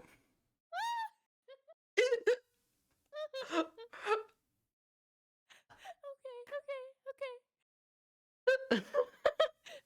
Yes, ma'am. Good girl. Oh, lordy. Uh, Anything you want to say other than a joke? I've Not had the so first much time I heard fun. that noise. Oh, God. I had so much fun too, but, and not just by breaking you. No, I've had the best time. And to Sunny's community, y'all are the best. Love y'all too. Oh, And y'all are the best. Anyway, and to y'all in my chat too. I love y'all. I will see you soon. okay. I'm going to jump to ending stream for myself.